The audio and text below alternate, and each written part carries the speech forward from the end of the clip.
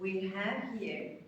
So she is Maria Luisa Perez Cañado, full professor at the Department of English Philology at the University of Jaén, Spain, where she is also in charge of plurilingual and intercultural policy for the Neolaya University Alliance, for which she has been Rector's Delegate.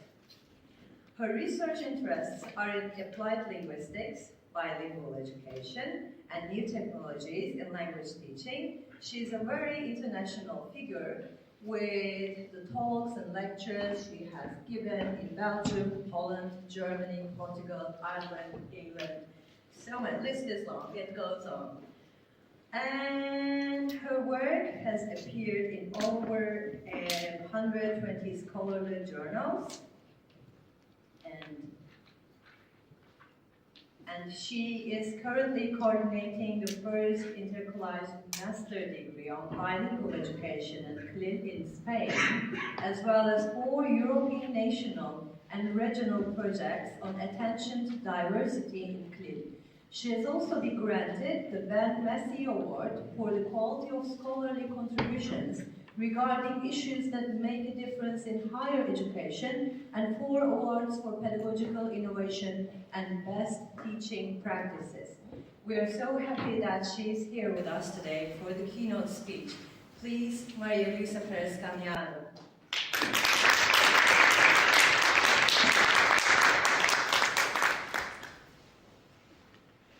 Thank you so much for such a warm and generous introduction, dear Gamze. A very good morning to you all. Thank you for coming bright and early on a Saturday morning. And I really must begin by expressing my gratitude to the organizers, especially to my dear Dr. Gamze Korbek for the impeccable organization of this conference and for the invitation to be with you all today. You know, as Gamze has mentioned, I have had the privilege of speaking in many different places, but I assure you that nowhere have I been treated as exquisitely as here in Prague. So thank you so very much and for having me. It's a true pleasure to be here today with you to discuss a topic which fascinates me intensely, and that is rethinking teacher education for CLIL. And you know, by way of introduction, I not only have to begin by thanking the organizers, but also by congratulating them for putting together such a sensational conference which focuses on us, on the teacher. Because all the recent research has consistently evinced that out of all the variables that come into play in any educational endeavor, the one which single-handedly explains their success is undoubtedly us. Our preparation, our commitment, our motivation. And as we were saying yesterday in the final wrap-up, our profession is possibly one of the most vocational ones, right? We're in it because of implicit motivation. I mean, I knew I wanted to be a teacher when I was 4 because my favorite game was lining up my dolls and teaching them, right? So we're very vocational, we're very invested, but it's also true that we've had to wrestle with quite a few criticisms. I don't know here in the Czech Republic or in your countries of origin, but in Spain, oh my God. I'm going to bring you the top 3 criticisms that we constantly hear about teachers, right? First, we hear this one. Oh, you teachers, you have too many holidays, right? Que bien vivís, you live so well. Because primary and secondary teachers have July and August off, mainly also because we have 43 degrees in Spain, right? Another, one of my top picks also is this one. Once you pass the open contest to become a teacher, because they have to undergo very competitive open contests, which they spend years preparing for. Once you pass the open contest, you just sit pretty. You rest on your laurels. You don't have to work for a single day. And then there's also another famous quote by Bernard Shaw. I mean, don't get me wrong, I love Shaw, big fan, but he went a little too far when he said, he who can does, he who cannot teaches, right? So the things we gotta hear, right? None of which could be further from the truth. But what is true is that our profession is one in constant change. It keeps us on our toes, right? It reminds me of this quote, when you think you have the answer, life goes and changes the question. Exactly the same in the teaching profession. When we master a method to teach, a new one comes along, a new legislation comes along. We get thrown these constant, as we say in baseball, curveballs, constant challenges, many of which come in the form of acronyms. I don't know if you've realized this. For example, in language teaching, in the 70s, we were told, oh, you have to teach through TPR, total physical response. But then 10 years later, CLT, communicative language teaching, made its entrance. In the 90s, no, it's all about TPLT, task-based language teaching. More recently, PBL, project-based learning, has come on scene, yeah? Now, of course, we're told, oh, you've got to try the FC, the flipped classroom, and hey, we of course have to grapple with AI, artificial intelligence, right? So we're constantly, thinking on our feet in constant development. And there's another acronym which has forcefully come to the fore, and one on which I would like to focus today, and that is CLIL. I don't know if you're familiar with it. Does it ring a bell at all, CLIL? It stands for Content and Language Integrated Learning. Big acronym. We've got it in Spanish, AICLE, we've got it in French, EMIL, I don't know in Czech, if you have your own acronym for CLIL. We use CLIL. Oh, excellent. CLIL as well. That makes it easier. For sure. Well, you know what? CLIL is considered to be the European approach to bilingual education. We basically teach content subjects through a target language, normally English, in order to maximize meaningful exposure to it. But now it's also being increasingly embraced in Asia, in Latin America, and it has been heralded no less than as the most important innovation in language teaching in the last 25 years. In fact, now it's considered to be in an expansive phase, because it's not just used to maximize language standards, it's also considered a catalyst for higher quality, deeper learning across the board. And the consensus is largely that CLIL is now an unstoppable train. It's left the station, there's no going back. So it's incumbent upon us teachers to do whatever it takes to ensure that train does not derail, and we allow its passengers, our students, to reach their destination safely. And let me tell you, keeping that metaphorical CLIL train on track, it's been quite a heavy lift for teachers, because the ideal CLIL teacher needs to master the language and have content expertise and be well-versed in innovative teaching methodologies and liaise with colleagues and create an adequate classroom atmosphere, all the while maintaining high levels of commitment and motivation. For many teachers, implementing CLIL has kind of been like trying to reach the summit of a mountain, but without the adequate gear, on our hands and knees, with blood, sweat, and tears. The good news is that we now have over 20 years of experience with CLIL, so we've got a track record. We've got what Parent terms an efficiency agenda. We have a robust data set that has allowed us to isolate success factors for CLIL. And this is exactly what I would like to share with you today by addressing 3 main WH questions in this talk. First one, I'd like to begin by examining what advances have been made, what innovations can we trace in teacher education for CLIL. I'll then turn it over to the challenges, which are the main deficiencies we still have to conquer. And of course, I'm here to provide solutions. So we're going to track where we're headed in the future to address those challenges and map out future pathways for progression. So the idea is to canvass the past, present, and future of teacher education for CLIL, moving, as we saw in the first keynote yesterday, from theory to practice, and always using research as a device to drive pedagogy. I firmly believe in evidence-based practice, so I'm going to bring you the latest, freshest, robust empirical evidence to substantiate all the claims that I make here today. And while I'm at it, you know what? I'm going to go right ahead and toss in what I call some real English, because this is it's like my personal crusade, I have to confess, because we find that our CLIL teachers across Europe, they might have a C1 or even a C2 level, but their English still sounds, what I call textbookish, like 19th century-ish. It doesn't sound fresh. And English, being a lingua franca, is in constant change. Let me give you just one example. To say something like, oh, cool, wonderful. If you watch a Cary Grant movie in the 50s, any Cary Grant fans? Yes? No? You will probably hear, swell. In the 80s, When I was studying at the American School of The Hague, we were all going around saying, oh my God, that's so rad, from radical. Hugh Grant popularized excellent in British English in the 90s. And now we're saying stuff like awesome or sick. If something is really sick, it's really cool. Or apparently lit. Something lit is really awesome. A lituation is a really cool situation. But you know what? At the end of August, I was at the beach in Almeria with my niece, who's my greatest source of real English, and she said, Tita, lit is obsolete now. Now people are saying insane. If something is insane, it's super awesome, okay?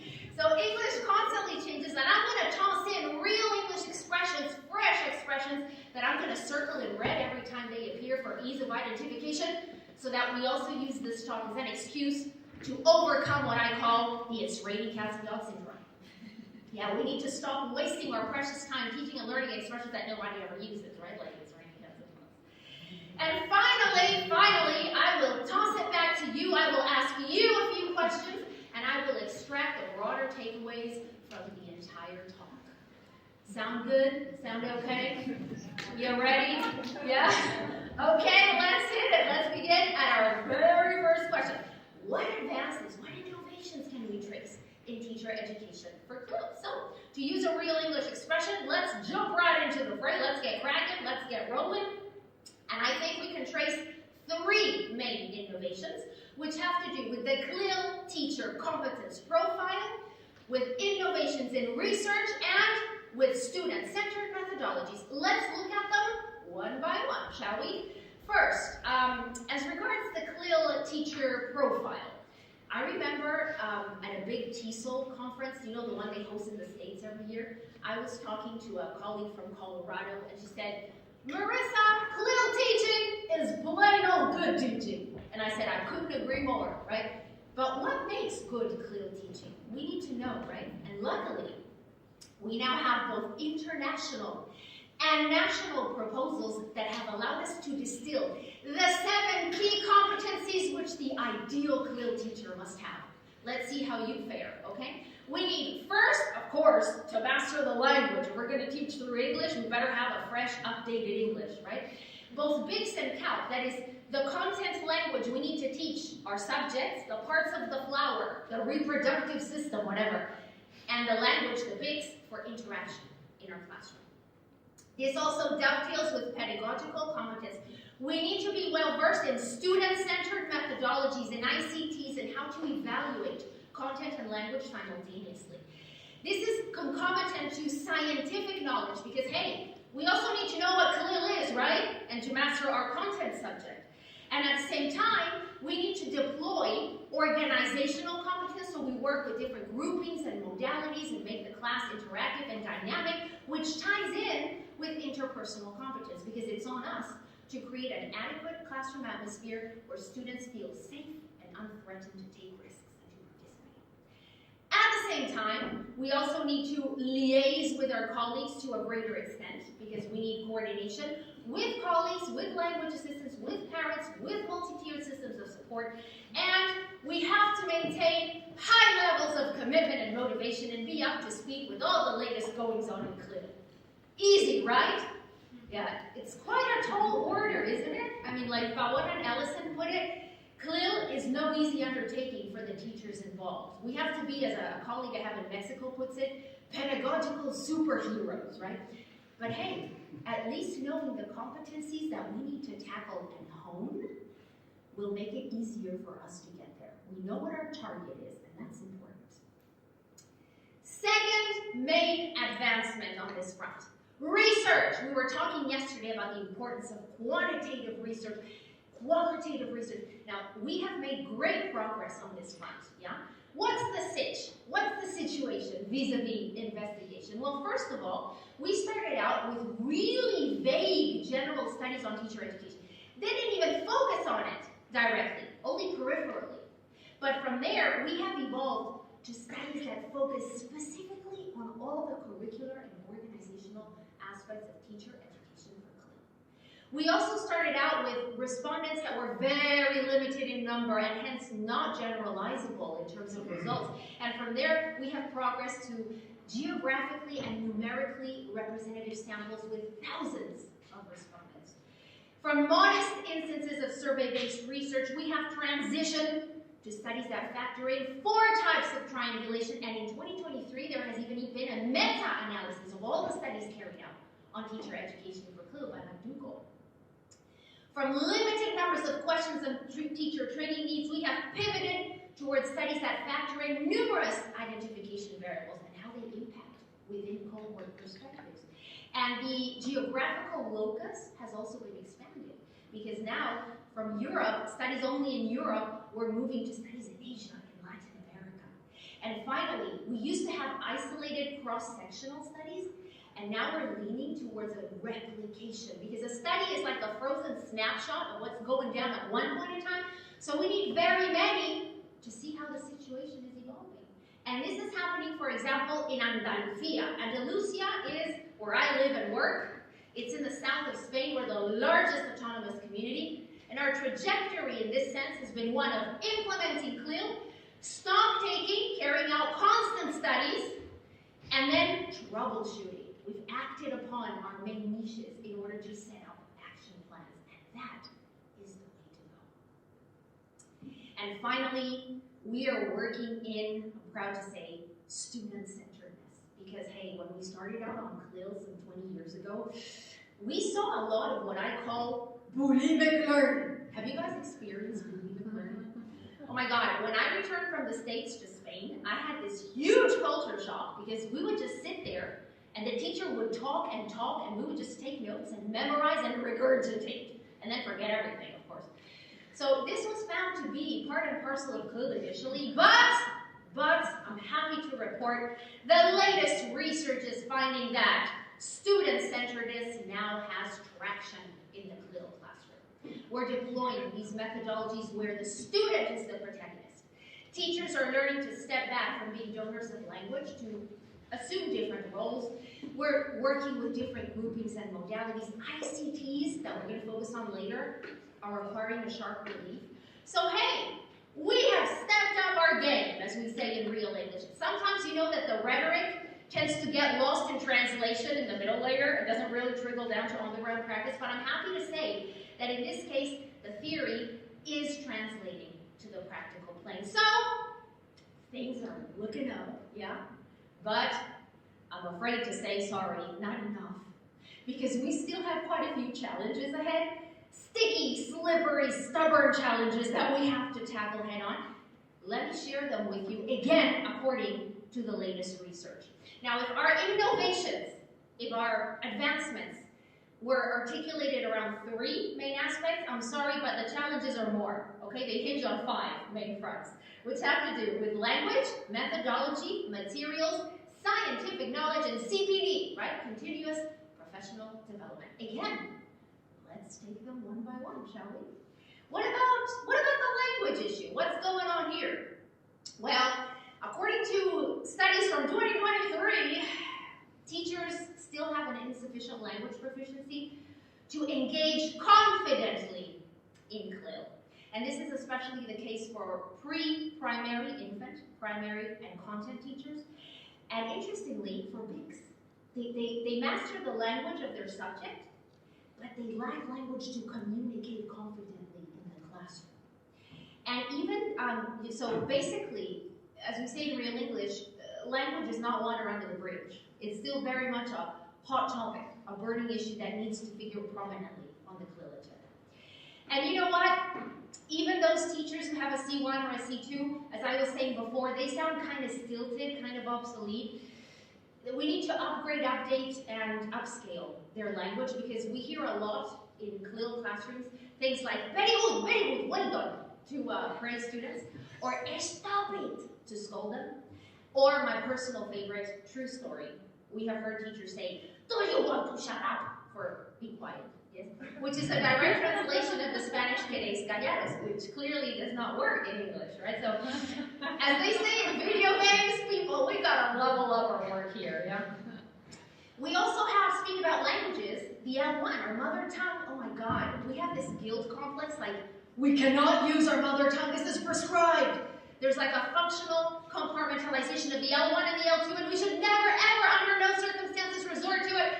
And this has been problematized. And then we also have the whole native speaker issue, which I'll be happy to discuss with you later. Many people still consider that native speaker issue is the way to go. Non-native speakers are still second-class citizens in CLIL teaching. We want to sound like Brad Pitt. Yeah, now I'm using Brad Pitt as a native speaker model, not just because he's gorgeous, but because I was a visiting professor in Brazil for 2 months, and oh my God, I remember vividly, this one student came up to me one day and said, Marisa, I want to learn to speak English to sound like Brad Pitt. And I thought, okay, good luck with that. That's not going to happen. So, we want to sound native-like. So, people on the language front, we still have our work cut out for us, as we say in real English. Yeah? What's going down with methodology? What challenges do we have here? Well, 5 main sub-aspects. First, let me thrash them out for you. Teachers still have issues in moving from theory to practice, right? As you can see, very recent studies have found that they don't know how to lesson plan, and they don't actually know if what they're doing is actually CLIL or successful CLIL. Yeah, so we need to make sure we equip them with the key traits of successful CLIL programs. Then there's the whole issue of how to integrate language and content, because we tend to isolate the specialized language from the language of interaction, the BICS from the CALP. And this has led to very worrying situations, like one which I experienced myself. In a 6th grade of primary education classroom I was observing, I saw that these kids, they could reel off the parts of the electric juice blender or the washing machine in English. I don't know this in English, in Spanish, or in any other language. But they couldn't ask their classmate to borrow a pen. So this is a problem, right? We need to integrate both types of language. And then, I don't know in your context, but man, in ours, coordination is still a major focal point. Teachers don't have time to communicate with their colleagues. They have to do it in the recess, in the hallways, via WhatsApp at home, and this negatively impacts their motivation. And then there's the whole issue of parents. Parents feel like they're disenfranchised to help their kids with homework. They don't have sufficient information. They're not encouraging them to participate in exchange programs. So we got to step up our game there as well. And then new technologies. Man, COVID has been a game changer. We were discussing this at dinner yesterday, right? It's really changed the rules of the game. And ICTs are now here to stay, whether we like it or not, in different ways. I remember pre-COVID, I read this interview with one of our top educators in Spain, Fernando Trujillo, whom I had the honor of having as a teacher. And Fernando said, pre-COVID, yeah, new technologies, they're okay. They can generate opportunities to make learning memorable, but the essence of teaching is in face-to-face interaction, which I think most of us would agree on, right? But post-COVID, Fernando published a book and said, wait. We need to rethink the relationship between language and technology because it's impacting every single aspect of our teaching, right? So we have engaged due to this emergency transition to online teaching in what I call online bashing. I don't know about you guys, but I've heard a lot of criticisms. It's really getting slammed on many fronts, but this is a new learning landscape, so we need to leverage it in positive ways, whether we like it or not, and we'll see later how we can do this. And then there's the final issue of diversity. Bilingual education is increasingly being for everyone. Can you imagine teaching everyone through CLIL? According to some experts, this is not just a challenge, it's not just a difficulty, it could jeopardize everything we have achieved so far. As one of the teachers that we interviewed for our study said, bilingual education died the day it was for everyone, right? So we need to make sure it stays very much alive, you know? And the third main front, which is very much connected to methodology, affects materials. We still have deficiencies here because materials for bilingual education, according to the latest research, are insufficient. They lack quality, availability, and adaptability. They're very static, and that's not cutting it. They don't factor in activities for different levels of achievers, and so teachers have to go right ahead and design them, create them, adapt them themselves, which is hugely demotivating. It's daunting, it's challenging. They feel like they're left to their own devices. So, as Henry Ford put it, if you always do what you've always done, you will always get what you've always got. And we got to change things here because these materials are not fitting the bill. Yeah? What about knowledge of CLIL? You know what? We still have generalized lack of information on it. In the past few months of the previous academic year, I was in Madrid administering questionnaires for one of our projects. And I went into dozens of schools, and I would go in and I would say, hey, how's it going? How's CLIL working over here? And they would say, what now? They're supposedly implementing CLIL, and they don't know what it is. They're not even familiar with the acronym, right? So it's true that many teachers have been thrown out to implement CLIL in what we call a sink or swim situation. They lack knowledge about the theory underlying it, models, official plans, how it's working. And teachers, as we also saw yesterday in the initial plenary, they just want practical tips, okay? They don't care about the theory. They're tired of us university professors coming in from our ivory tower and preaching at them, right? There's this famous blogger in Spain called Maestra de Pueblo, and I love this meme, right? She said, I'm an expert in flip learning, coaching, gamification, and whatnot. What school did you say you worked in? Oh, no, I just give talks and all that. So, they're tired of us talking, but it's just as dangerous to preach what you don't practice as to teach what you have no theoretical idea about. We need some foundational knowledge because otherwise, this is going to lead to a lot of false myths around CLIL. And people, this is happening. There's a proliferation of misconceptions around bilingual education, which in Spain is being fueled by newspaper articles, blog and social media posts, even on national television. And in this case, I have to say that, as we say in Spain, Spain is different. This is a slogan that we have for tourism, but I think it applies to CLIL because we are different. On the outside, because we're very invested in CLIL implementation and research and diversity sensitiveness, but on the downside, oh my God, we are conspicuous for what I call the phenomenon of cuñadismo. In English, this would be the phenomenon of brother-in-law-ism. Let me explain. I don't know here in the Czech Republic, but in Spain, I don't know if it's an urban legend or a hard and fast fact, but our brothers-in-law, they know about everything. It doesn't matter what topic you bring up over Christmas dinner, oh my God, they know about it. And furthermore, their opinion is the right one. This is what's happening with CLIL. We have a lot of brothers-in-law. Everybody, even if they haven't implemented it or experienced it or researched on it, they know about it and they speak freely. Now, of course, el cuñadismo has a scientific name, okay? It's called the Dunning-Kruger effect. Basically, the less you know about something, the more you think you know. And this is really dangerous, yeah, because it's spurring on, just like we have a top 10 for Netflix, we have a top 10 of false myths for CLIL. And this could demotivate teachers and derail the entire process. So we gotta keep them in check and set the record straight through hardcore empirical research. And finally, what's happening with ongoing professional development? Well, it's still a challenge because it's still insufficient. Teachers feel like they have to pay and find their own teacher development courses. And furthermore, they're not really relevant for them. They're not attuned to the hot topics that they have to grapple with. And just like we have cuñadismo, we also have ombliguismo, which is navel gazing, right? We're like in our silos, our narrow silos, and we have to pull ourselves out of them and maintain a supranational perspective. And then there's the whole question of attitude. We're finding that in terms of attitude, which is crucial for success of teacher education in CLIL, we're documenting what I have called the pendulum effect. We started out in terms of attitude at what I call the Pollyanna moment. You guys know who Pollyanna was? Yes. Yeah, she was this little orphan girl who was the protagonist of a series of novels by Eleanor Porter. And oh my God, poor Pollyanna underwent a million catastrophes in her life.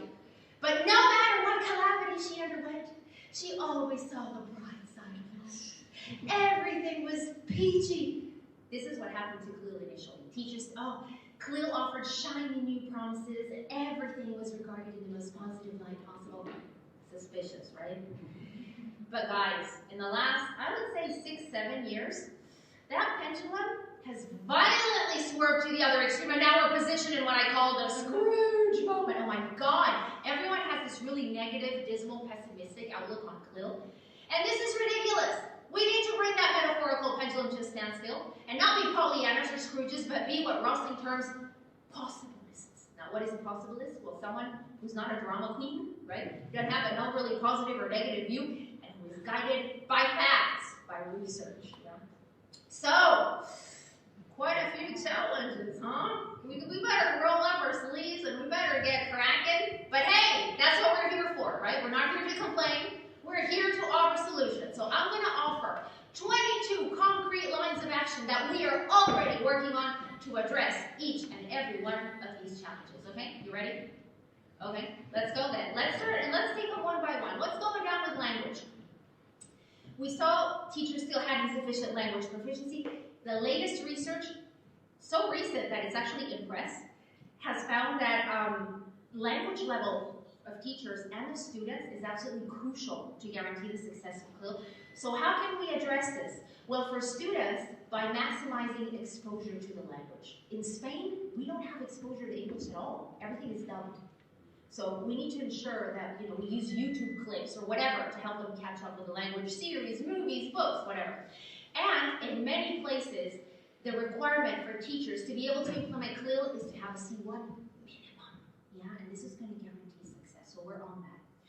And what about the textbookish, 19th century-ish, very good, well done language of teachers? Well, we need to clearly turn it up a notch through what I call real English, right? We set up a proyecto real, real English for CLIL, through which we have taught a ton of courses. This has led to a publication with over 30 activities to freshen up, to update, to upgrade our teachers' language. So we encourage them not to say very good, well done, but to say things like, oh my God, you guys, way to go, hey, nice going, kudos, stellar work.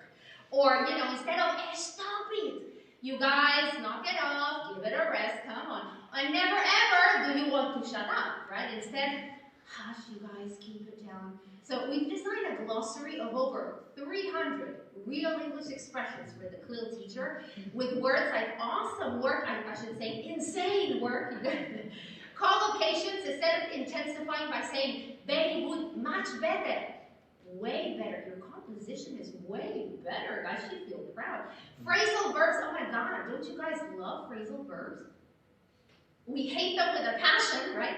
But I'm sorry to report that they're constantly popping up in the English language. It's one of the greatest sources of creativity. We no longer, I just came back from Minnesota, you don't hear fasten your seatbelts on the plane anymore, you hear buckle up, right? So phrasal verbs all over. So, okay class, to wrap up today's session, lexical phrases to upgrade instead of, what do you think? Guys, what's your take on this issue? Or acronyms, which the students love, especially if they're bad words. Or sounds like to say you're welcome. Because I have news for you, I don't know if you're aware, but you're welcome. I mean, you can say it, but it's kind of on its way out. Because now, saying you're welcome kind of entails, oh yes, I deserve to be thanked. Yeah, so it's kind of arrogant, and people are toning it down by saying, oh no, absolutely, you bet, no worries, sure thing, yeah, that's all we need. And so we've designed a bunch of activities, very different activities. Let me give you a little taste of this. For example, collocations with fill in the gaps. You can do way better, or instead of your explanation has been very clear, it's been crystal clear, right? Or fixed expressions where there's one word wrong, like, okay, class, it's not it's up with you, it's up to you. Or to get their attention, guys, eyes on me, yeah? Or odd one out, so the one we would never ever use to say be quiet is, do you want to shut up? Okay. So I've gone ahead and included a few of these activities in an info pack that I have designed for you at the very end of the presentation to ensure you stay until the end. I'll give you a QR code, and you can download a PDF file with materials and guidelines and activities and articles, okay? This is some of them. And if you guys are interested in more activities, give me a shout, as we say in real English. Shoot me an email. I'll be happy to share the ebook with you, okay? So we're working on that. And the role of the L1 is also take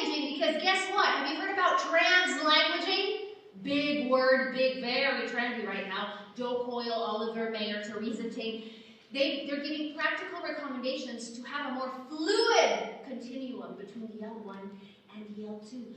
So no more guilt complex. According to the latest research, using our mother tongue at specific point in time can actually be enriching for low proficiency students. It doesn't negatively affect their learning of content, and it can be a lifeline, as long as we use it strategically, or purposefully. How can we do this? Well, according to the latest research, again, we can use the L1 for didactic purposes, to give instructions, make sure everyone understands, or in materials, for the achievers needing help, we can give them instructions in Spanish, or your mother tongue as well. Scaffolding, why not translate a difficult word? What's wrong with that? Or explain a complex concept. For motivational purposes, to prevent blockages and maintain attention, and even in evaluation, we can highlight keywords or adapt the vocabulary of an exam, right? So keep an eye out for this pedagogical use of translanguaging, because there's a lot to be said for it. It's all the rage right now. And finally, what's happening with the native speaker? Well, we have another new acronym, yet another one, yes, ELF. Have you heard about it? English as a lingua franca. Very trendy now. It's got a lot of connections with CLIL. And ELF acknowledges the non-native speaker. There are now more non-native speakers of English than native speakers. So we have a say, right? And there's an increased ownership of non-native speakers of English, which means we no longer want to sound like Brad Pitt. We want to sound more like Sergio Ramos. No. Are there any football, any soccer fans here? I'm a huge Real Madrid fan. Sergio Ramos was our captain for many years. And okay, I'm exaggerating a little with Sergio, okay, but it's a good example because Sergio comes from Andalusia, which is in the south of Spain where I'm from. And there we have quite a thick Spanish accent, right? So I remember this guy recorded a Merry Christmas message in English a few years ago with his Andalusian accent. And everybody laughed at the poor dude. And, I follow him on social media, and he communicates in a perfectly understandable English. So that's the way to go, okay? And in fact, as you know, the companion volume that's just come out of the Sefer no longer talks of native speakers. It talks about speakers of the target language. So bottom line, accent snobbery is on its way out. So don't let anybody ever criticize your accent. Feel proud of it because it reflects our identity, our nationality, our culture, our personality, as long, of course, as we're understood, okay? That is important. So, things are changing. The times, they are changing, as Bob Dylan would put it, and we're on it. We're all over it. We're making progress on all these fronts in terms of language. What about methodology? How are we acting upon the 5 niches? Well, let me share it with you. First, we said teachers don't really know what good CLIL practices look like, so we need to identify them for teachers involved in the CLIL enterprise. How are we doing this? Well, right now, as we speak, we're in the process of setting up a brand new quality assurance framework for bilingual education. And what we're designing is a common standard with a rubric with clear-cut indicators and levels, which will allow self and co-evaluation. And hey, those schools which attain all the standards can maybe even get a quality seal, right? That's the plan. So we're on this through a brand new Erasmus Plus project called OSCE, One Stop CLIL Europe. So stay tuned because the framework is coming shortly, okay? And then secondly, how can we integrate language and content? Remember the washing machine, the electric juice blender? How can we overcome this? Well, through another trendy word, which is plurilingualities. Have you heard about it? Again, very much in vogue. Basically what it does is reinforce the link between concepts and communication, between Bix and Cal. And it also evaluates in a systemic functional way. That is, it not only takes into account if the student uses a linguistic form correctly, but if they are using it to express academic content adequately. Yeah? So our Spanish Bilingual Association is designing and validating brand new tests to measure language and content concomitantly. And this is clearly through systemic functional linguistics the way to go. Yeah? So we need to keep our finger on the pulse because this is the way forward in the future and we're making headway. What about coordination? Well, I'm really sorry to report I have no answer for you here, unfortunately. Because it depends on the authorities, okay? They need to work in time for us to coordinate in class, not via WhatsApp later, yeah? So, and we have been harping on this for years, I would say for 15 years, and they're still not listening. It's shameful. So they really need to get a move on in this respect. And there needs to be advocacy from the policy level in order to move forward. I'm happy to report on the parental front we are doing well, because there have been initiatives like this one from the British Council, publishing a book with very concise information in layman's terms for parents.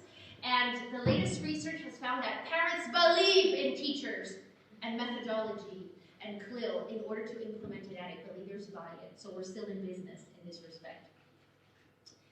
And what about new technologies? This has been a theme that has run through the conference. Yeah, I attended some really interesting talks on this yesterday. ICTs are part and parcel of CLIL. They really help enhance our teaching in this respect. And again, the latest research has found that teachers really maximize options like Google Classroom, interactive whiteboards, gamification, YouTube clips for language catch-up. And the latest research from the European Commission has also helped to debunk false myths we had around ICTs. Let me share just 3 of them with you.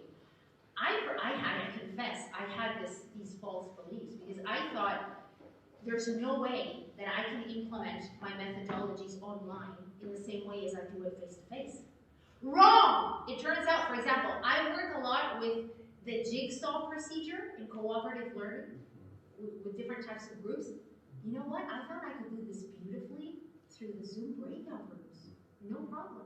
Second, I thought, oh my God, I'm so much a better teacher in person than online.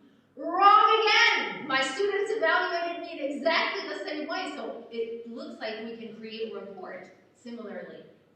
And finally, we thought, students who are weaker will get the short end of the stick. We can't give them individualized attention. Again, not true, because we found that we can monitor their work even more closely, because we have webinars and online tutorials, and everything they write on the platform is saved for our subsequent supervision.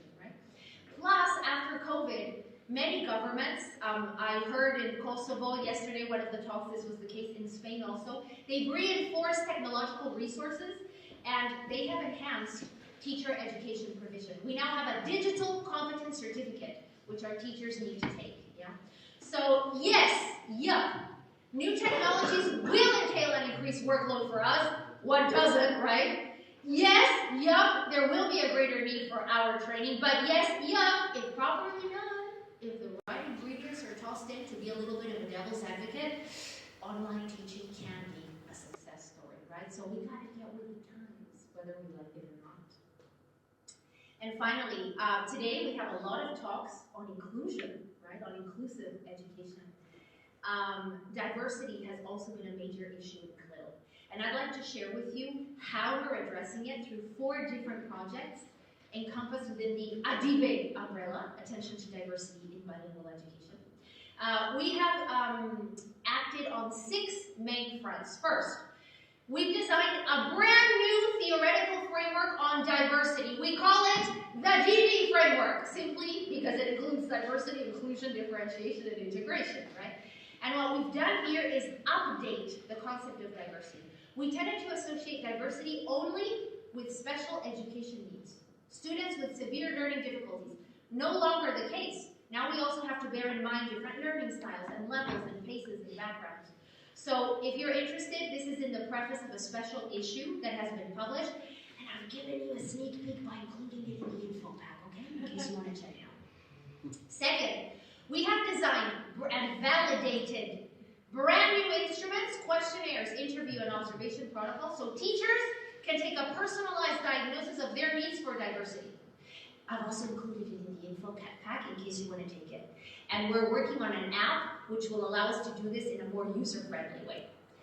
Third, we've designed basic guidelines with the top figures in the field, David Marsh, Joe Coyle, Christiane Doutzen-Puffer, which should underpin any design of materials or teacher training. And I've again included them in the info pack And in addition, we have recorded from a more technological stance what I call CLIL pills. Yeah, are there any TikTokers out there? Anybody? No? Well, they're kind of like TikTok videos, 1-2 minutes long, where key experts in the field share, in a very practical way, solutions to some of the challenges of diversity. And in addition, of course, we've designed courses for teachers, and here we encourage learning from the best practices of others. We stop navel gazing and we look beyond. We've recorded videos with teachers from 6 different European countries sharing what works for them in their classroom for diversity. And we have found that this is very reminiscent of this quote. I don't know if you know this quote. I use it a lot in my intercultural teaching. Your car is German, your vodka is Russian, your pizza is Italian, your coffee is Brazilian, and you complain that your neighbor is an immigrant? Pull yourself together. But we found in terms of good practices that the same applies to diversity in CLIL. If you want to learn about good lesson planning, Finland is the place to go. Austria rocks student-centered methodologies for diversity. The UK excels in materials design. Italy is great for ICT options, and we are particularly conspicuous for evaluation. So we need to keep our eye on what others are doing to learn from their best practices. And finally, we've designed original materials that I'm going to share with you now. And all of this, if you're interested, is freely downloadable from our webpage at debateproject.com. So if you're interested at all in diversity, go right ahead and check it out. Yeah? And I just mentioned materials, right? And we said before that traditional static printed materials, they no longer fit the bill. So what traits should ideally new materials for CLIL have? Well, they should be digital and interactive, multimodal, tiered level with activities for different levels of achievers, project-based, transdisciplinary across subjects, and they should factor in differentiation triangulation. Again, not easy, right? How can we address this? Well, let's see it in action. I'm going to give you an example from Adibe. We have designed 12 batches of project-based materials in 3 different languages, freely accessible on our webpage, where we work on the same contents, but in 3 different levels, according to Bloom's taxonomy. So, for example, we begin by grouping learners according to level, and we encourage them to go to the highest level that they feel comfortable working in. And here, they work on the same contents, but achievers needing help, for example, are going to have a lot of scaffolding, and they're only going to understand. Mid-level achievers, they're going to be asked to evaluate, and high-level achievers to produce. And then we mix them up in terms of levels so they can leverage their different strengths. And they work together to arrive at a final product. And here there's differentiation in terms of the methodologies. We use cooperative learning and multiple intelligences and the flipped classroom. And finally, in the 3rd phase, the product presentation, there's also differentiation because they can choose whether to design a video or a presentation or an infographic. And all these materials are project-based and transdisciplinary because they include the L1, the L2, and 3 content subjects. Yeah. So I've included in your info pack an example from Germany with all the guidelines in case you want to use it as a jump-off point to design your own, right? So in terms of materials, we gotta think outside the box. We gotta do something different and shake things up. Yeah? What about the scientific knowledge of CLIL? We said that we needed research to set the record straight, right? Well, what we need is to replicate that research, to repeat it, so that we carry out needs analysis that are relevant to us. And in this sense, our top newspaper in Spain, El País, published an article a few years ago on the results of the CLIL program in Madrid back in 2005. They found that in content learning, CLIL students were not doing as well as their monolingual peers, and the author said, these results from Madrid, 2005, can be extrapolated to any other monolingual context. And Bronca maintains much the same in an article in ELT Journal. She worked with 3 schools in Sevilla, in the south of Spain, and said, these results apply everywhere. I'm sorry, no. What's happening in Madrid in 2005 is not the same as what's happening in Austria in 2023, right? We need to repeat the studies to ensure that we address relevant needs. And in this sense, I have a friend who's a teacher, a PE, physical education teacher, in a secondary school in Málaga. in a CLIL school. And I remember one day he told me, Marisa, if your results from your studies are positive and these people's are negative, alguien miente, somebody's lying. And I said, Daddy, no, nobody's lying. What holds true in one context at one point in time might not bear out in another subsequently. So we need to replicate and inform teachers so we shoot down those myths. And finally, vis-a-vis ongoing professional development, remember we still had some major niches to be filled. How can we act upon them? I propose 5 main lines of action. First, as I said before, carry out specific studies in our context and offer courses that are relevant, that are tailored to teachers' needs. Maybe through our teacher training centers, like the ones we have in Spain. Second, include CLIL in undergraduate degrees. And there are many universities in Madrid who are now offering degrees fully in English in a bilingual strand, and they're working magnificently according to the latest research. Also, create brand new master's degrees. We've done this in Jaén and Córdoba. 100% online masters whose structure is based not on what we thought teachers needed, but on what over 5,000 teachers across Europe told us they needed through an exhaustive needs analysis. Also, make sure that our university teachers are well versed in CLIL. And through the Neolaya Alliance, we are designing an accreditation certificate for university professors. So if they're going to train our future teachers, they need to follow these 5 modules so that they are also informed. And finally, remember we saw that attitudes were essential? Well, we need to empower teachers. We need to support them. We need to do hand-holding. And in this sense, we have recorded a CLIL pill with 4 major pieces of advice to impact teachers' attitudes. First, knowledge is power. Make sure that you know where you can find resources and techniques and tips, because that'll make you feel more in control. Second, don't go overwhelming yourselves.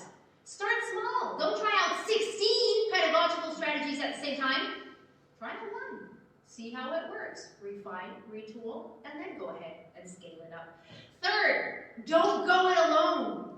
Seek out support from your colleagues, from language assistants, from authorities, from parents, from multi-tiered systems of support, because carrying the heavy lift, the heavy weight of CLIL will be made that much lighter if you do it together. And finally, remember it's all about the attitude. Like COVID vaccines, CLIL has more benefits than pitfalls, so we need to maintain a can-do attitude, or as Dunkin' Donuts, you guys like Dunkin' Donuts here in the Czech Republic? As they have rephrased it, a can-do attitude, right? So we got to tell them, you guys, we got this, we can do this, so, bring it on, bring on the challenges. So, to use a real English phrasal verb, let's wrap this up, shall we? Over the past 50 minutes or so, we have been addressing 3 main WH questions. I have provided 22 concrete lines of action to address the challenges, and we have covered 48 real English expressions. Not too shabby, huh? For 50 minutes, yeah. I hope to have provided you with food for thought in this respect, and let's see if that has been the case. I'm going to ask you 3 questions, only 3 questions, just 3 questions. Ready? Yeah. First question, are you more aware now of the progress that we're making in teacher education for CLIL with these lines of action? What do you say? Okay. Yes. Yeah. And is everything peachy? Is everything Pollyanna-like as regards teacher education for CLIL? No way. We still have a whole bunch of challenges to address, but are we equipped to do so? Are you walking away with a couple of new ideas to, step up to teacher education for CLIL and answer the uninformed haters? You got it. Okay, awesome, real English. Well, then my job here is done, right? And I think the only thing that's left for me to do is extract for you my 3 takeaways from the entire talk. In the first takeaway, I'm going to quote the great Taylor Swift. Yeah? Taylor Swift said, haters gonna hate, yeah? But in that same song, she said, we gotta shake it off. So we gotta ensure we're not brothers-in-law, but we're guided by research and not Pollyannas or Scrooges, but possibilists, who believe in facts, like the ones I have provided for you here today. And those facts need to go from the lab to the public. We need to ensure everybody is informed so we debunk those myths. And finally, guys, when the going gets tough, the tough get going. That's right. There will be tough moments in CLIL implementation, I'm not going to lie. When those moments come, remember, as we have showcased here today, that we now have instruments and materials and guidelines, all of which are in your info packs, and experience and a growing body of empirical evidence to keep this show on the road. So, coming back full circle to my initial metaphor of trying to climb up the mountain with blood, sweat, and tears, is it safe to say that we have reached the summit of that mountain in CLIL preparation, teacher preparation? Well, considering what we've just said in terms of guidelines and materials and tips and experience and commitment and research, yeah, I think it could be safe to say that we've reached the summit after 20 years of hard work. But don't forget what the famous mountaineer Ed Vistor said, reaching the summit is only half the journey. Okay, we still gotta climb on down from that mountain.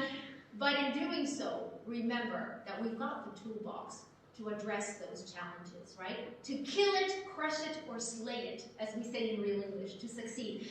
So the most important real English expression of them all is this one.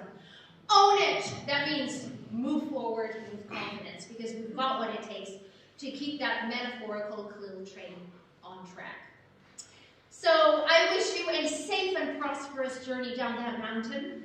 I hope our paths meet again at some point during those travels, and until then, I thank you so much. It's been insane to work with you, and at your disposal today and always. Thank you. You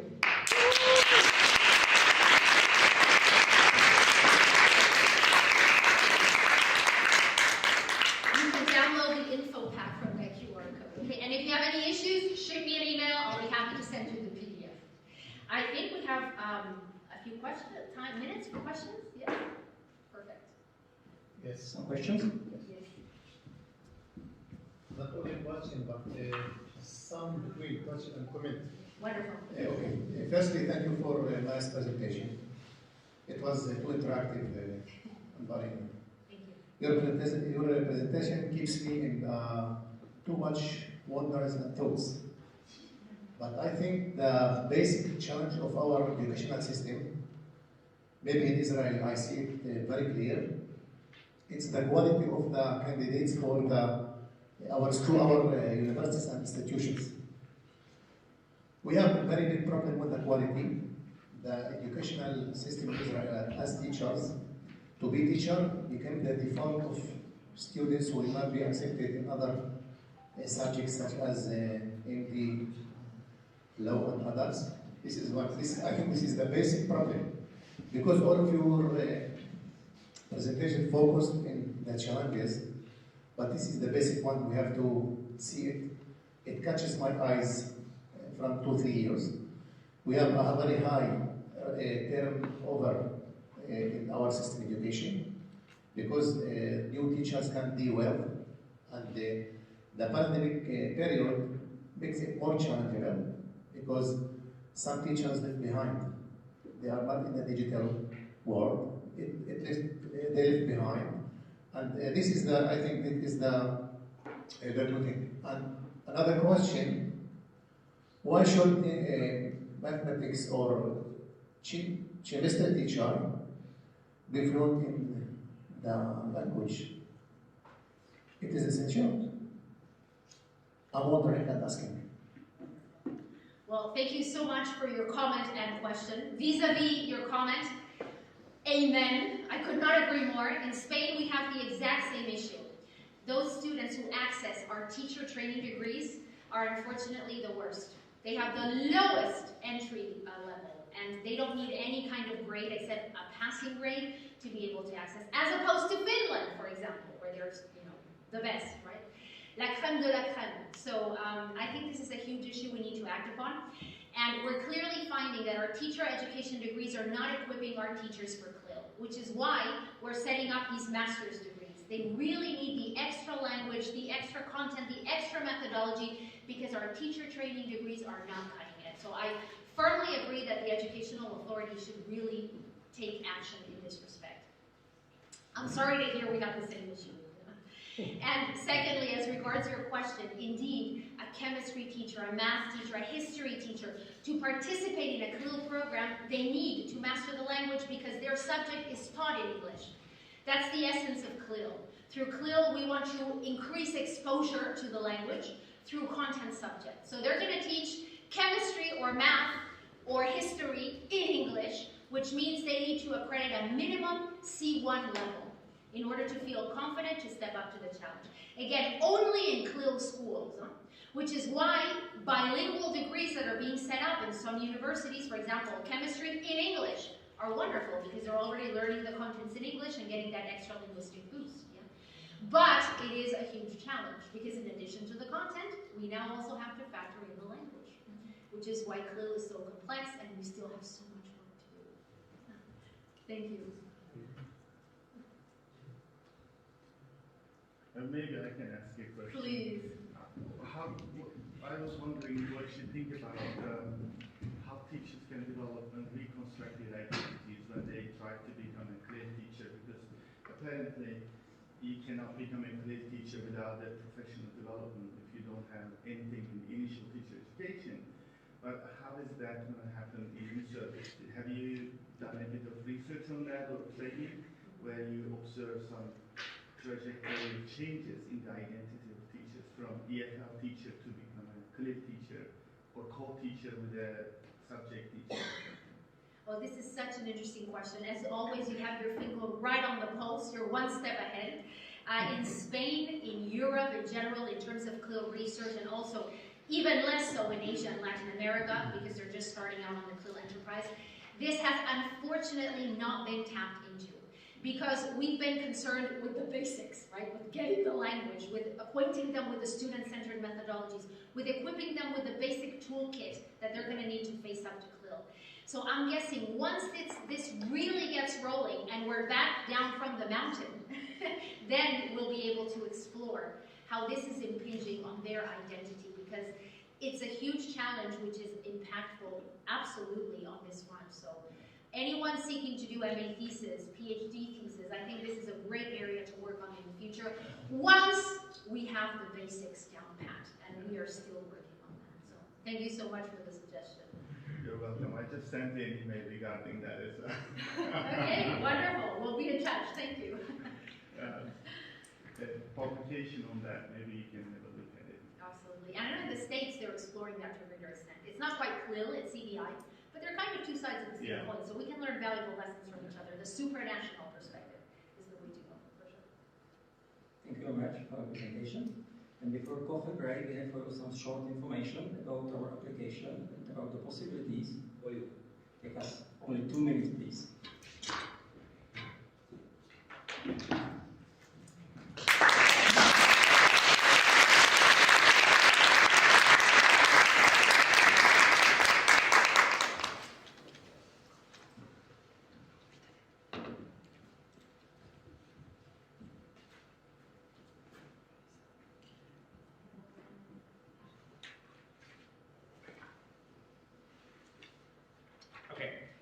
So I just wanted to tell you real quick that I am not sure if you've noticed, but if you've downloaded our mobile app or you've visited our website and checked out the web version of the app, there are some activities tomorrow. There is an art workshop and a prac tour, and also today there's an exposition at the World of Banksy. You have to register for these events through the mobile app or through the website, so make sure to do that by noon today, because then the registrations close, because we need to know the amount of people that we have to reserve spots for, so we're just reminding you. And also, we would just like to tell you to check out the app, because we made a pretty interesting thing where you can make these little postcards that you can share your ideas or whatever on and share it with everyone else throughout the conference.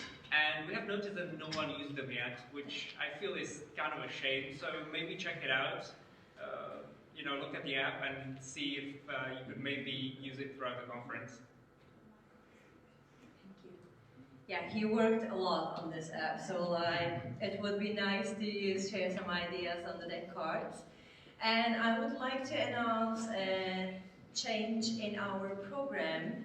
Unfortunately, we will not have Professor Dr. Francesca Pedone with us today for the keynote speech because of the health issues she's going through. So we will just like suggest to start an hour earlier to our sessions. And how would you like 1:45 for the sessions? Does that sound good? We have lunch and then we go for the sessions. Good? 1:45. Thank you. So we will have coffee break waiting for you on the second floor, and we will be talking about more about research. Thanks a lot. The last information for you, in your application, you have a possibility also to download the education interactive game with the name GeoFun. The name is TSTT 2023 Conference, Comenius to the Castle, and your guide in Prague will be John Amos Comenius. Thank you. See you upstairs.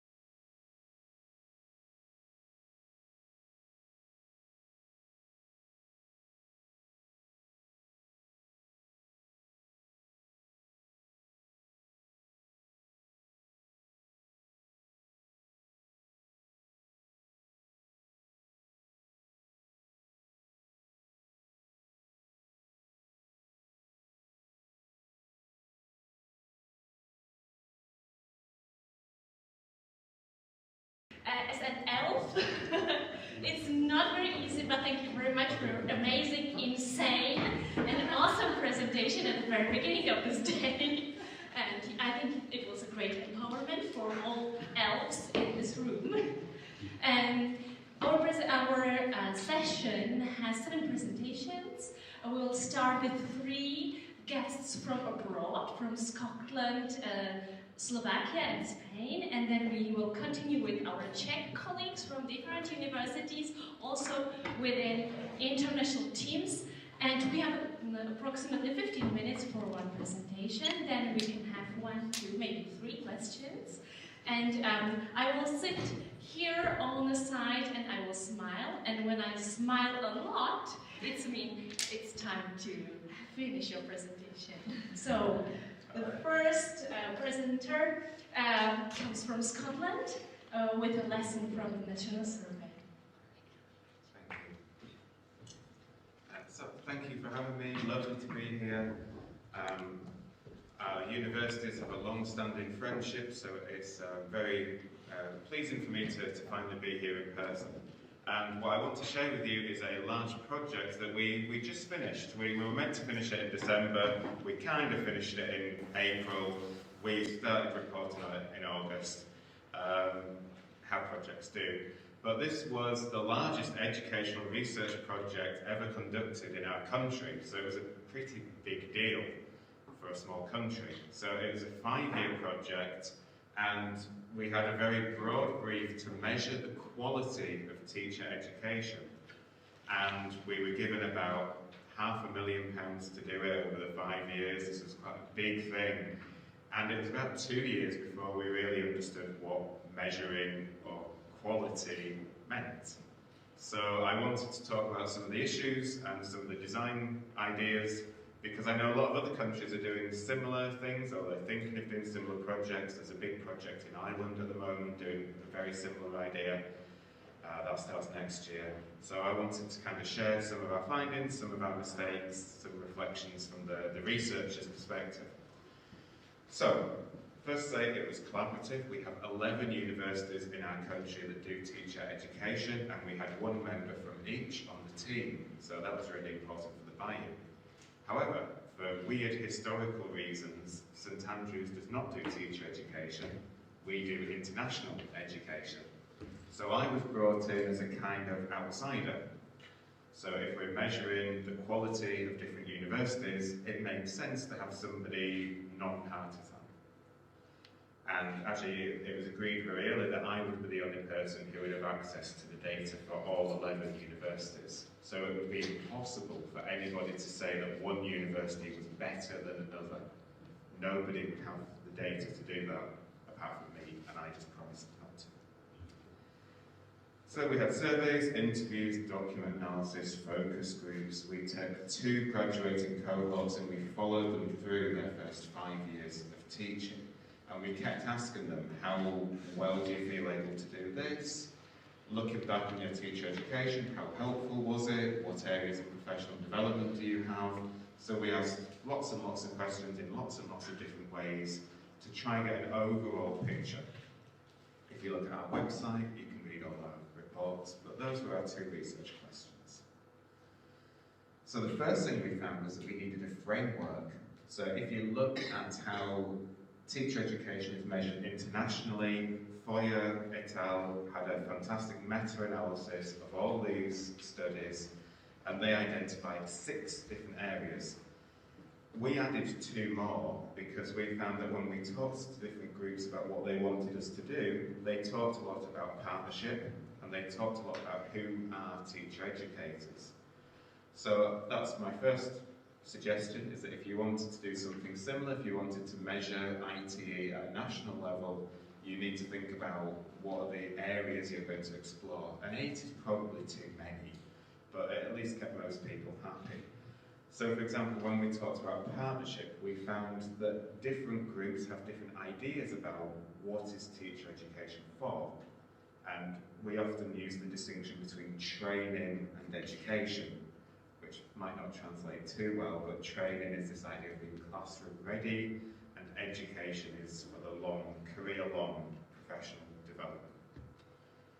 we also had so many questions about teacher efficacies. At one point there were 40 different questions. Can you assess? Can you support learning? Can you provide pastoral care? Can you teach numeracy? Can you use ICT?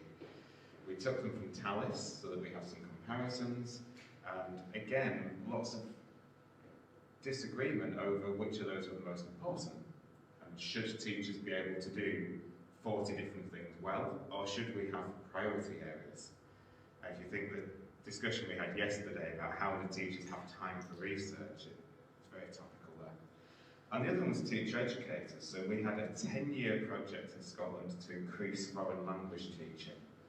So one of the first things I checked was, where did the teacher educators spend their careers? And over 90% of them went to university in Scotland, spent their whole career in Scotland, and then became teacher educators in Scotland. So the idea that they could offer more foreign language learning was largely impossible because they didn't learn it 30 years ago in school. And we used to have a lot of students come from France because we would cancel their tuition fees, but then something happened a couple of years ago and that doesn't happen anymore. So,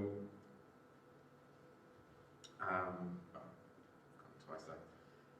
But the collaboration was helpful because it meant that the Teaching Council supported it, the government accepted the recommendations.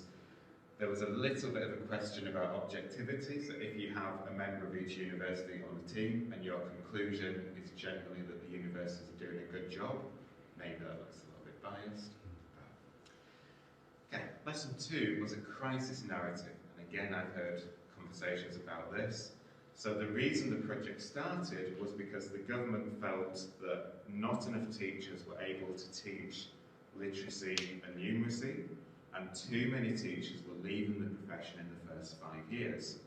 So in year 1, the question was, how bad is the crisis? And when we used these efficacy measures, I say we had about 38 of these, I think, in different versions, but you can see that actually literacy was the area that teachers felt most prepared for, and numeracy is pretty good as well. Bottom, foreign languages, supporting learners of English, like immigrants and refugees. So my point to the government was, if you think there is a literacy and numeracy crisis, then you have to agree that there is an everything crisis, because these are where you're actually doing the best. Likewise, for retention, we asked, where do you see yourself in 5 years? And on graduation, you've got 72% of new teachers who think they'll still be teaching in 5 years. That's a little bit concerning, especially when it drops down to kind of 57%. Year 2 was COVID year, so, you know. But actually, I don't think that's too bad, because look at row C, the number of people who think they won't be teaching at all. That's quite low. And if you compare it to other degrees, if you ask lawyers, just after they graduate, will you still be a lawyer in 5 years? It's kind of about that anyway. So when we actually look at it, it's not all that much of a retention crisis in terms of the quality of teacher education. It's just that a lot of our teachers are getting better paid jobs internationally. A lot of them are going to the Middle East, a lot of them are just going to England. So it's not great for us as a country, but it's not necessarily a reflection on the quality of the training. Also quite high aspirations for further study, which again I think is quite a healthy sign. And then we asked this, my favourite question in the survey was, if you could go back to the start of your degree and make a different choice, would you still become a teacher? And this is out of 5, and we see really high satisfaction with their decision to take this course. And it drifts off in later years when they look back on it, but still very high and higher than other professions. So generally my conclusion was that we really had to challenge the crisis narrative. And here I find it quite difficult doing presentations like this when we have government in the room, because you can say 90% satisfaction and they can hear 10% dissatisfaction. So you really have to take control of the narrative as as best you can. And that brings me to lesson 3, which is trying to get a bit of a commitment in advance. What kind of numbers would worry you? Before I go collect the data, what would a crisis look like? Would it be 20% saying they're not confident, 10%, 30%? And try get a commitment from that. So, as a bit of fun, we had a question: to what extent can you adopt inclusive pedagogies as a teacher? So the OECD average on this for early career teachers is 2.4 out of 4. And so that's actually slightly below the mathematical tipping point into positive. So we said, well, actually, what would be a good number in Scotland? And what we found was our mean score was really high, 3.6 out of 4. So that led me to say, well, actually, this is a key feature of our teacher education. So if you had a programme in Scotland that did not have a very high score on this measure, it would be an outlier, even if it was above the OECD average, even if it was green because it was positive. It would still be way below what seems to be the expectation for our country. Likewise, intersectionality. So about 3 years after we started, government said to us, oh, what about ethnicity? I said, well, you kind of didn't tell us to look at that when we started, so I'll see what I can do. And we don't really have much, and even when we do, it doesn't say much, because putting Black, Asian and minority ethnic together is very common in UK statistics, but you're not necessarily a minority if you're an Asian man teaching maths or physics. That's very much an environment that's set up for you. So, again, the question is, do you want it to be the same, or are you willing to accept that some groups have 10% lower attainment than others? And again, really trying to articulate what that looks like. And disappointingly, it's often the measure, the BAME, when I said, well, what about these groups of teachers from France who come here? You know, they're white, but they do have an outsider experience. Shall we analyse them? Not really interested. So sometimes it is about the marker, and again, having control of that helps. Final lesson for you is whenever we get a number, and we get numbers for lots of different courses or lots of different universities, we ask, is one doing better than another? We create rankings. This is a British obsession, and I can say that from newly the #1 university in the UK. But it's a bit of a nonsense. So when we did it with CPD, what does it mean to say that you have a low professional development need? Is that a good thing? Does that mean you've learned everything you need to learn? Does it mean that you are arrogant? Does it mean you are resistant to future professional learning? But it does reveal some things in different areas. So subject knowledge is a bit of an obsession in our country, that everyone should have a very deep knowledge of the subject they teach. And so this is out of a list of about 40 countries, and we would come lowest on multicultural, multilingual education. So again, that same story. Thanks for the smile, I'm nearly done. So let me show you whether, so if we put this into the TALIS data, if we did create a ranking, Scotland comes out at 19th. And the question the government always asked me was, where's England and where's Finland? Those are the two comparisons that we're always interested in. So, think about a country dear to your heart. Do you think you have a lower professional development need or a higher professional development need? Congratulations, Turkey.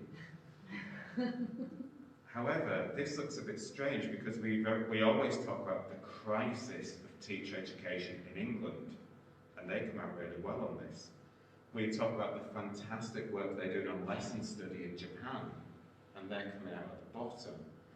So again, just because you can create a ranking and it can tell an interesting story, you have to be really careful about how these numbers are used. So, to conclude, these are the things I learned. If you take government funding, it's fantastic, your university will love you. but it will force you into a very quantitative approach. The focus groups, the interviews, they all get cut as your money gets cut every year. If you collect too much data without really knowing what you're doing for it, when they say, can you ask about this, can you ask about that, the risk is you lose control of the interpretation. Having a framework really helped us. I would definitely recommend doing that. Collaboration really helped. And actually, even though we didn't have a big conclusion, we were able to provide reassurance. So during COVID, we were able to have a question quickly added, how well are you managing COVID response, emergency remote teaching?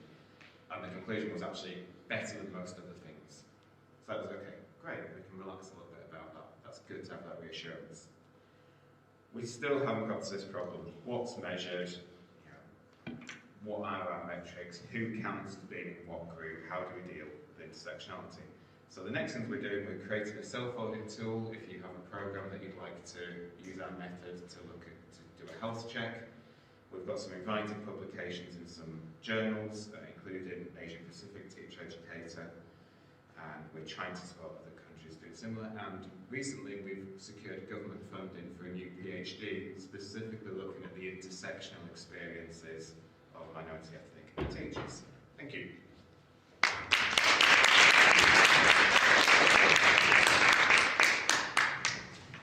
Thank you very much for this great presentation. We have time for one question. Do we have a question? If not, I will save the question for the end. And we will continue with our colleagues from Slovakia, from the Comenius University.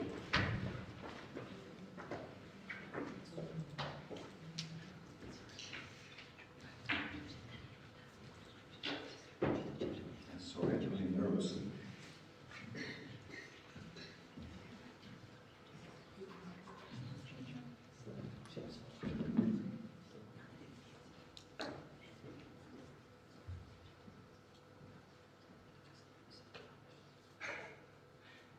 Surprise me, my colleagues. Okay. It's all right if we will be sit here, or it's necessary to stand. You can sit down if you want. Just please take the mic, because then we can share the sound with. I'm really nervous because I'm not a really good English speaker, and I have I bring my really good colleagues, Peter and Barbara. Peter is an English teacher, and they will scaffold me. Sometimes I think my daughters speak better English like me. Thank you.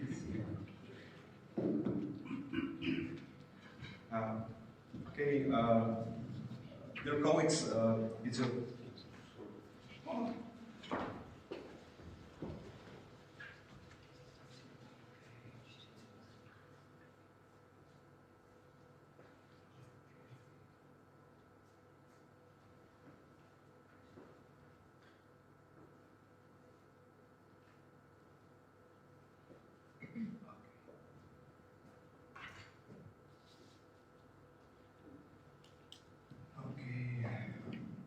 over the past 3 years, these colleagues was really important part of our changes in our teacher training programs, and we are still at the start point.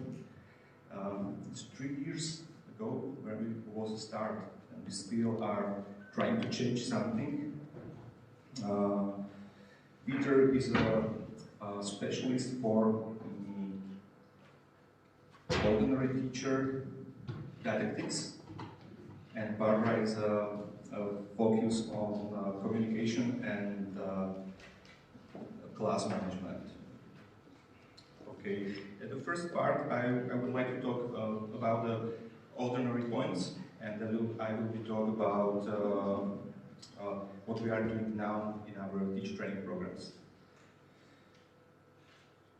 Okay. The first rationale for change, which we are finding, is a shifting educational landscape. Technology and advances, globalization, and diverse students' populations are changing education in school. The second one is enhancing students' outcomes. We know that better teacher have better students, and that their students have better outcomes. The third one is addressing inclusivity and diversity. Inclusive education has emerged as a critical pillar of modern education and will start more important in this time. Now, I want to introduce some data from our country, from the situation in our classrooms. This is a huge results about interesting motivation to learn.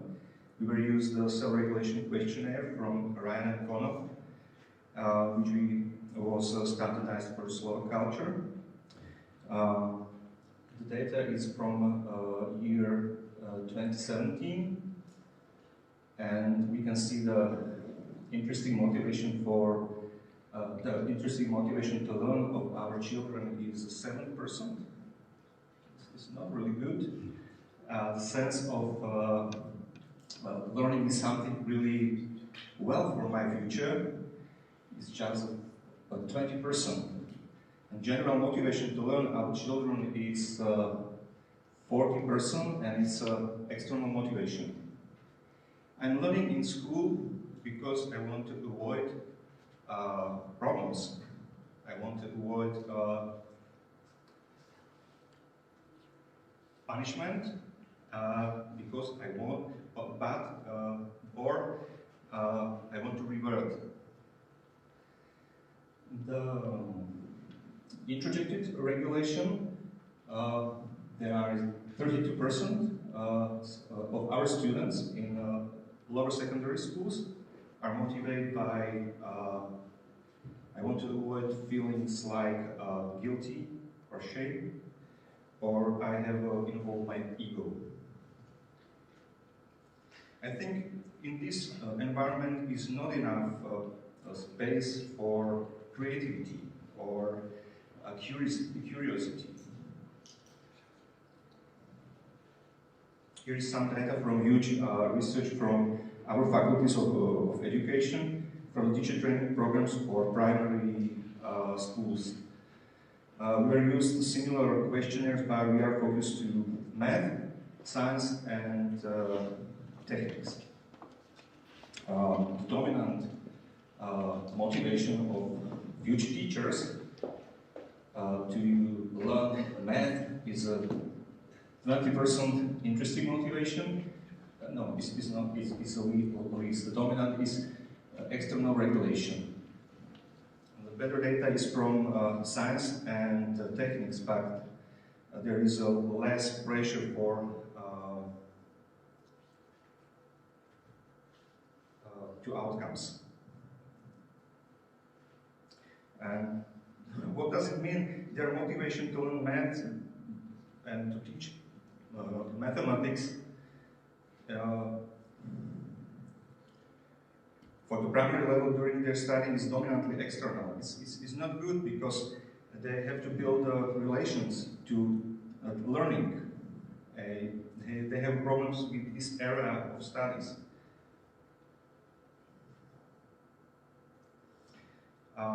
We started our project in 2019 by looking for answers to the questions how people learn and how to learn better. And our inspiration was, and it still is, Bill Lucas from University of Winchester, and we are trying to work with this model, where is the curiosity, commitment, and working with others, our feet, the growth mindset, emotionally smart, and all together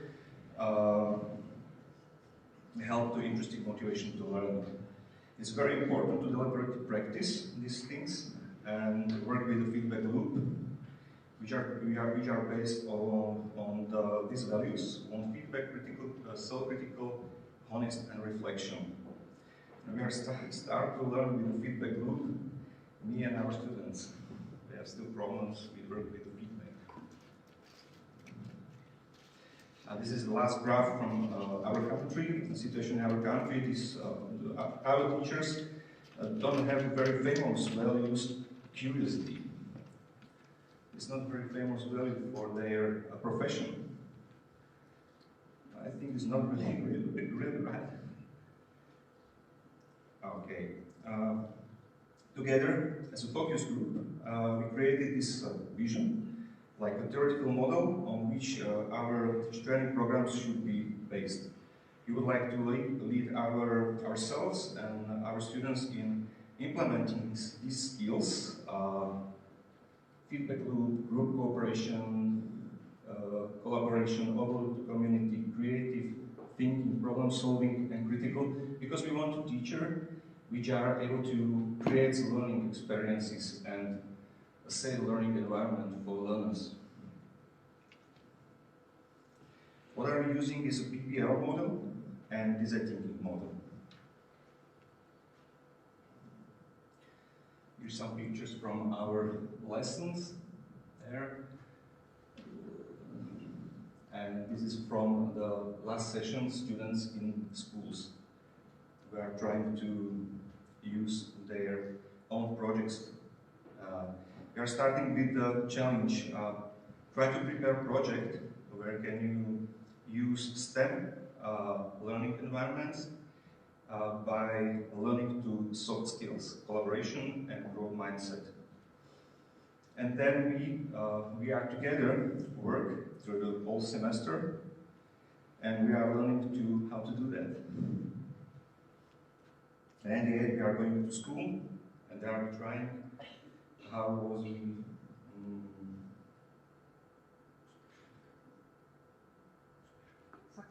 successful. Thank you.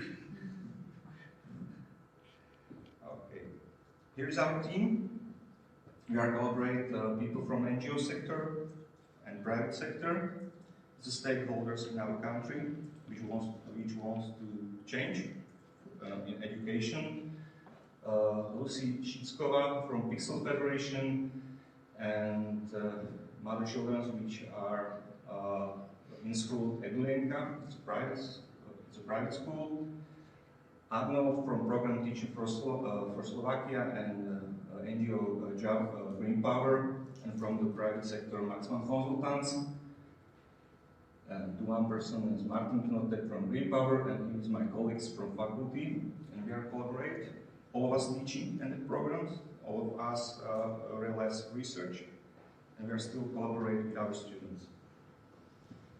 The name of the course is Curious Learning, because curious is a really important resource of intrinsic motivation. Here is a data which we are collected. It's a microanalysis, qualitative, of video recordings. Each lessons we are recorded. Then we collecting the immediate, authentic, autonomous feedback after each lesson via online forms, analysis of students' online portfolios. All students have a portfolio in the sites, and before each seasons they read a reflection about the lessons. And the business wants the measurement. They want to steal something to scales and measurement. Okay, we are measure of selected variables before and at the end of the course. In the last years was attitude questionnaires, subjective perception of one's ability to learn and cooperate. Here is some data. We are trying to work with the mixture methods.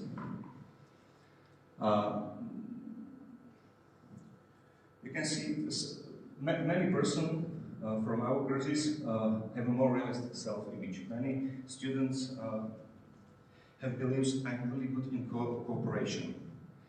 But it's not too easy to collaborate with people who are not sympathetic or have different beliefs or different values. And we are a mixed teacher, not by sympathy, but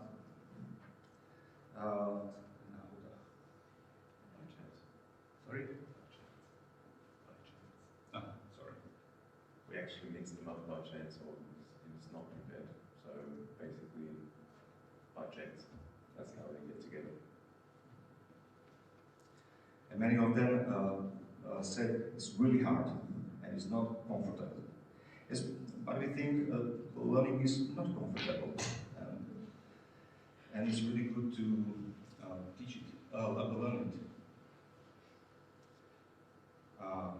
Okay, we are still at the start in our programs. This course is optional. Students don't have to learn in this course. But we are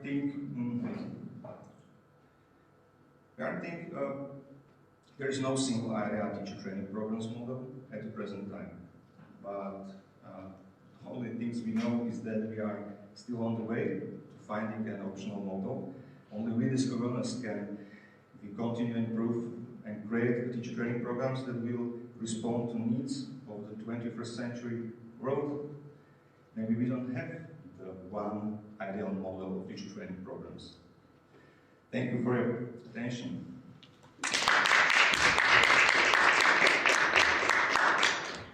Thank you very much for your presentation.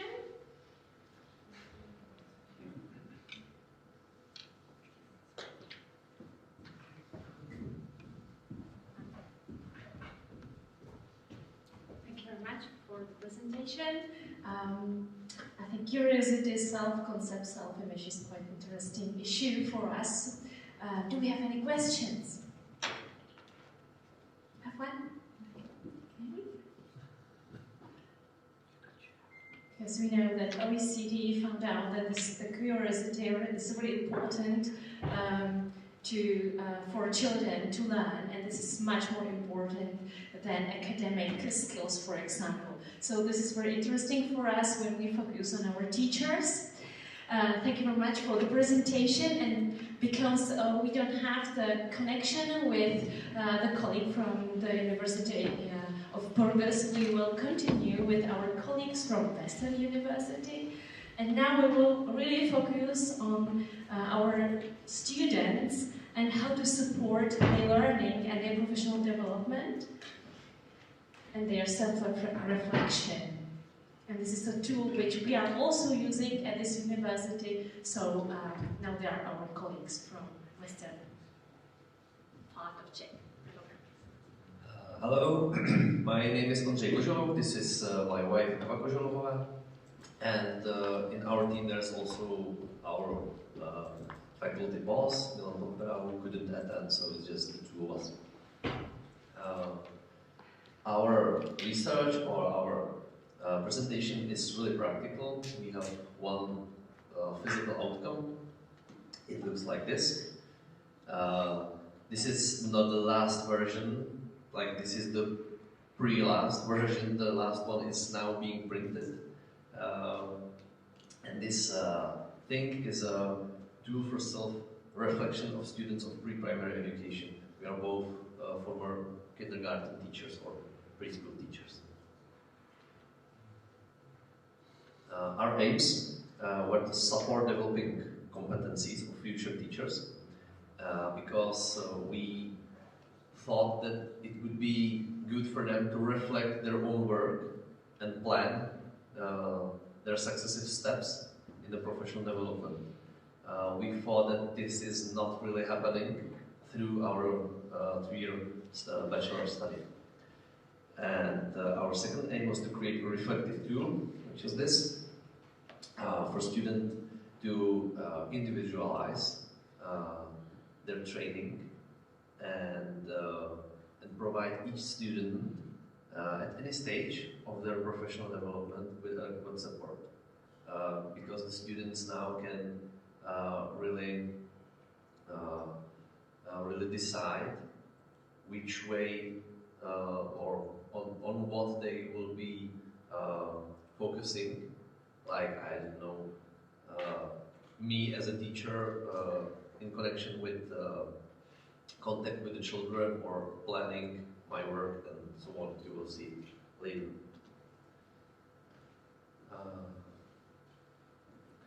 Well, this is just a theory, as you can see. the model of a teacher as a reflective practitioner is accentuated.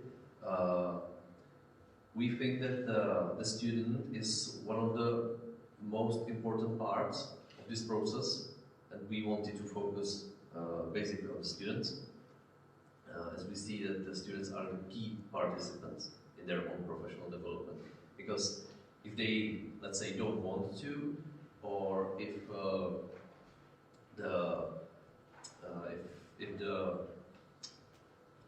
sorry, podněty.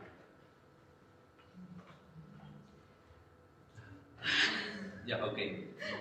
No one knows. If the teaching we provide the students with, if it goes like from the outside, they don't.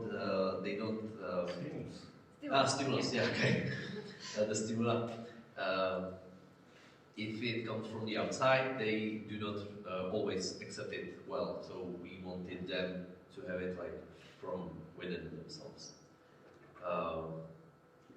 And this is mostly because our students come with really, really different levels of knowledge, skills, experience, and expectations. Because some of them, they never saw a preschool child before starting our study. Some of them have specialized high schools to work with the preschool children. So someone is already prepared to lead activities with the children, and someone is just like, oh, you are a child, and you are a boy, and you are a girl. Yeah, so the levels are really, really different. And also there are phases of teachers' professional development. We don't need to delve into this. Yes, as you can see, these are the cards. We call our instrument, like familiarly, the cards, because they are literal cards. We will have it for you to look at it soon. So this is the emergence of a tool. We discussed the needs of the students, and we designed the key areas of development. Yeah, what is necessary to say that it was good for us that we can be inspired by tools which already exist in Czech Republic. So we wanted to learn from the mistakes or bring good practice from other universities to our work. So we took several tools and created one out of it.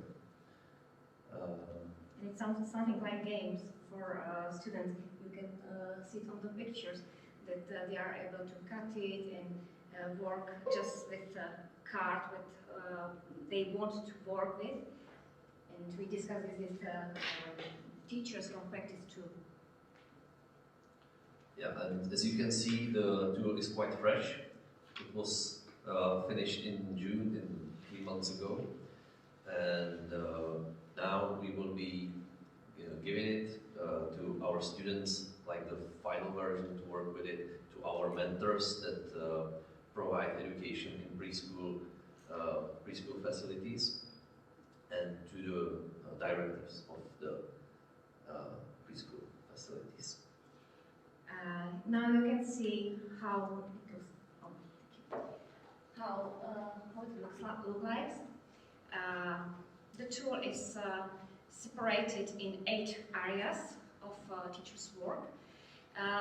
It's areas like me as a teacher, communication with children or communication with parents or colleagues, planning educational contact, leading education process, preparing environment, and so on. And there, every area has a card, and those cards are graduating from easiest to the perfection, and but they are formulated in positive ways.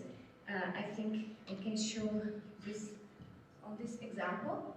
So on the point 1, what is the easiest, the students are able to say, okay, I have something. I have the point when I can start, and we believe it's very important for them. And at the back of the card, there is a space for notes. Why I think I'm on this level. So we want students to looking for proofs. It's not just my imagine, my feeling, but I need to get proof. For example,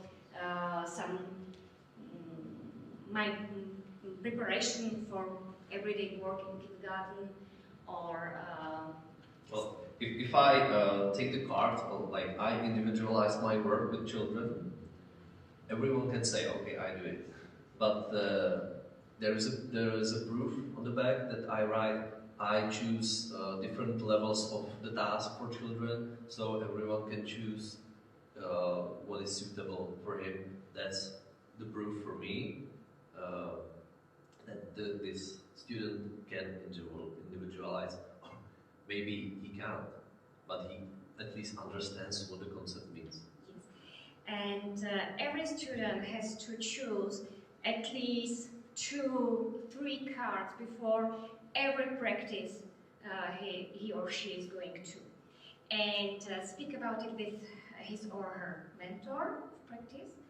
And this mentor should support him or her in reaching this goal, or in discussion if it's the right goal for the practice in this moment. If maybe students realize, oh, this goal was too easy or too difficult, and I need to learn first something before I'm able to reach this goal. And you can see the relation, because our students has to use it for in their portfolio. So you can see in the picture that there is one card, and students are giving their examples why they believe that they are on this level, they reach already this goal. Well, we also tell our students that it's quite impossible to reach the top level of each category during the study. It's just, it helps them to focus on some concrete stuff. Yes, because we want them to get used to reflect their practice every day, even in the moment when they are already teachers. So it's not just for time of study, it's for the time when they are a teacher in their next job. So of course, we need to evaluate this tool, and how Ondra said, we are in the beginning, but it's great that we can cooperate with our colleagues from Charles University, and we have some small results. We would like to know how the self-reflective tools help students in their professional development. We used a quantitative approach from data were collected from students' reflective reports, and were analyzed by open and thematic coding. And what we realized that it seems that the tool works. Because our students were able to choose cards really because of their needs or interest. And we could see that in one class there were different cards chosen. There were individualization in it. What was very good, that students in higher level of their higher grades. Yes, were able to think about their success or their level in professional development, and yes, and that's all. You can see some examples what students were writing about it, and what they what is the impact of the tool. What is great that they are able to plan next steps. They are thinking about their development, and it's very important because they can understand that their professional development is up to them, not up to us as their educator. Their responsibility is up to them, and it's very important.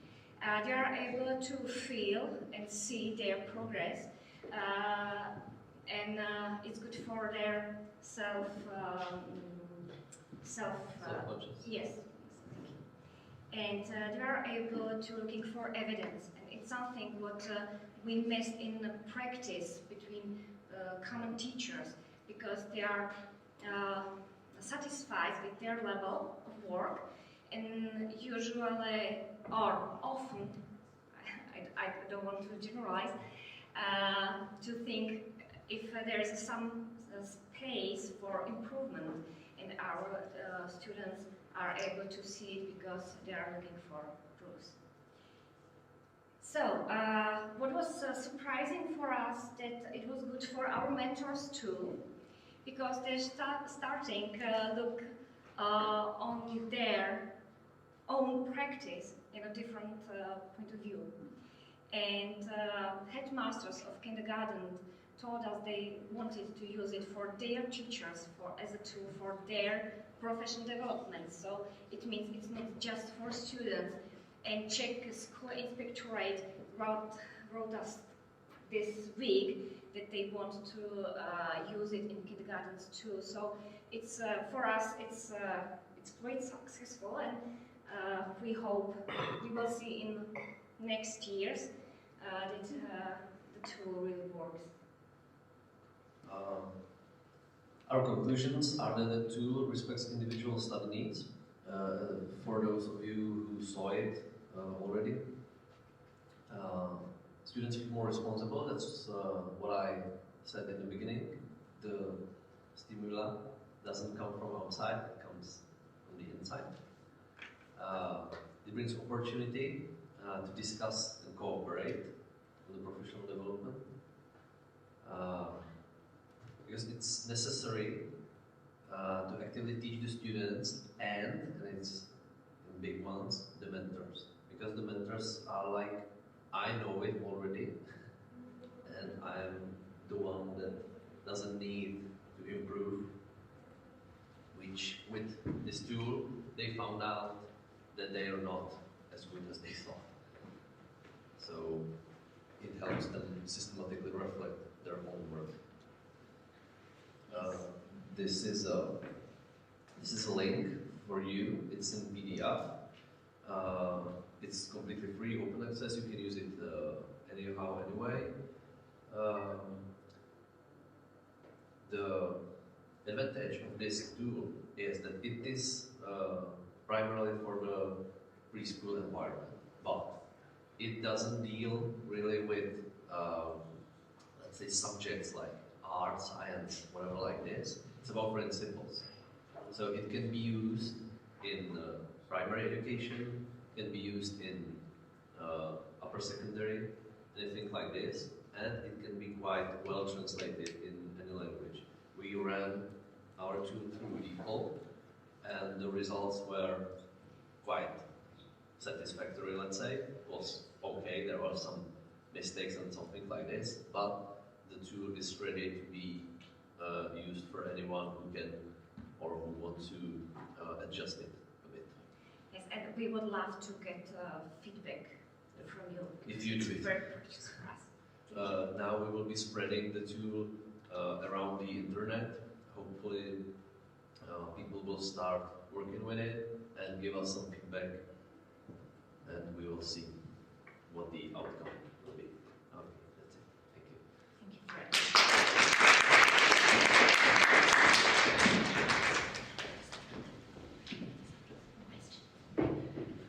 Thank you very much. Thank you very much for the presentation.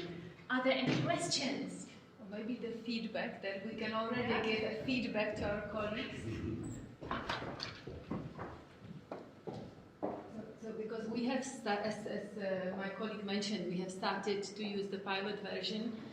with our students in bachelor's program, and we have the same results, that it's not only impact on students, but on the mentors that help the students in preschools. We have 8 preschools that cooperate closely with Charles University in Prague. So the mentors are also not trained, but get support from university on how to lead reflective practice, on how to talk with students and give them the right feedback. And that's what they also say, that the tool is good for them. And then we also have feedback from some of the school managers that they would like to use it for their own teachers, because they think that teachers that are long in practice need to support their reflective skills. So Thank you very much. Any other questions or comments? Yes? Just a very quick one. Do you have plans to maybe ultimately publish in English? We would love to. Yes, it's something what we were thinking about, because it could be useful. Yes. Yeah. I think it would. Yeah. Thank you. Thank you very much. So this is an example of the importance of the cooperation between faculties and also the practice places. And I think, therefore, it's very good to continue with a presentation which focuses exactly on this cooperation.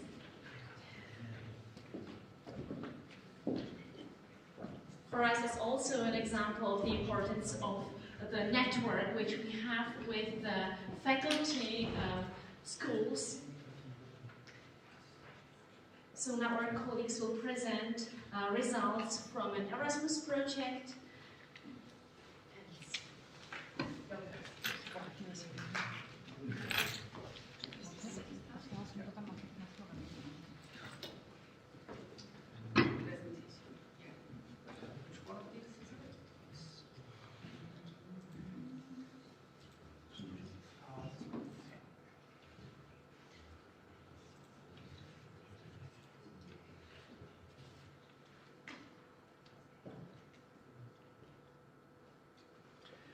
Okay, thank you, Barbara, for your introduction. My name is Philip Selby. I'm a lecturer here. I teach Erasmus students. I have the great privilege of teaching Erasmus students from other European Union countries. As Barbara has said, I've been involved in 2 Erasmus projects, one of which we'll give you a bit of feedback on today. Hello, my name is Petra. I'm in a dual role of being a teacher educator as a PhD student in my just about to finish, but I'm also a deputy head teacher in a preschool that cooperates closely with the faculty, so I'm also in the position of a teacher. As good teachers do, this is the direction of travel, as they say, a bit of an outline of where we're going. We want to provide you just a little bit of context about the project that we were involved in. We want to talk about the methodological approach, which some of you may or may not have heard of, appreciative inquiry, and come back to that later. We have some data, very small amount of data that Petra will particularly talk about, and I think that will be of interest. Results of the project really are sort of summarised, if you like, in a set of principles for collaboration across learning environments or across boundaries, let's say. So I'm going to share those with you, and then of course any form of research never reaches the end, does it? There's always further questions, more to inquire about, and so we'll think a little bit about what comes next. So the project has actually, was just coming to the end. It was called Upscale, standing for University Practice Partnerships, and sustaining collaboration across learning environments was the real focus, if you like. 3 years, you can read about 5 universities, 5 schools, and 5 countries, funded as an Erasmus project by the European Union. And these are some of the aims: to look at existing partnerships between universities and schools. We wanted then to examine how people can collaborate across transnational and institutional boundaries, using projects, or designing and using projects of mutual interest. And then this idea that we wanted to explore the idea of working in non-hierarchical ways. And we'll come to talk a little bit more about that later. So the research context was particularly, it was interesting listening to Mark earlier on. Teacher recruitment and retention, I'm sure you know, is, maybe we should not say in a crisis after Mark's presentation, but there are certainly things that are going on that are causing, let's say, governments, policymakers, schools and so on to think about how could we improve the situation that we're experiencing.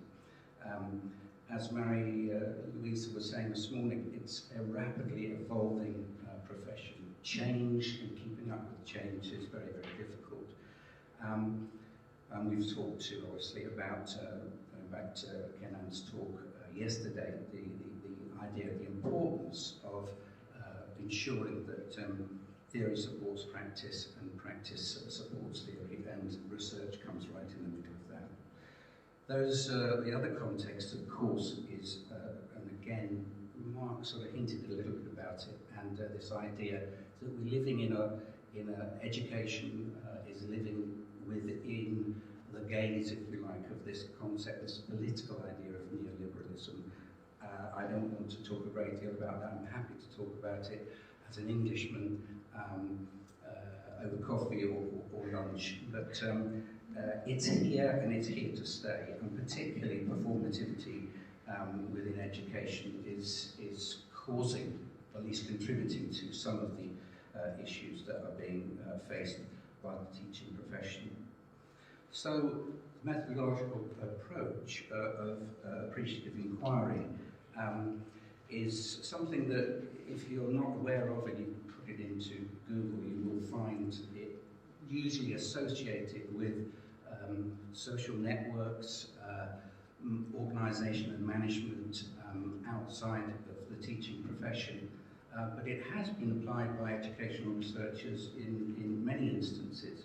And if there's a feeling, well, you know, this isn't very robust, this isn't a particularly common methodology that we're familiar with in education, I would argue that, you know, if schools and communities are not social networks, and if schools and communities and universities are not places that need to think in terms of their management and how they organise themselves, then what are? So I think it's very appropriate. Again, we'd be very happy to talk about how we got on using this in a little bit more detail later. I think the most important thing, though, is summed up in this picture, which encourages, the whole approach encourages individuals, teachers could use this even in their own practice, to ask the right questions and ask themselves what's working well and then build upon that, rather than there's a problem, we need to fix it, and start from a negative, okay? The picture says 1,000 words. So I'll pass this over to Petra now. So the methodological approach basically goes in 4 steps.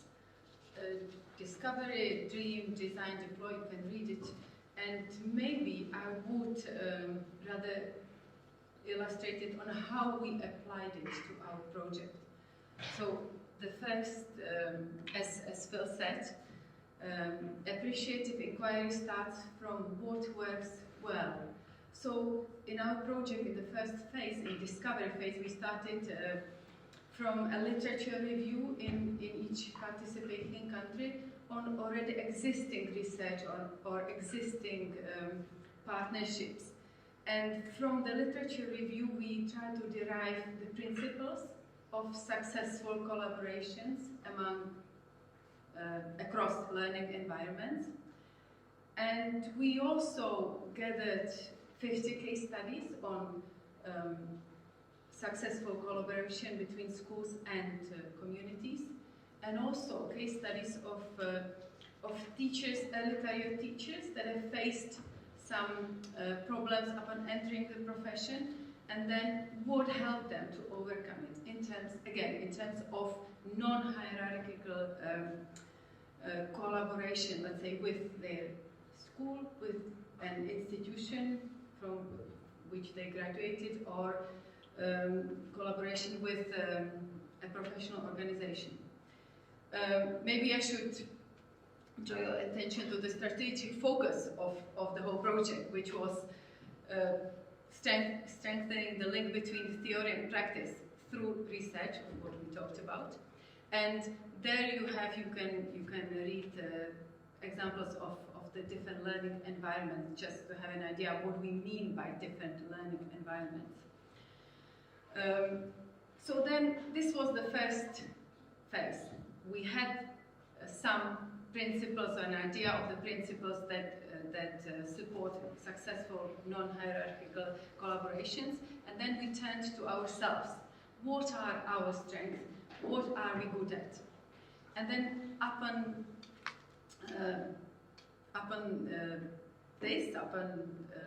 our positives, let's say, we designed 6 transnational projects, and again, the aim of these transnational projects, where different universities and schools collaborated, was to test the principles that we derived from the literature and see perhaps if there are some more principles that we can come up with.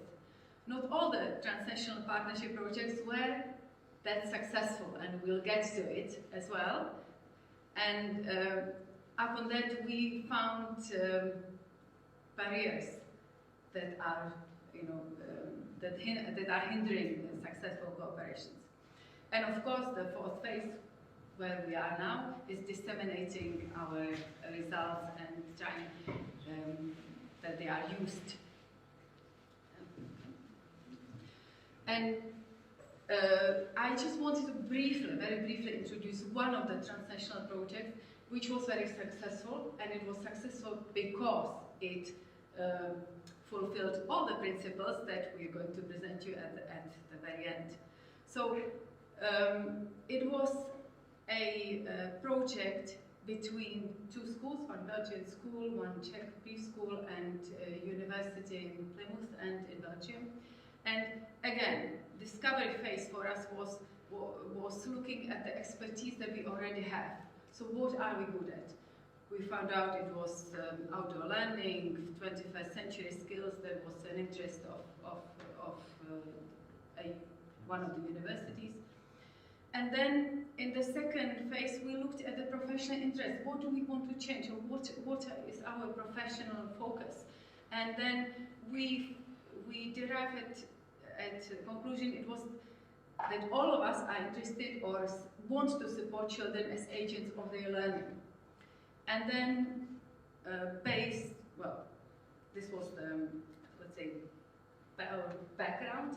And then we used the theory from a university, which was place-based learning method, and we applied it into practice, doing a bit of research, of course, looking at the principles again. And maybe to tell you or give you an idea of what is place-based learning, and these are pictures from one of the projects. It is the place-based learning simply introduces children to research thinking, to designing a project, to creating a research question, also carrying out the research themselves, of course with the support of the teacher. The teacher gives them the research tools, and the children do carry out the research themselves. So this was a project made with age group 4 to 6 years old children from the preschool, and they they chose why it's place-based, that the students or children, they choose a place that is near the school, that they know well, and they look at the place with different eyes, and they they create a research question, and then they investigate, so we can see template that is kind of evaluating, assessing the whole process. So let's go. So then when we I wanted to go back. So when we kind of carried out the project and assessed the whole project, then the teachers that were within the schools, they reflected upon the whole procedure with student teachers from the universities. So student teachers had again the theoretical knowledge, but not the practical. So they got together with the teachers with the practical knowledge from the research, and it was, sorry, I have to finish, it was mutually beneficial. So, and that was the fourth way, so the use of the results of the whole research. So we have seen this. Now, this is again just a scheme illustrating the link between practice and theory through research. The third space is the environment where the expertise and the experience and the theory meet, and where the research is happening. Okay? So these are the results. These are the principles of non-hierarchical collaboration that we've came to. And you can read them for yourself. The project, or the translation project that I just briefly introduced, was successful just because it fulfilled all the principles. We had a very clear goal. It was significant to all participants. We had mutual benefits, and very importantly, everyone, the partners were equal in it. Maybe was one thing that I also wanted to mention and make the link to our yesterday's discussion, that out of the case studies with the experienced teachers, it also came out that being involved in a research as a partner helped them to overcome, let's say, burnout syndrome, or to prevented them from leaving the profession because it brought some new impulses. But the key word was being partners, not subjects of the research. Thank you, Petra. And so we, as Petra said, her project with her partners was extremely successful. The one that I worked on, which I'm not going to tell you about because it wasn't so successful, but some of the barriers that I experienced were down to things like poor communication, the opposite of some of the things that we've seen in those principles already. There are some deeper things too, obviously, that affect working together in a really collaborative way across learning environments. Culture is one, and that we shouldn't forget. I'm constantly thinking of that as an Englishman living not in New York, but living in Prague.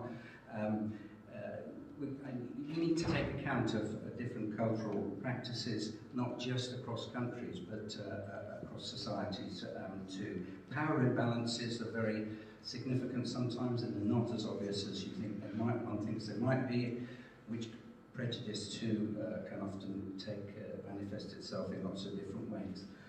I just want to point out and bring it closer to home, and I'll show you a picture now with the greatest respect for the organisation and the department that I work for. But environmental factors, sometimes we live with them and we don't realise that they are barriers. This is a picture of the corridor of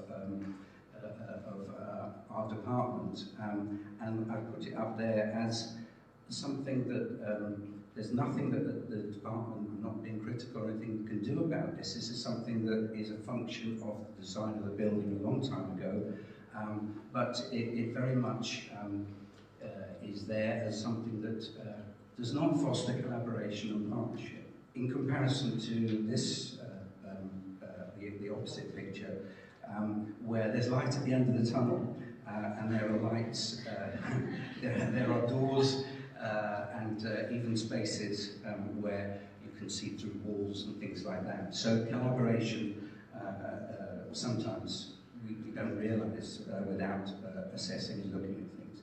So we're going to finish just with a few questions, and I'm sure, I know there's a reflection time later. Maybe you might like to think of some of these answers to these now, and we could talk about them later. But I think it's important, we really thought about this as a whole team of about 20 different researchers, teachers and so on across the different countries. That how often, going back to appreciative inquiry, how often do you identify success instead of a barrier as a catalyst for change in what you do, in your teaching, in your relationships, in your workplace and so on? When was the last time you reflected upon just the effectiveness of work partnerships or relationships? What different learning environments contribute to preparing quality teachers? There are lots of different, it's not just the classroom, the lecture hall, there are all sorts of different places. And how can technology help teachers to sustain the link between theory and practice? So that's really what we've covered, going back to the beginning. I'd like to, Petra, I'd like to thank you for your attention, and we'd be happy to talk more later. Oh, that's just a quote I'll finish off with from Ken Zeitler, who used appreciative inquiry in educational research, and particularly initial teacher education. It's quite hard-hitting, but I think it is an important one to take on board. Thank you.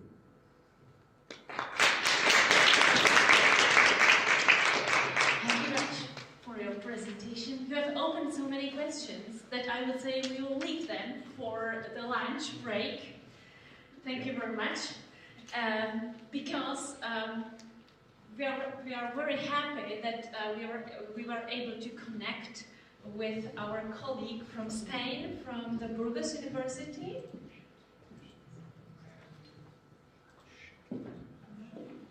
Well, at least we will have received the message that she should be doing. Yeah, it still says waiting for others to join. We have no one here. Can you send the Teams meeting one more time? She apologized for being late because she was at the hospital, and that's why she couldn't react on time, and we're apologizing for this inconvenience. Okay, while we are waiting, there is a good opportunity for us to do something special. Thank you, Clara. As those of you that know have been involved in funded projects, dissemination of results and outcomes is really important.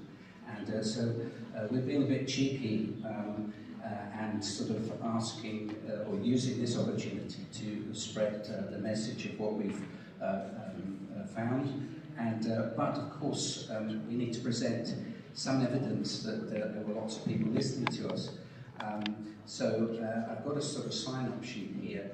If you wouldn't mind signing the sheet, then obviously this can be used as evidence for our funding application or on the project. Of course, without being unethical, if you know somebody who would like to have been here but can't, and you ask them later on, a delegate here, to sign up, of course, I would send them a copy of the references, obviously, and the PowerPoint, as though it's been disseminated. But that's up to you to decide if you think anybody would be interested. But we'd be very grateful for anybody who's here now who wouldn't mind doing that. Thank you. And of course, we will, under GDPR rules, we will destroy any personal details once they've been used. Thank you. Thank you very much. So, it looks like we have still, or again, We will try later. We'll try once more later. Yeah, again. Thank you very much. If not, we will just like. So now we will make a transition to lower and upper secondary education.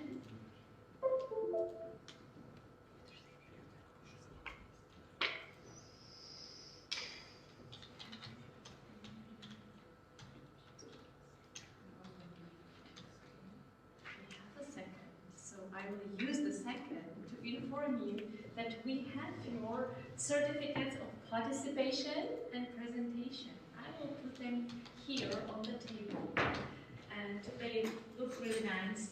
So if you want them, please take yours then during the lunch break.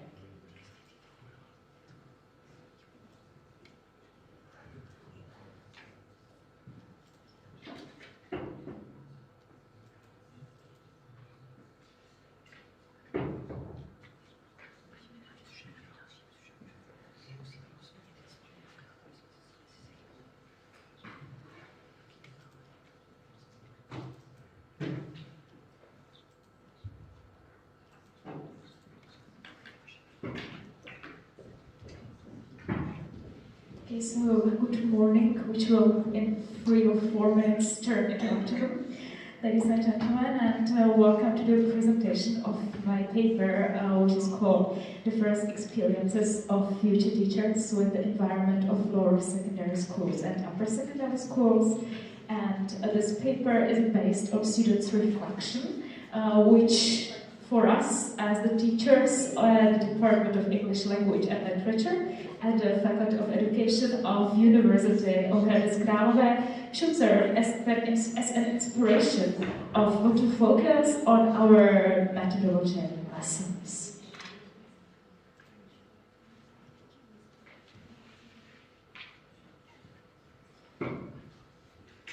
The aim of this paper is to answer the 2 following research questions, and the answers should be as practical as possible in order to be implemented at the syllabi of methodological subjects of our department. The first question: how do students, teachers record what they observe in their lesson observation forms? And the second one: how do student teachers perceive their first experience of observing at teaching at primary and secondary school? The research objectives, as I have already mentioned, should be as practical as possible, are to combine theory and practice with a focus on student-centered approach, to plan syllabi for methodological subjects, as we have been struggling a bit of what is useful for students and what the contrary is not. And we want to create and plan the syllabi so that they would answer questions student teachers would like to reflect on. And the second one is to plan syllabi for methodological subject, so the students would know what to observe, as observation are the first steps to become a successful teacher, to find an inspiration and maybe to create it, to become a teacher of tomorrow, as we have been repeated many times during this conference, and how to teach them about the organization of their pedagogical portfolio efficiently.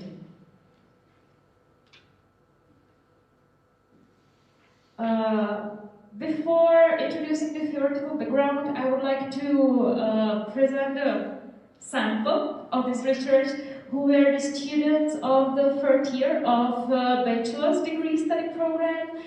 These students in their 1st and in their 2nd year do not have any subjects focused directly on English teaching. Their subjects are more general, like general pedagogy and general psychology, but they aren't aware of how to combine the theoretical knowledge they have with the practical and with passing their knowledge as teachers to their students.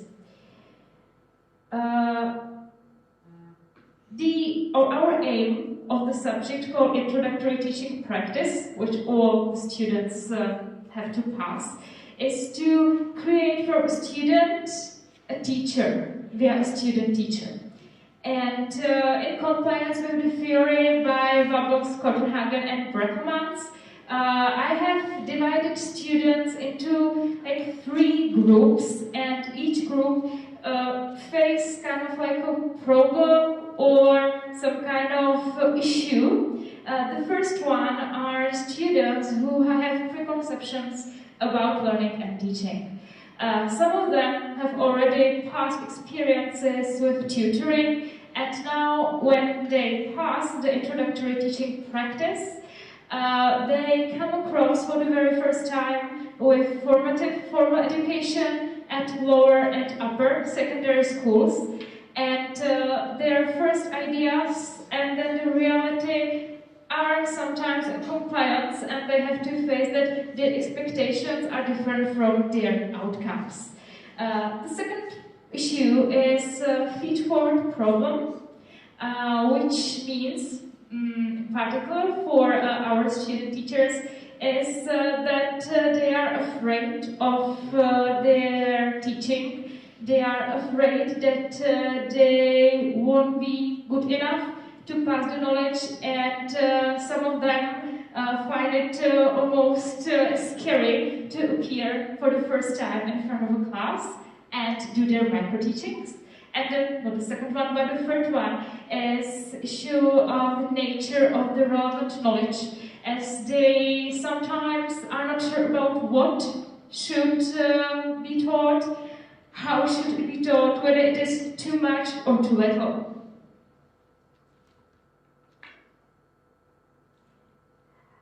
This action research was divided into 3 parts. The first one was students at schools.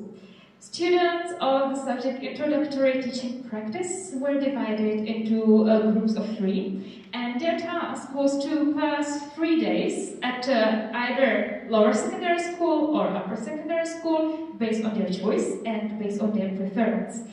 During these 3 days, they kind of like shadowed their teacher mentors. They helped them with all the kinds of preparations, and they should have asked them as many questions as possible. And at the conclusion of their introductory teaching practice, it was their task to do micro-teaching, either each of them separately or in groups of 3.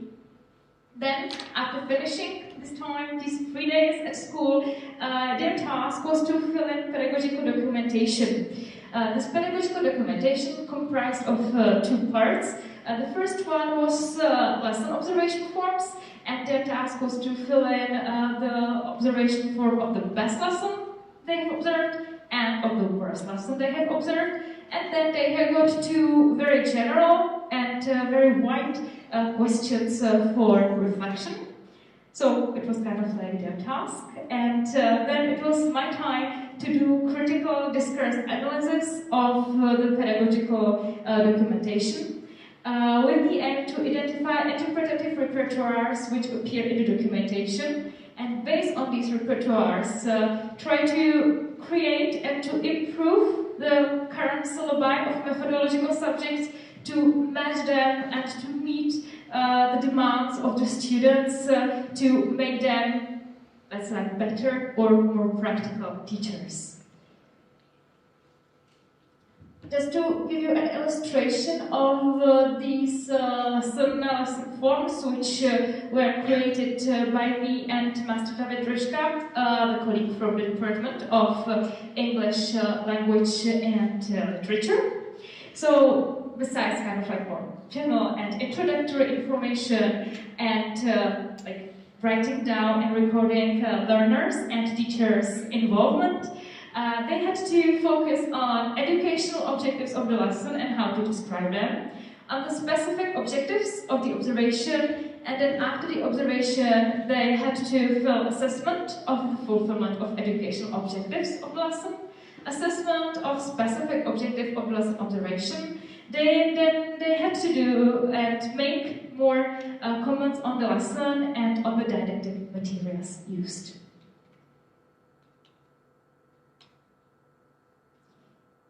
And for the for the reflective questions, they had to answer 2 of them. The first one which aspects of ELT would you like to focus on during theoretical methodology courses?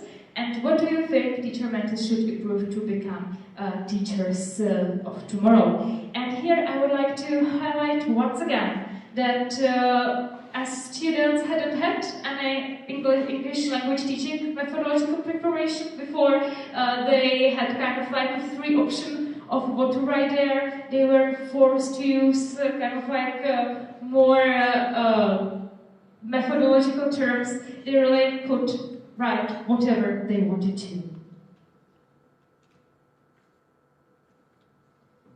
From the lesson observation forms analysis, I have come to the following interpretatives.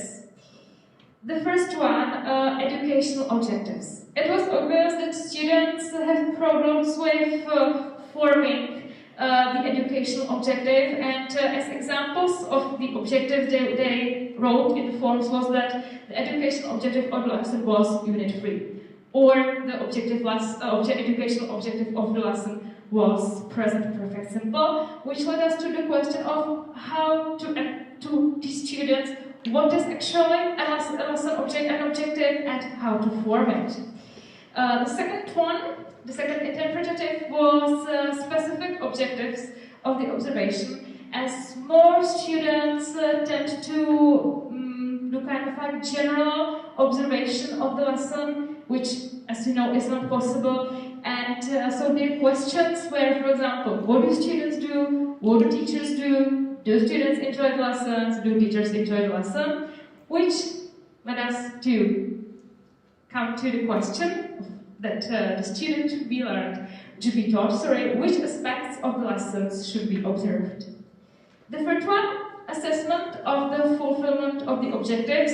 Again, some examples to be mentioned. Students left the class smiling. Students seem to be happy about the lesson, so evaluating the assessment of the fulfillment using words like students smiling or students being happy, again, is like not enough, so we should teach them. How can you reflect the objectives of the lessons, and how can you assess whether the objectives of the lessons were reached or not? And again, the fourth one, comments on the lessons. We didn't find sufficient enough to evaluate the lesson using words like or adjective like nice, good, okay, well done, etc. But what we should definitely teach our student teacher is that each and every assessment should be commented and explained to know how to improve on the lessons.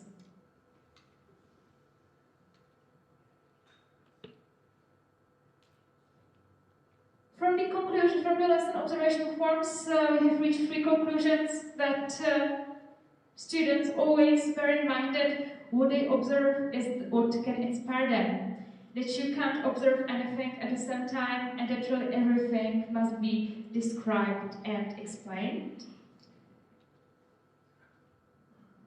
And the main one, that the educational objectives are not the content of the lesson, which then we have discussed with the students further in detail.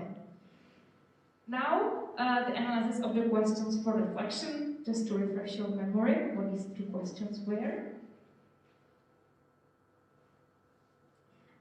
We have found out 5 interpretatives of what students would like to focus on. For each interpretative, I have presented and have chosen 1 example. We have, as part of our keynote speech in the morning, we had the focus on CLIL. So this is what actually students want, because the first and the most frequent interpretative was that language should be combined with content. As an example of one student, that English is a means of communication, but you should know what to talk about. This is connected mainly to the fact that, especially now in the Czech Republic and upper secondary school, preparation for Cambridge exam is a key part of most English lessons. And some students now of upper secondary school who want to pass, for example, CAE or SC exam, their problem is that even though the level of their English is advanced enough, they don't know the thoughts of that they would like to express, so that thinking about the content is important. The second interpretative was that language should be combined with context, as students observed that especially dialogues and textbooks, all the textbooks are focused more on grammar and on the form, but not on the use. That learners during the lessons should be made to make more creative, as language is a means of creating something new. Fourth one, combining receptive and productive language skills, which is something that we definitely face a lot, how to make reading and listening more active and more enjoyable for students. And the fifth one, connected to digital literacies, that work with multimedia and their use of various phrases of the lesson should be discussed and should be taught. As an example of one of students, I know how to work with Kahoot, but I don't know when to work with it. Students observe that most teacher mentors use multimedia as a means of reflection and a means of repetition at the end of the lesson, even though multimedia can be also used not only to revise and to reflect, but also to use something new during various processes or stages of writing or, for example, a speaking process. And surprisingly, or maybe not surprisingly, the analysis of the second question show the same results and the same interpretatives were found, that teacher mentors, which means teachers who have been teaching for at least 5 years, which is a condition to become a teacher mentor, that they still face the same issues as the students of our university do. So this is the conclusion that, or one of the conclusions, that even teachers who have been already teaching maybe have some same issues as students who are about to start to teach. So four parts of conclusions were reached after the analysis of the questions for reflection, that clear content-based instruction and text-based instructions, especially work with authentic texts, should be implemented in the lesson, that lesson planning should be based on situations and on situation syllabi. Process-oriented tasks and product-oriented tasks should be put in balance, and that digital literacies should be developed both among the student and among teachers. And not just some references. So thank you for your attention.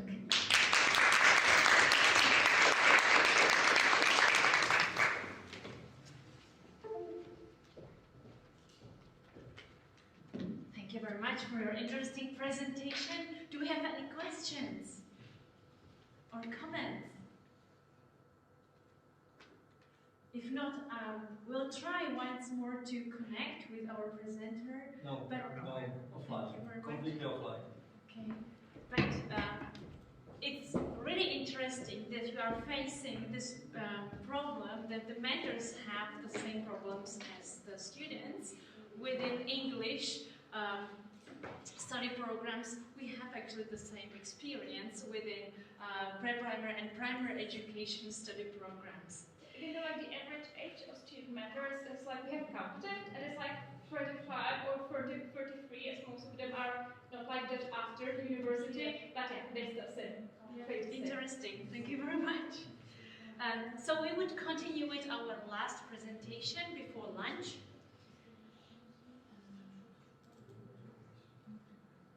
And we come back to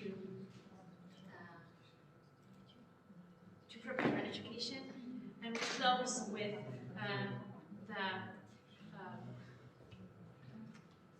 the innovation that we seek. The aim is to present innovative teaching approaches to initial professional studies of pre-primary education at Charles University. Study programs in preschool education at tertiary level have a long tradition in the Czech Republic. If you compare it to other countries in Europe, some of them started 20 years ago. So we have a long tradition. We started 1946. Since 1970, we have a master degree or diploma, master degree in pre-primary education, and then since the 90s, we have bachelor degree programs. Now they are established as 10 faculties of education, so everywhere where you can study pedagogy, you can also study pre-primary education, and we have also 4 master programs. Interesting is that the programs for pre-primary education are quite fragmented and orientated according to the school, to the primary curriculum. So the problem is what we found out in our previous research among other universities as we were comparing the curricula and goals, objectives, that all universities are actually involving more than one department. We, for example, have 13 departments cooperating on the program, and each department has a small piece of the content, and this is somehow practical, and somehow this brings also a lot of challenges. So our question is how to get over these challenges. The key concepts of the pre-primary education is child-centered model of respect for the specific developmental aspects of the child, individualized pedagogical approach, balanced composition of professional, theoretical and practical subject. I have balance in italic because there is a huge discussion what does it mean to have the balance, and pedagogical approach which is reflecting current research and requirements. That's what it should be. So inclusive education, differentiation, individualized teaching. That's what's in the framework from the Ministry of Education. However, detailed statements of the objectives and contents of the programs are not defined concrete by the state. So the programs are quite different. And we are facing many questions. For example, what competencies does a teacher in pre-primary education need to have? Because we have different pictures, different understandings of what the teacher should work like. If we compare the European examples, we have different models. And we have to decide what's the model for us, because we haven't formulated this yet. We declare the concept of the teacher as a reflective practitioner. We have heard this today and yesterday, who can respond to the needs and current interests of the child and integrate the educational provision. But we have didactically oriented training with limited disciplinary links. So we have just psychology, special education, and then we have the didactics in language and separate literature, etc., etc. So we don't have links, or until now we didn't have. How to share a link, practical and theoretical training. So that are the questions that we have been facing when we have prepared the current accreditation that's now in the 3rd year. So we see that the pre-primary education and the study programs went through transformation during the 30 years out from the orientation of the teacher on the needs of the society to the orientation of the child. We have made changes in concept, objective, structure, content, organization, but somehow a lot of the previous aspects remain in the programs. And we are searching for ways how to get over these barriers, like, for example, integration of teaching theory, didactics, practical training, modularization, or interdisciplinary cooperation, which is something what we see in abroad, like something what's nature. But if you look on the curricula and the systems at our faculties in the Czech Republic, this is not something what we would find. So we started with our colleagues, also with our colleagues in Western Bohemia, to make changes in our structures of subjects and to find new ways how to make these links happen. Yes, and we made 2 new integrated courses when we integrate 6 sub-courses, because when we analyzed our study programs, we saw great fragmentation of areas, and there were troubles with this because the students are able to see the connections between topics, and we thought it's very important for them to look at the topic from the different point of views. So we integrated subjects of communication, language development, and literacy. And these modules, which is studied in the first year of study, from winter and summer semester, and it's connected with practice, teaching practice, and with theory and directives of preschool education. Our aim was to help students get appropriate activity methods and to be able to use it in their daily practice with children. Maybe it sounds a little bit strange why we connected these areas, but it was because we thought it's very important for teachers to be able to support thinking of children, and from the beginning of the time when they are in preschool institution, it's important to support their curiosity, their ability to learn themselves. And working with children literature seems to be quite easy way for students to learn it, because it's not easy how maybe it sounds. So you can see this chart, how it works. It was necessary for 4 educators from 4 departments to cooperate, and it means that they need to discuss, to talk about their areas, to talk about aims and the way how to cooperate and so on. But it seems it works. We wanted to verify the benefit of the change, so we made some steps, but in this presentation we are talking just about part of it. So we used qualitative approach and data collected from students' reflective reports and mentor questionnaires, and we realized that the change have been very positively received, because students rate the opportunity to learn more of the issue in the context in a real life, and they are able to understand the connections of the subjects. And they really appreciate the diversity of the lectures, because it's something what's enriching them. And the practical result is that students are really able to respond to children's interest. They are waiting for them, observe them, and follow their children's interests and needs. They are able to use group and corporate activities and support children's effort to learn something new.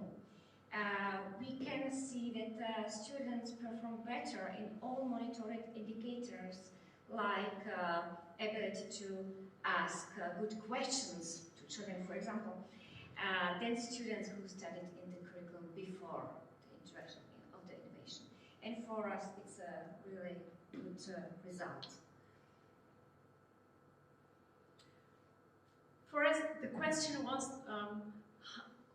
is it really reasonable to make these changes, to want these huge changes after our colleagues? Because we are placed here on different places in Prague, and they say this is a lot of power that we have to invest if we want to change the schema, the patterns, the structures. Is it worth it? And this is a small example of evidence base for them, that it really is worthy. Because even, we didn't mention here the charts and the numbers, but the numbers really show that there are students who are going through this module, which is integrating all the key subjects together, and that their performance in practice is really better.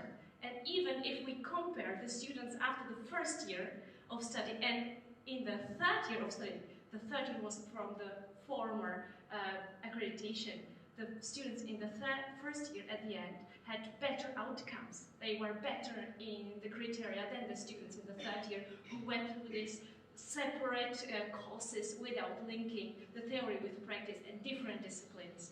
So for us, this is a treasure, because this is a tool which we can discuss with our colleagues from these three departments, that this is really reasonable.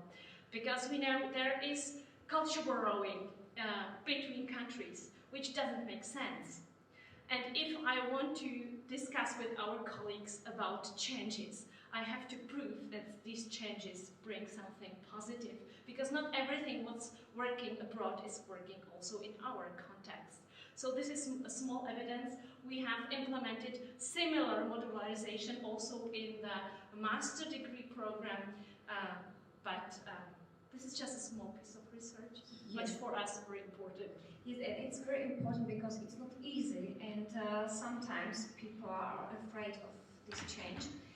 But we will publish data from our research maybe on spring next year, so it will be possible to look at it.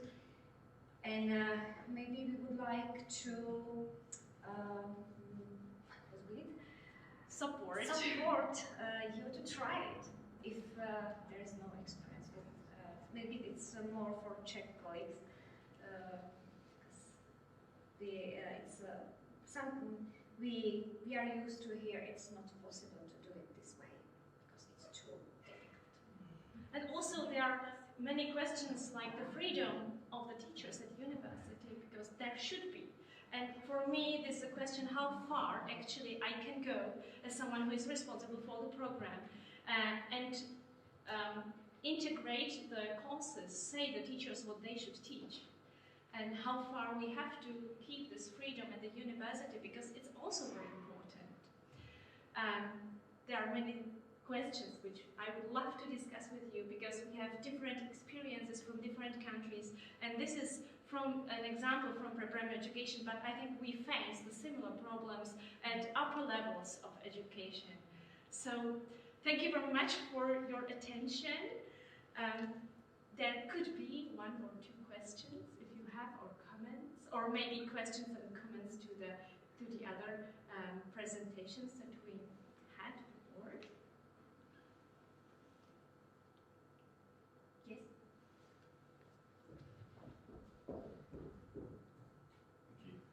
I was wondering, how much do students applying for this program know about it in advance? Because there's a similar program in Scotland that is called Transformative Learning and Teaching, and it attracts older student teachers, people with a more radical mindset. I wondered if that's part of your success, that you're attracting people who wouldn't go for the old kind of route. So currently the number of applicants is growing. Like usually we had around 100, the previous year 140, and now we had 240, and we have 35 places in present and distance study. So this can be connected with the growth with the population, but maybe it's not just that, hopefully. But we see that this connection and this transition, this is something what we want to change in the way how the students are educated. Like in the way we don't want to focus on the negative aspects of the child, we want to focus on the positive.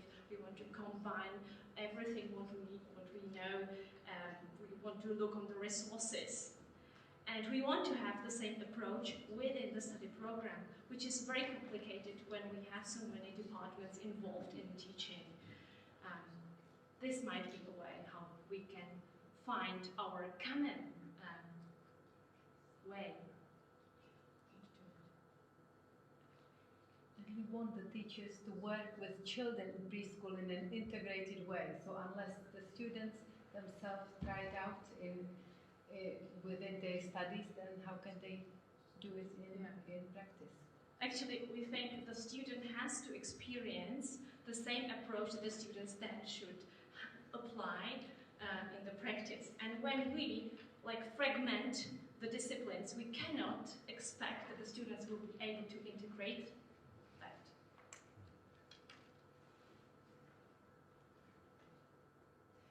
Thank you very much for your participation. To all the presenters, thank you much for your patience. Because to be hybrid, there are always plus and minus. So thank you very much to get through this with us. And we are exactly 12:30, so exactly now starts the lunch. So please, we are welcome to enjoy the lunch down in the big hall. And I'm looking forward to further discussion. Thank you.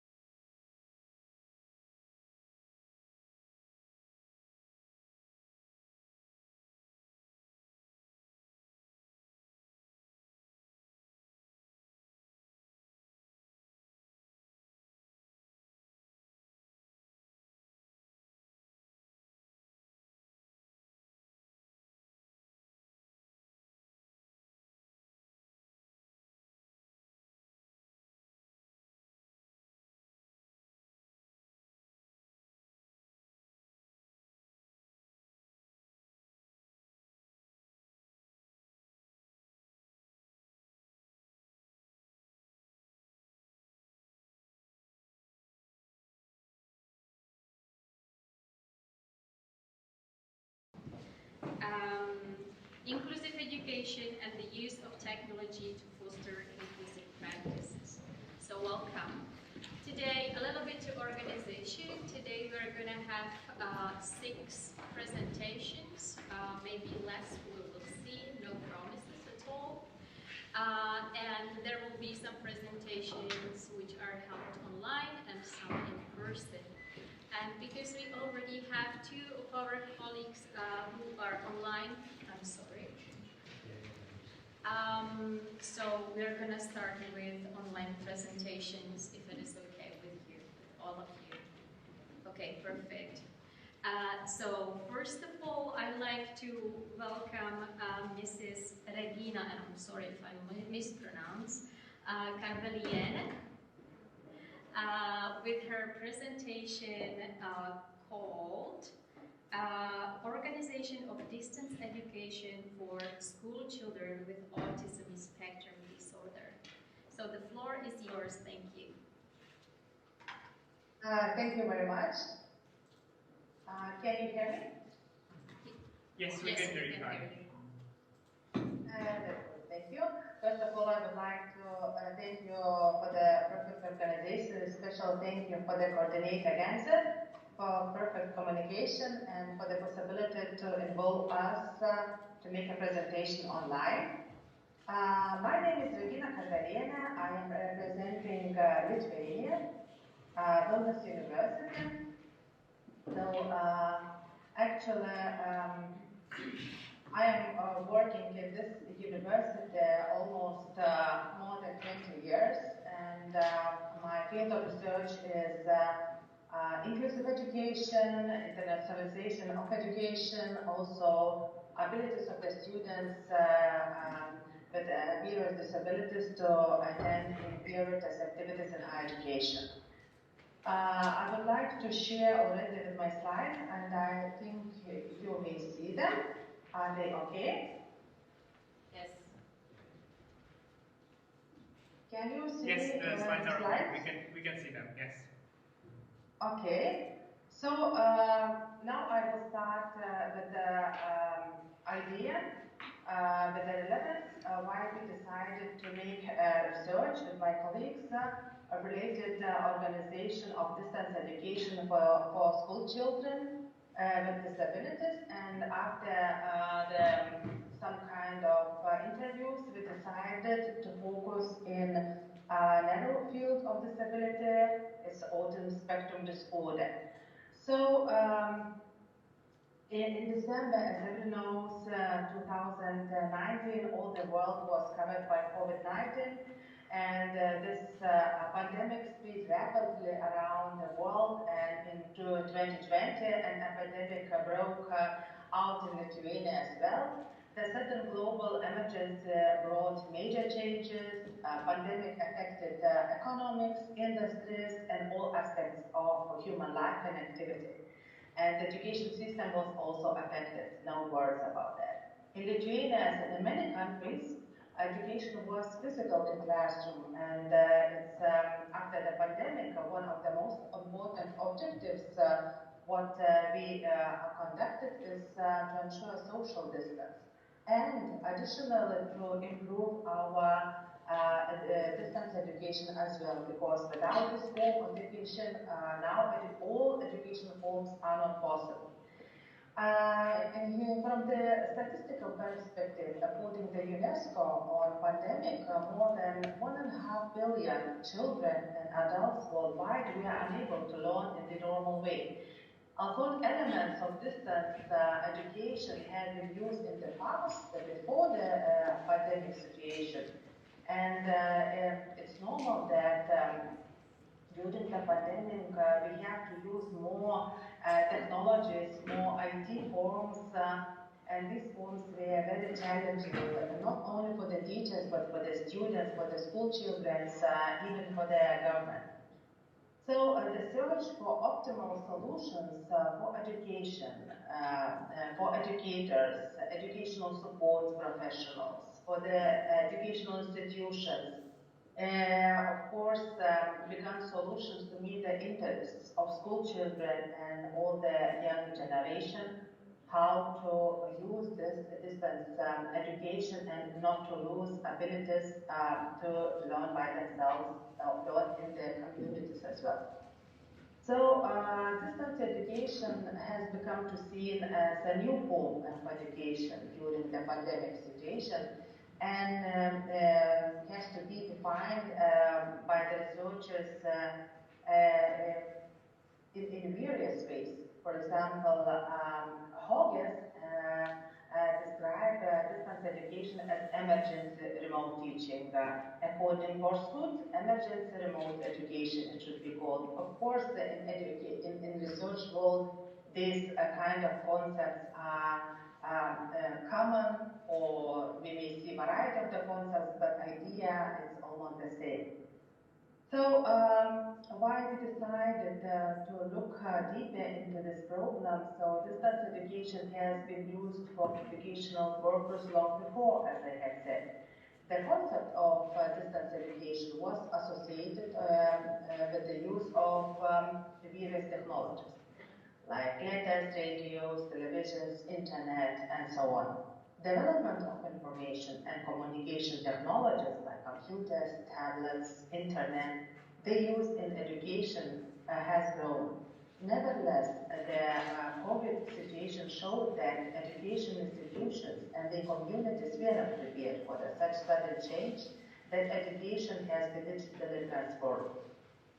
So, and it was quite a big challenge, and we tried to investigate how many researches were made in this topic, and we found that there are plenty of research on experiences of teachers, parents, institutions in abroad, that it was very limited number of research made on experiences, how to organize distance education, especially for the children with special needs in Lithuania, just few.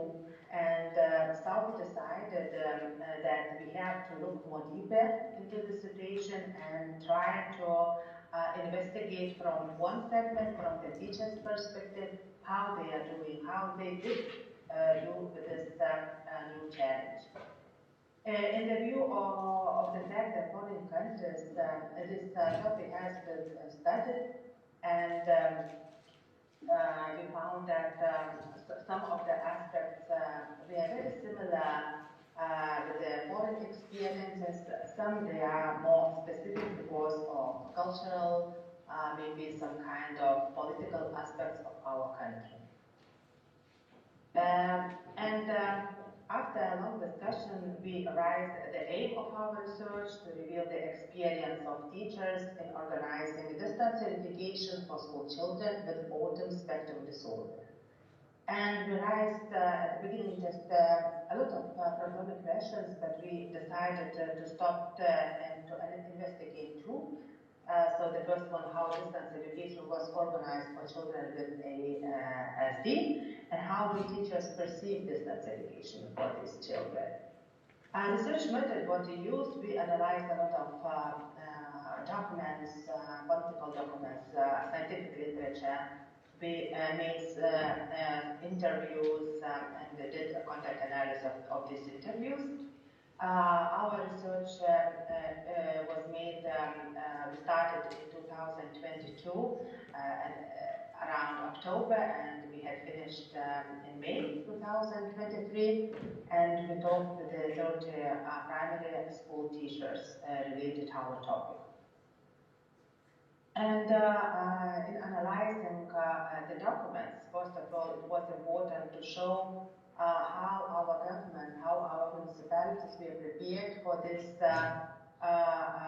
issue, for this challenge to organize distance education for schools, for vocational schools, for universities. And actually, at the beginning of 2020, there were no specific regulations or documents how to organize distance education, and especially when we are talking about the children with special educational needs, we have no any specific documents in that issue as well. Of course, at the beginning of pandemic when all education institutions were closed.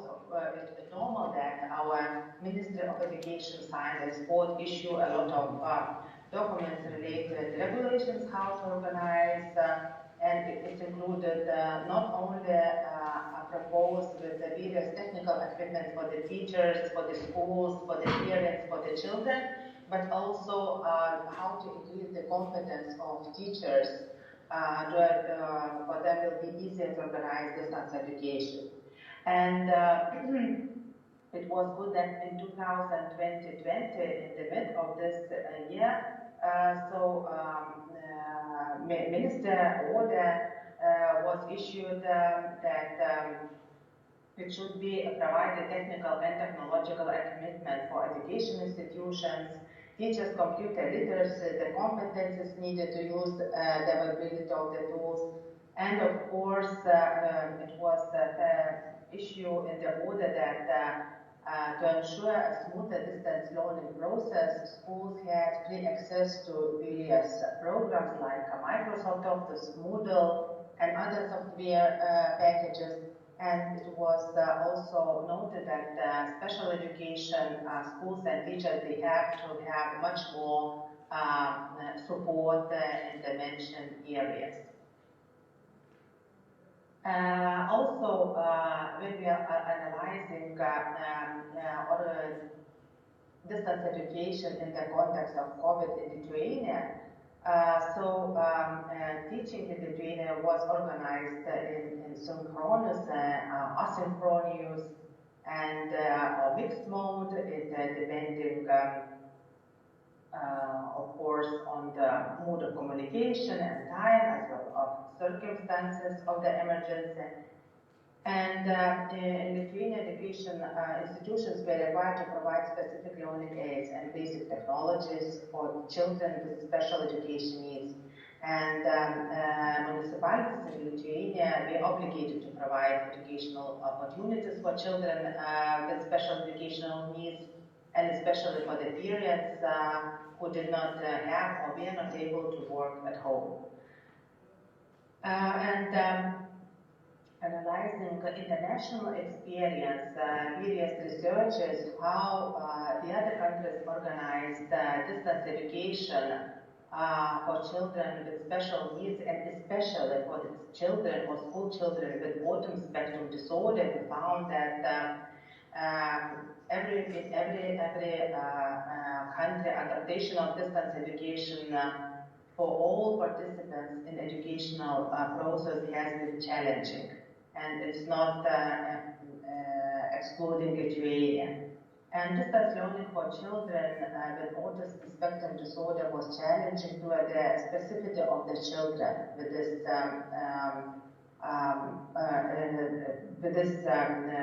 disorder, because they have very different abilities for study. And adapting to a completely new form of educational and change in routine. And changing of the routine for such children is the worst thing.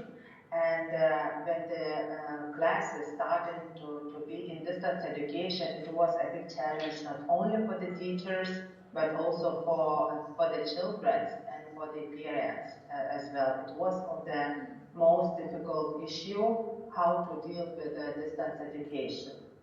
A sudden change in routine causes anxiety and stress, and the demand of sitting in a remote classroom and completing assignments cause confusion and fear for the children. These negative emotions in many cases lead to unwanted behavior of the children, and even in the home, the children where they had education. Also, the other thing we found that teachers' digital competences, it was a big challenge for them, and teachers had to be able to quickly digitize the content of the lessons, adapt the content to the individualized program of the students with a CD, make it accessible for the students' parents, and provide a new agenda to share different strategies for teaching. to make positive behavior of the children as much as possible. The content and tasks we designed to take into account not only children abilities and development characteristics, but also competences and digital competences, which were very important. Digital competences not only of the children, but of the parents as well.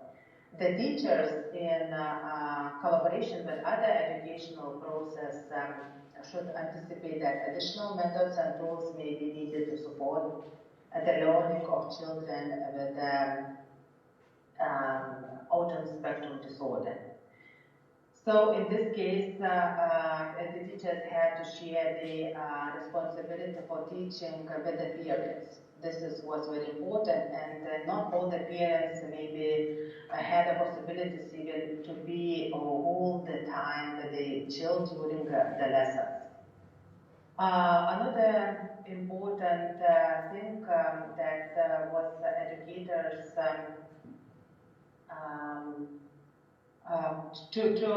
to work with the other members of educational process. It means with the special pedagogues and this collaboration networks, creation of the collaboration networks in some cases was positive effect of organizing distance education for the children. Also, what the teachers identified that they couldn't, during the distance education, they couldn't evaluate feedback of the children with the autism spectrum disorder as they could do during the physical lessons in the classes. And they noted that the social skills of the children with autism spectrum disorder were decreased a lot. When we try to evaluate how all these challenges were made by our teachers, so something new what we found in the international experience, we didn't note it, but I would like to show the main aspects which are very bright, shown during the interviews with the teachers. First of all, lack of experience, increased anxiety, tension, and stress. We are not only things what teachers face during the distance education. Teachers shared that switching to distance education, they also felt an increased sense of responsibility. Responsibility for the other participants of education. It means for the children who has no any disorder, and of course for them it was very important to receive feedback, and they couldn't do that. Also, a sudden change in environment and way they had taught for the vast majority of students with autism spectrum disorder provoked fear for the students as well. Regina, I'm very sorry, but we have lost 5 minutes for your presentation, so if you could Okay, I'm almost done. Yeah.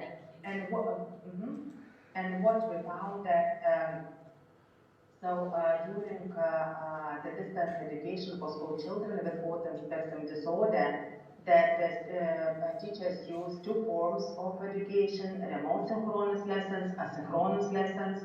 So these lessons were provided in the class and individual work, and also teachers has to prepare these lessons not only for the school children, but for the parents. Even they have to prepare some kind of instruction how to work in distance education, because even the parents, not all they have IT competences.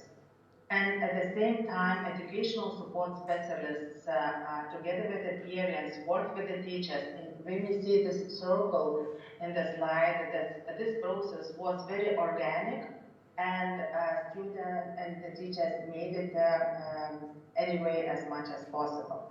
And what else main aspects of this distance education we found that, of course, positive, there are a lot of positive aspects. The increasing digital skills for school children, student-friendly environment was very important, because school children with autism spectrum disorder, they educated at home. Teachers obtain new experiences. And of course, negative aspects already I had mentioned, they are almost the same according to international experience. And the conclusions I already had mentioned a few minutes ago, so just repeated of my main findings during the research. And also I would like to share the references I used during this presentation. Of course, some documents signed in Lithuanian language as I analyzed the Lithuanian documents, and some references from abroad. Thank you very much. I think I made on time. Thank you very much, Regina, for your lovely presentation. It was very interesting insight into the Lithuanian context of the COVID times, which we all have experienced, and it was really very challenging for all of us. Now I'd like to give you some time to ask questions, or place some questions for Regina, if there are some from the audience.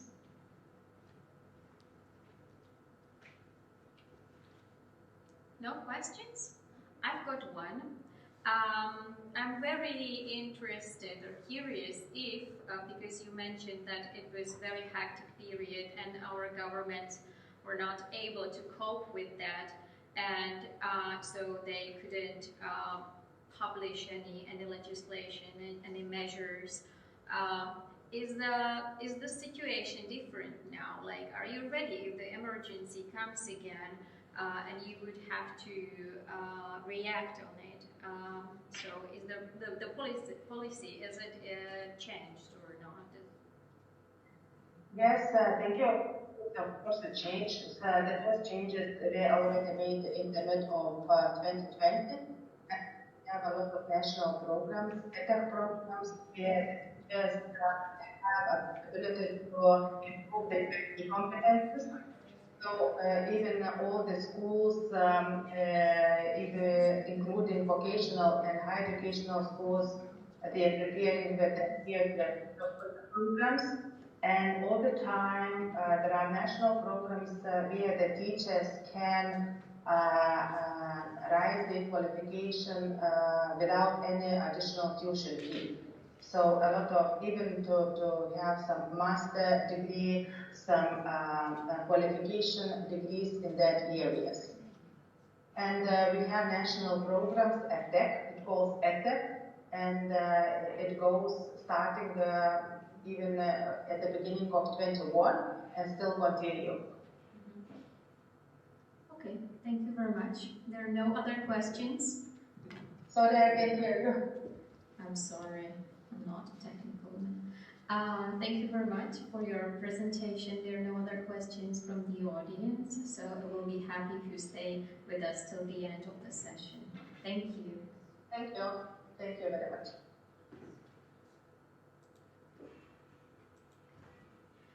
As the next speaker, I'd like to invite Maria Cristina Moscato, sorry, Cristina. It's okay, don't worry. All right. Hi. Hello. With your presentation titled, I'm sorry, I'm searching for that, Promoting Inclusive Education Through the Lens of UDL, a Teacher Professional Development Action Research. We're very thrilled to hear. Okay, just a second. I'm going to share my desktop. Can you see? Yes. Okay, excellent. Thank you. So, hello everybody. I'm pleased to be here to share with you today the state-of-the-art of my doctoral research that is focused on the in-service training of lower secondary school teachers on the UDL approach as a catalyst for inclusive processes and its effect on all participants. And when I say all, I mean the teachers who are participants in the project and the pupils, the classes. So briefly, The theoretical framework consists of 4 interconnected thematic axes. The first reveals the concept of inclusion understood in a systemic and transformative perspective, and the inclusive education as a transformative know-how oriented to the enhancement of all diversities as an intrinsic characterizing and essential value of every educational context. The reference is to the social perspective of inclusion promoted by the Goods and Discourse Index and the Nussbaum capability approach. The second theoretical axis is, of course, focused on the UDL framework, which is considered both in its technical and methodological aspect, but in its pedagogical value aspect too. So it is a virtuous framework for the building of inclusive culture, inclusive practices, and inclusive policies. Moving on. The teaching quality is identified both by scientific literature and European policies as a strategic lever for every educational improvement. Numerous studies are highlighting the need to rethink the initial and in-service teacher training. This is the reason why we are all here to speak together. To promote, in addition to disciplinary and methodological skills, the development of professional habits based on recursivity, reflection, self-assessment, research, and agentic skill. The fourth pillar of the theoretical background is the teacher professional development action research, which is a specific declination of the action research paradigm. It was framed by Crespi, that is an Italian inter-university center for the educational research on the teacher professionalism. And it is a combination between the participatory action research and the in-service teacher training, and it aims to research in the school context with teachers and not through teachers to promote, on one hand, professional development and agentic awareness, and to the other hand, permanent change in actor habits and context. So putting at the heart of the quiz method the social identity of learning processes. So, against this background, 4 research questions emerged. On the one hand, we wonder if the implementation of the UDL can improve the inclusive teaching approach, as well as if it can have significant impact on pupils' perception of their school experience in terms of learning, self-efficacy, motivation, and relationship.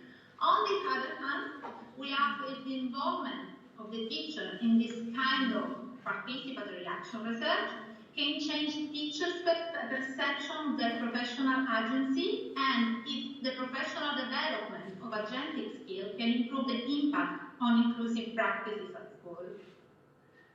So the hypothesis is that the training of teachers in the UDL approach carried out through a teacher professional development action research can bring a change in participant perception of inclusion principles, an increase in adoption of inclusive teaching practices, an improvement of classroom inclusion processes, a positive change in teachers' perception of their professional agency, and a positive impact on pupils' perception of their school experience.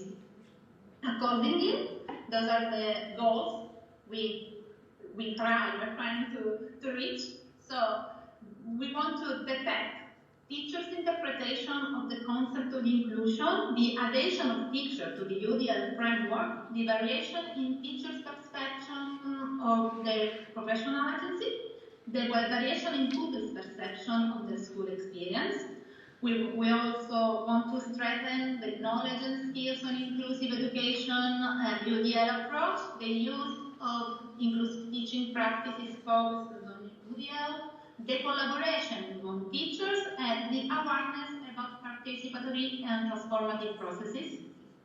To co-design, together with the teacher, inclusive didactic action focused on the UDL framework, as well as observation, monitoring, and data collection tools, and implement, together with the teacher, inclusive didactic action focused on the UDL framework.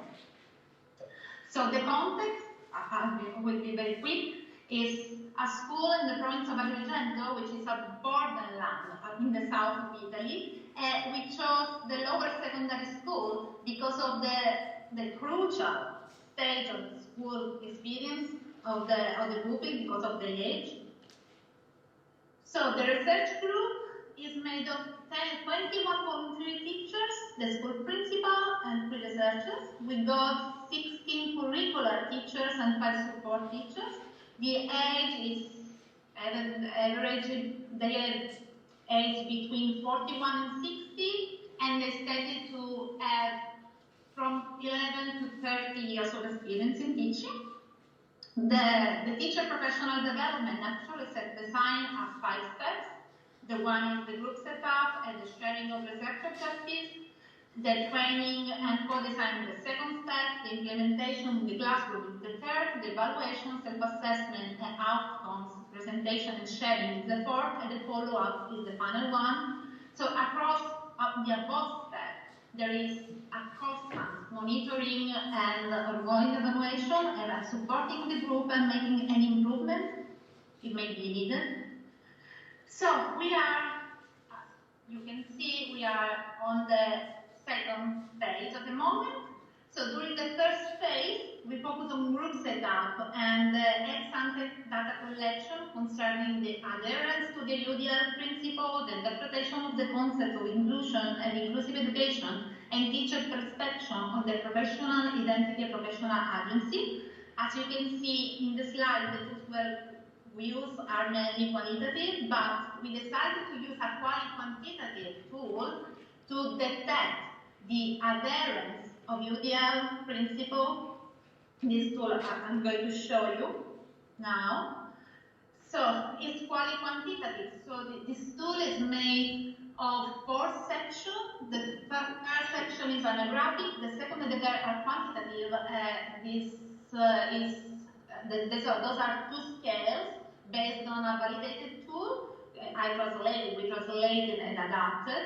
And so the second section is focused on the current application of the UDL principle. That is a battery of 27 items. Teacher will have to state the frequency with which they adopt teaching action consistent with UDL, with score from 1, which is never, to 5, which is always. We also try to understand if in teacher opinions the school context was appropriate to the adoption. So there is a third section, this is the potential barriers to the implementation of the UDL, where teachers were asked to state agreement or disagreement with 10 propositions on a scale from 1, totally disagree, to 5, absolutely agree. As you can see, it's significant that only 1 teacher out of 21 stated to be familiar with UDL. By the way, within the limits of self-report, you can see the results, the outcomes. They stated that although they don't know the UDL, it seems that they implicitly adhere to the UDL principle because the average outcomes are quite high among 3.5 and 3.8. They also didn't highlight contextual barriers to the framework implementation, so that suggests that that context will be flourishing to the implementation of the UDL. So we are now carrying on. So the analysis of qualitative data is in the progress. We chose to use the qualitative content analysis because it is considered a suitable method to work with a very rich set of data that need interpretation to try to minimize the personal bias of the researchers. We chose to carry on with the triangulation of researchers. So we are moving, analyzing the raw, we already analyzed the raw data independently, and then there was the first phase of joint analysis and comparing the preliminary analysis process of data to negotiate the key meaning in an inductive way. So we are moving in this way, working independently first and negotiating, then to reach the final clustering.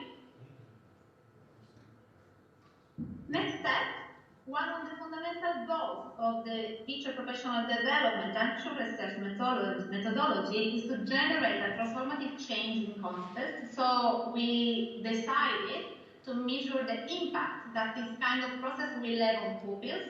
This will take place through the ex-ante and ex-post administration of a self-report questionnaire on their perception of the school experience, again in terms of learning, efficacy, motivation, and relationship, and a qualitative scale to detect their opinion on the inclusive quality of the teacher practices that's going to be administered at the end of the activity and teaching practice designed from a UDL perspective.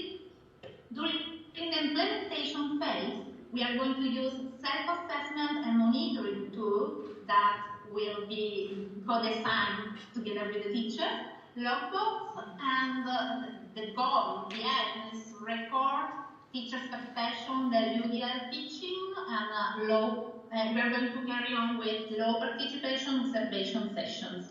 The evaluation and self-evaluation will be conducted through focus group in small groups and in the interview, and the follow-up phase will be conducted through focus group and ex-post administration of the tool I showed you. So, to conclude, in the light of the above, we expect that at the end of this kind of participative actual research,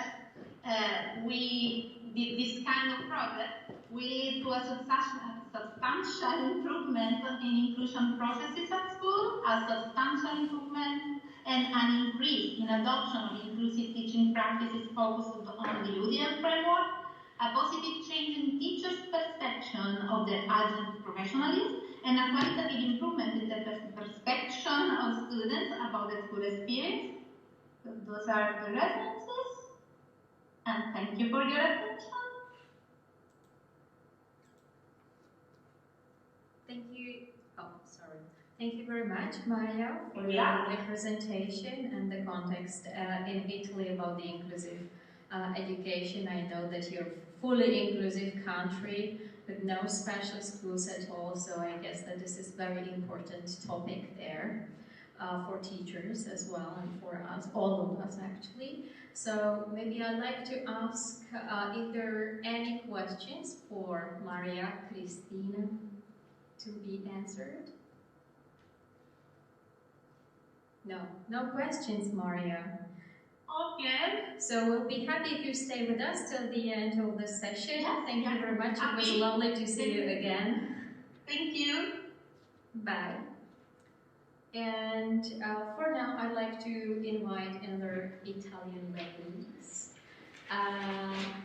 Gabriela Ferrara and also Francesca Anello. I know with their presentation relating to hard skills, physical activities, and spaced learning.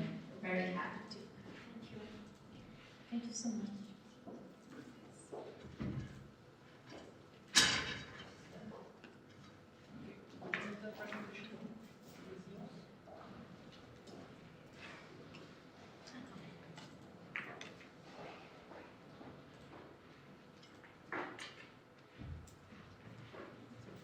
Hi everyone, I am Gabriela Ferrara, and today I'm pleased to share with you a project conducted together with Professor Francesca Anello and Professor Francesca Pedone, who unfortunately can't be with us.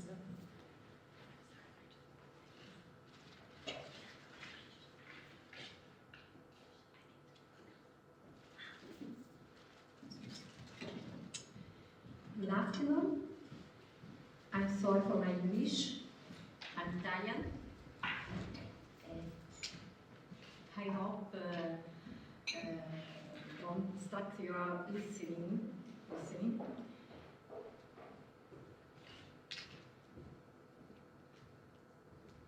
Our study is still in preliminary phase. Research proposal for partnership.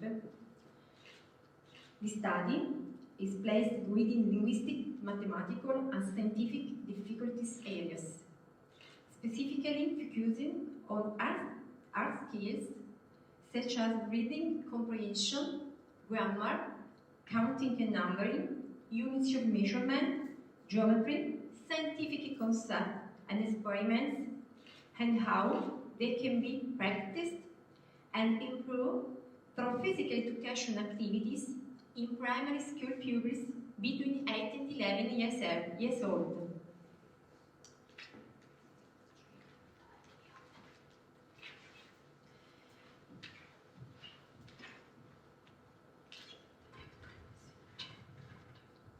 How can we do it? The HAMS project. Gli acronyms o Apprendimenti in movimento per l'inclusione a scuola. In Italian, language Italian, in Italian language. Therefore, learning in motion for inclusion at school aims to verify two implications of research results on space learning in the linguistic, mathematical, and scientific areas, implementing and optimizing the technique even with students in difficulty and or with disabilities. Space learning is a particular articulation of lesson time that allows to maximize the concentration, the memorization, and cognitive work of students. The approach with the student remains the traditional one, but space learning conceives the lesson as a situation that overcoming passive learning makes the student participatory, active, and critical. The teacher can use space learning to introduce a new topic for reinforcement activities in anticipation of the test, to lighten a lesson that is too long or difficult, and to facilitate the acquisition of content in students in difficulty. Space learning allows to truly meaningful learning, transforms the direct instruction of the teacher into the experiential learning of the student. In this way, the teacher can verify both the actual understanding of the content and the ability to apply knowledge in a given situation and promote personalized learning. Several neuroscientific studies, including those by Kelly, McMines, and Kelly Watson, developed the space learning technique to test whether it was possible to encode complex information in long-term memory in students using stimuli repeated in a very short time scale. Over the course of the lesson, inputs are idly concentrated periods of instruction, while space is created through 10 minutes distraction activities, intervals. Research results show that learning in an hour of instruction lesson is significantly higher for interval learning groups. Motor activity favors space learning because it stimulates consolidated knowledge and information in students through meaningful interaction between mind and body. Scientific literature highlights how sports practice builds the positive concept of corporeality, especially in people with disabilities, since through movement and its free expression, the student finds himself, stimulates creativity, and overcomes psychophysical blocks. Several research underline how the importance of a physical and sporting activity carried out in a regular and constant manner is a very important tool in maintaining a state of well-being and psychophysical health for a student, especially for children with disabilities, with intellectual disabilities. Recent international survey show that the preparation of students with low skills in native language, in mathematics, and science is increasing. The conclusions highlighted the importance of allocating sufficient teaching time and innovative and/or alternative strategies, providing timely teaching support, ensuring the training of teachers, and systematically monitoring students' achievements. In Italy, students' reading literacy has been detected in recent years by several international surveys and national surveys in VASI test. We intend to study the relationship between reading literacy, mathematical literacy, science literacy, and the development of motor skills.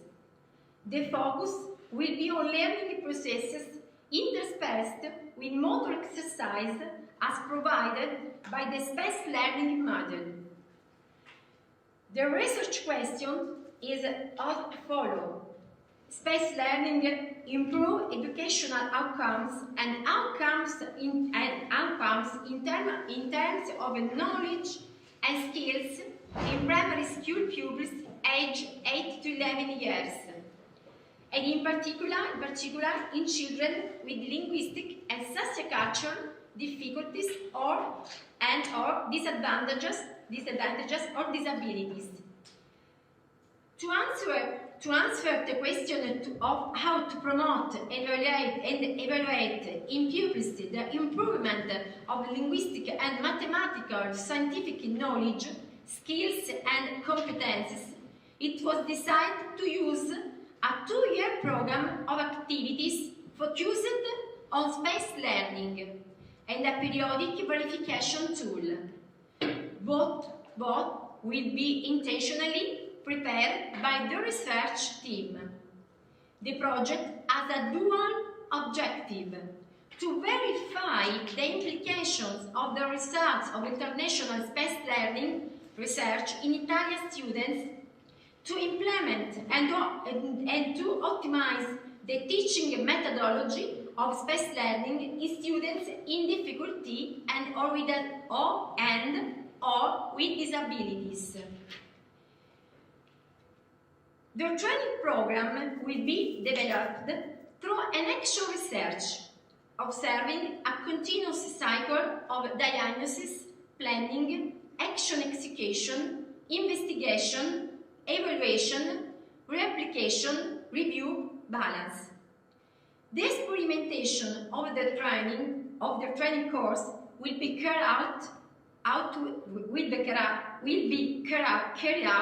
with 2 plans, with 2 groups, experimental and control, with single recurring group with an interrupted time series, almost experimental plan. We predicted that at the end of the experimental action, the positive performance in the sample group would significantly increase in test comprehension, grammar, calculation numbering, units of measurement, geometry, concept, and scientific experiments. The general hypothesis was formulated as follows. The planned educational intervention will produce in pupils aged between 8 and 11 years with socio-cultural, socio-economic, and linguistic disadvantage, with intellectual disabilities, significant improvements in their ability to read and understand, use the linguistic medium, calculate, number, measure, solve problems, observe, investigate, experience the natural and artificial environment. Reading and comprehension activities of the test, grammar, solving mathematical problems, scientific conceptualization, interspersed with motor exercise will be prepared. Physical settings of 10 minutes will be set set up, during which students will intersperse the lesson with physical activity, movement, and interactive motor games. For example, action 1 is a lateral jump. You can see graphic representation. In this activity, the children jump sidewise on the basis of a straight line on the classroom floor. Instruction collective, execution individual, and material tape and paper. Planning, the training program will be realized into 2 years and will be divided into 7 steps. The work plan will be sections in 5 phases, and as can be seen from the Gantt chart. Analysis, design, development, implementation, evaluation. The target group will be composed of 70 primary classrooms and 1,400 pupils, aged between 8 and 11 years. The project has 4 stakeholders: 2 national Paralympics federations, FISPAS and FISDIR, and 2 amateur sport associations, il Sottomarino Sport T21. The tools used in this project are metalinguistics skills test, test of Italian language, summary test, vocabulary test, summaries test, mathematics test, science test, cognitive skills test, inclusive test, and 40 motors action. The AMS project intended to develop the space learning methodology to evaluate its effectiveness and efficiency in the field on primary education and teacher training. It will make use of quantitative and qualitative research methods through classic experimentation and action research. Randomized distribution of the groups and the processing of the data with statistical technical, including cluster analysis and experiment. Is about calling evidence to evaluation cost and benefit with a triple object. Compile the applicability, generalization and transferability of alternative methods with response to ordinary and customer methodology. Verifying and efficiency of the research program to improve learning outcome, as well as equity and inclusion measures of education and training system. Develop education and practice recommendation and operation guideline to inform police miscues. Program, future evaluation, and action in the field of education and training.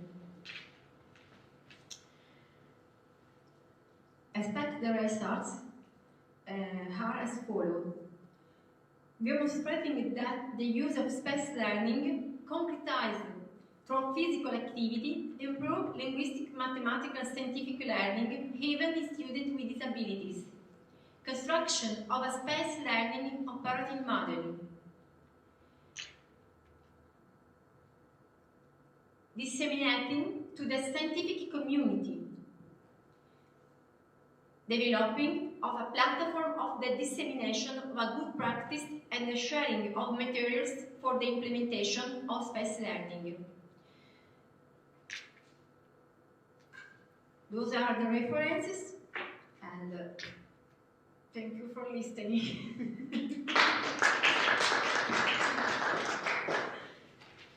Thank you very much for your presentation. Are there any questions? Are there any questions relating to this model? I know that it has been approved by European Commission, right? It's a European project within Eurostars or something.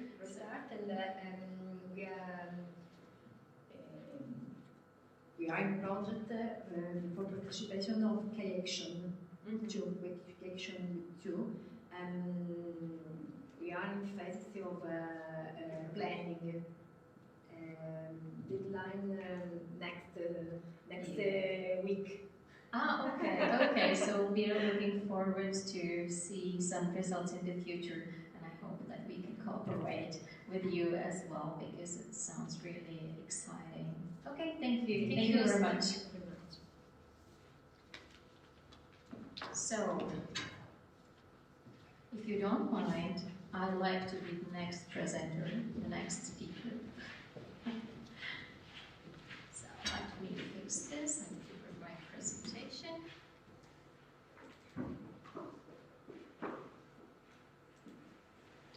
So, I'm going to present actually two contributions to abstracts which go along. Because the first one was prepared by our PhD exchange student from Tunisia, and the second one is the actual project that we have. The first one is just a literature review, so I won't bother you with the theory much. Okay. So, about the project is an internal project that we have at the university, and it is,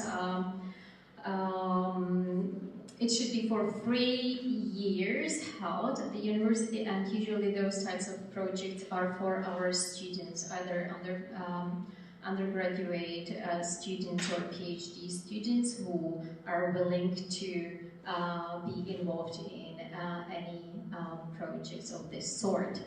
And the project is titled Pedagogical Communication and Interaction in Teaching with Teaching Assistants, I would say.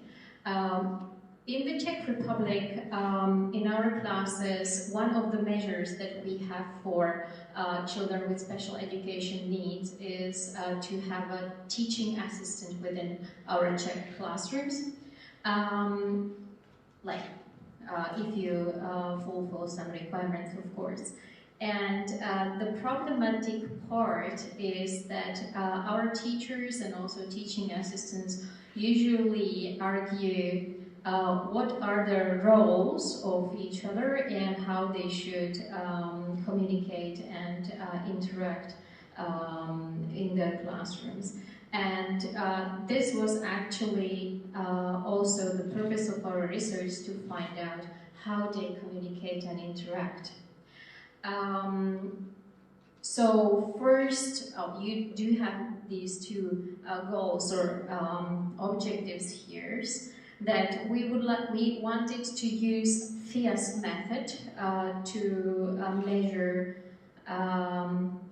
the communication and interaction in the classroom and see what the communication and interaction is, and then maybe to adapt this FIAS method. I'm going to tell you more. So the methodology is qualitative and quantitative, so we use the mixed method. And first, we took the FIAS tool as it is, and this FIAS tool, I don't know if I've got here, yeah, the FIAS tool is here, is originally designed to cover the communication and interaction in the classroom between pupils and teachers. So we felt like, okay, but in the Czech setting, we usually have teaching assistants, and then this tool then misses an important part in it. So we said, okay, let's try to create or to design the FIAS tool that could be extended also to an extra adult in the classroom, which the teaching assistant is. How does this FIAS tool look like? Originally, it has got these 15 categories, which you can see, and it works in a way that you play a video next to this software, and after some frequency, you can set up 3 seconds, 5 seconds. You have to click on the situation which happens at the particular moment. So you may see the examples. For example, you see that a teacher accepts the student's feelings, express empathy in a constructive way. So you click on it because it was the part of the lesson. Gives instructions or commands. But you can see that this is just like about how teacher reacts or communicates, interacts with pupils, not the other adult person in the room. Well, this is the print screen from the tool. I wanted to just, it's in Czech, unfortunately. I'm not sure if there is some English version. This was done by our university team. Well, there is the title of the monitoring, so you place whatever you want to recognize it afterwards. What was it? What was the video about? Then there is the length of the interval, so for like this is what I mentioned, like after 3 or 5 seconds you will get the sequence and you have to set what was happening there and how many times it should be repeated. So what we actually did was that we're a team of primary teachers and also a team of special educators. And we couldn't agree on what form this FIAS should possess, because our special educators said, no, it has to be from the perspective of a special educator, so we have to take into account the consideration if the child is with, like, what kind of disability occurs. Also, we need to know what type of measures, support measures, he was involved in. And, the overall context, but primary teachers, or us, like, general teachers were like, it's just more of the communication and interaction of 2 adults. So why would we have to consider that? We are interested in how they cope within the classroom. And so at the end, we went both directions, because several students, undergraduate students were or are still involved, and we said, okay, let's do it in both ways. Part of the students will go and will use the FIAS tool for special educators, and part of them for usual communication and interaction between 2 adult people. So what I'm gonna show you now is how FIAS tool looks like for teaching assistant as a support measure. So you can see that TA means teaching assistant.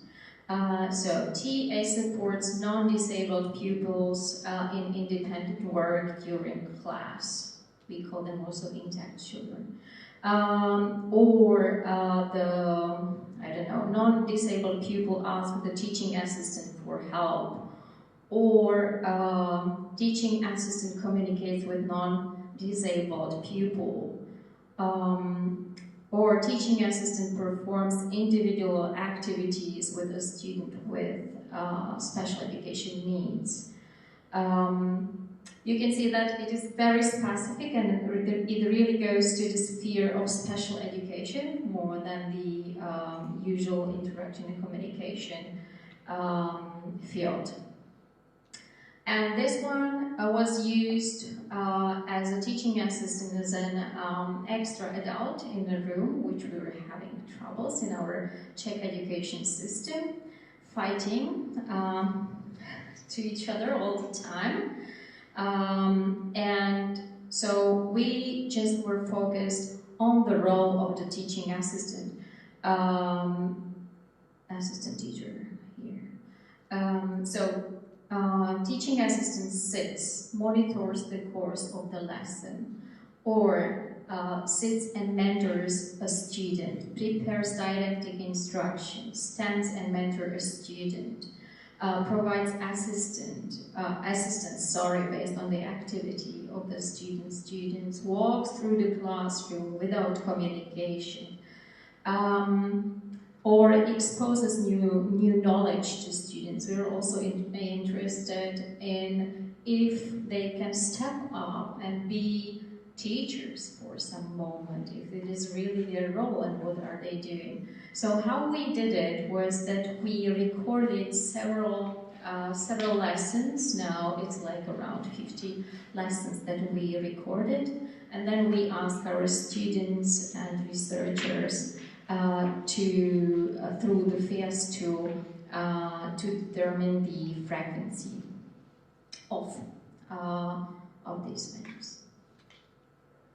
So because the project is still in the process, so we don't have many results yet. We're still processing and trying to see what the results are. But what we know for sure is that we cannot be satisfied just with the approach of a primary teacher or general teacher, and we cannot be satisfied only with the view of the special educator. So we have to somehow combine it together.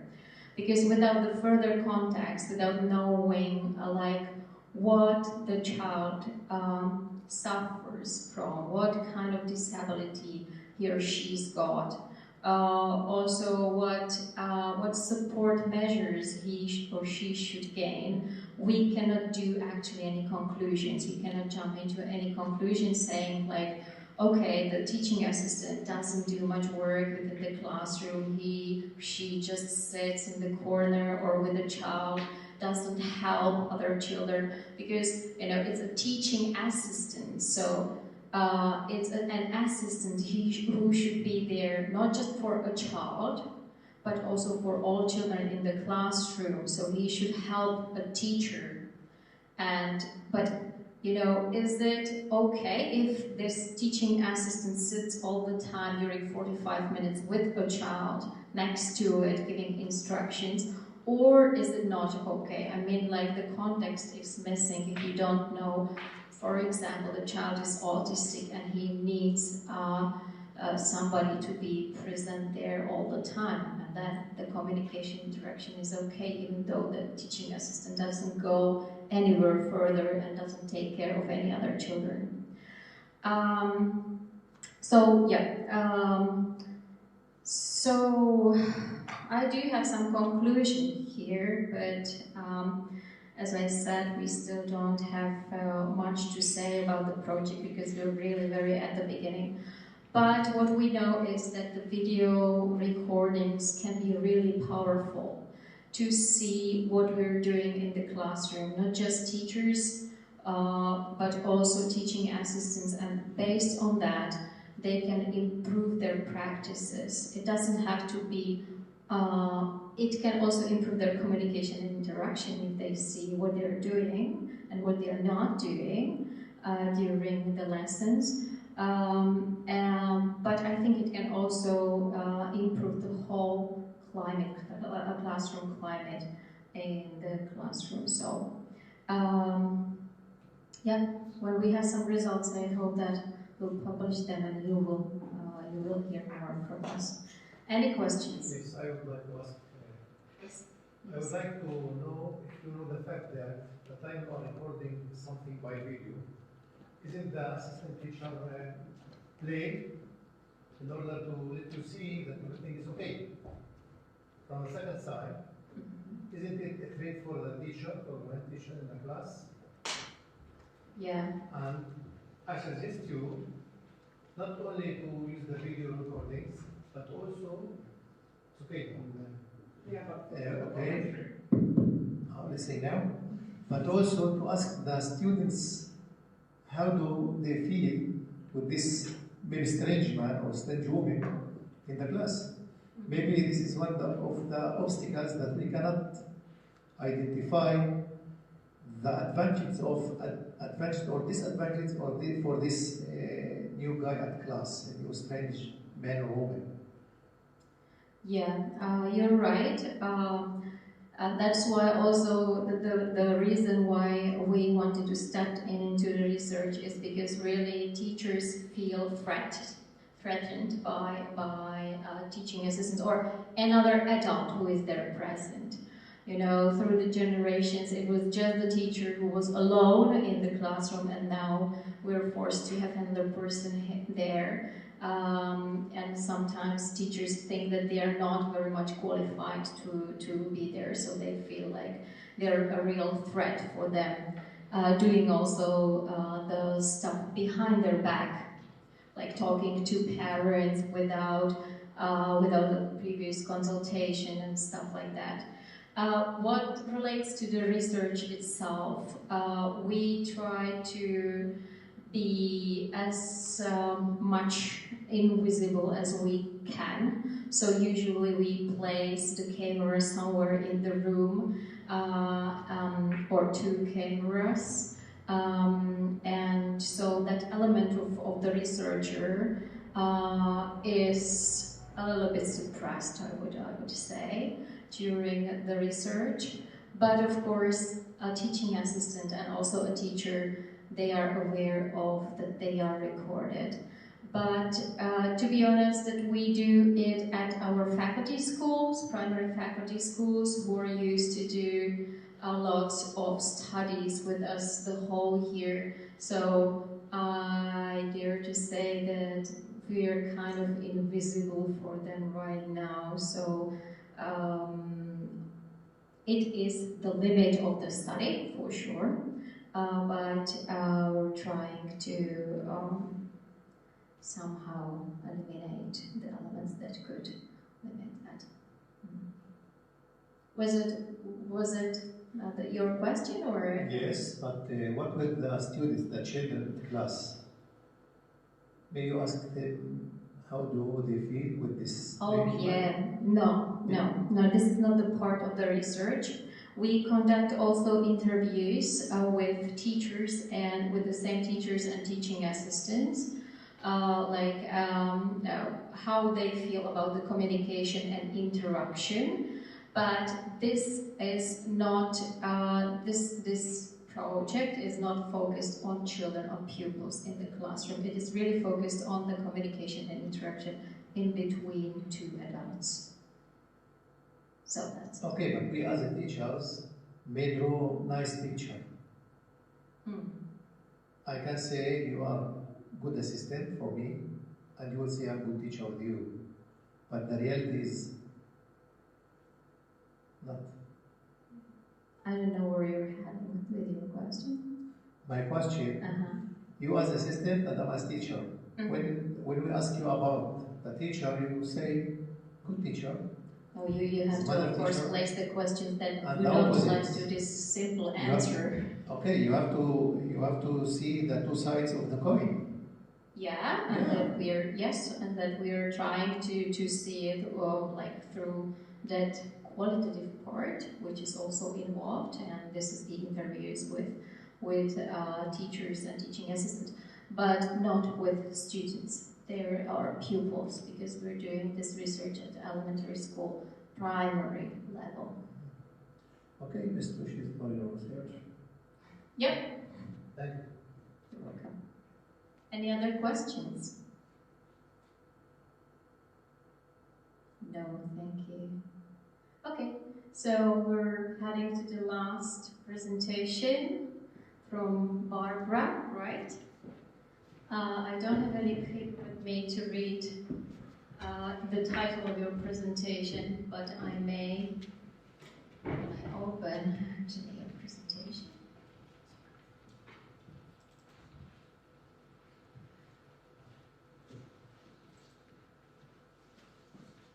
The floor is yours, enjoy. Thank you. Hi everyone, I'm Barbara Hamplova and I'm from Silesian University in Opava, and I'm from the Department of Americanistics and Anglistics. And I've prepared a presentation on digital technology for inclusive education and transformative pedagogy, reaching for the stars. So I hope you like this type of presentation because it's a bit different than what you had here. So we'll go through 3 models, 3 frameworks for teaching with digitalization or technologies. And we'll go through 4 C's model, TPAC and SAMR. Then we will go through the neural network model research study that I performed, and fear-based learning and stress. So let's dive in. We'll start with the 4 C's model, or also 4K model, which comprises of 4 core those C's. So it's a creativity, critical thinking, collaboration, and communication. So first, the creativity. The creativity doesn't necessarily mean artistic activities, but rather creative, critical thinking, inventiveness, decision making. Then we have critical thinking, and here is more focused on the research and claiming the aims, and also actively collaborating together to promote diverse inclusion. And of course, for this, the communication is important as well, because only through communication you can promote inclusion. Then we have a TPAC framework that was comprised by colors. And here you probably already know that you need to have technological knowledge, pedagogical knowledge, and content knowledge. But the TPAC was invented especially to promote that each teacher should have this essential knowledge of technologies to fully implement them in their classes. And as you can see, let's say, ideal impact would be to create a teacher, be a teacher that comprises all 3 forms, and it creates technological, pedagogical, content knowledge. So it comprises of the knowledge of all. So not only from teaching methods, but also implementing technology, digitalization fully into your classes. Then we have the SAMR model that was conducted by the Dr. Ruben Pentadura, and each letter stands for a different word and also for a different technological enhancement. So S stands for substitution, and this one is, let's say, the one that doesn't impact anything that much in comparison to the others. So the substitution is, let's say, technology, but without any other functional changes. So let's say instead of paper, you will give them a digital version of a test. Then we have augmentation. Here is the same, however, this time is a functional improvement. Then we have a modification that is that a technology allows you a significant change. And then we have redefinition, which is the most important one, because without this one, it wouldn't be possible to conduct your classes without digital apps. And now we go to the most important part of this paper, and that is the neural network model conducted by Posner. And here we have three main aspects. First is the alerting, then we have orientating and executive control network. So this is about the attention of the student during your classes that you teach. And the alerting network, or also alert state, is to manage to catch the attention of the student enough to create this sustained attention. And as you can see on those two pictures, there you can have on the first picture, you can see a guy, a little boy that is kind of smiling, expressing emotions, enjoyment. However, on the lower picture, you can see a very bored little guy. And thanks to the executive control network, you can actually control their behavior, or they can control their behavior. And that is usually seen on the interesting motivation. So that's you actually catching their attention with your behavior during your classes. It's about your approach, if you're stressing them out, or if you're nice to them, or if you're using any apps, digital apps in your classes, and to which extent it actually has the effect on them. And here are some strategies in terms of each of the networks.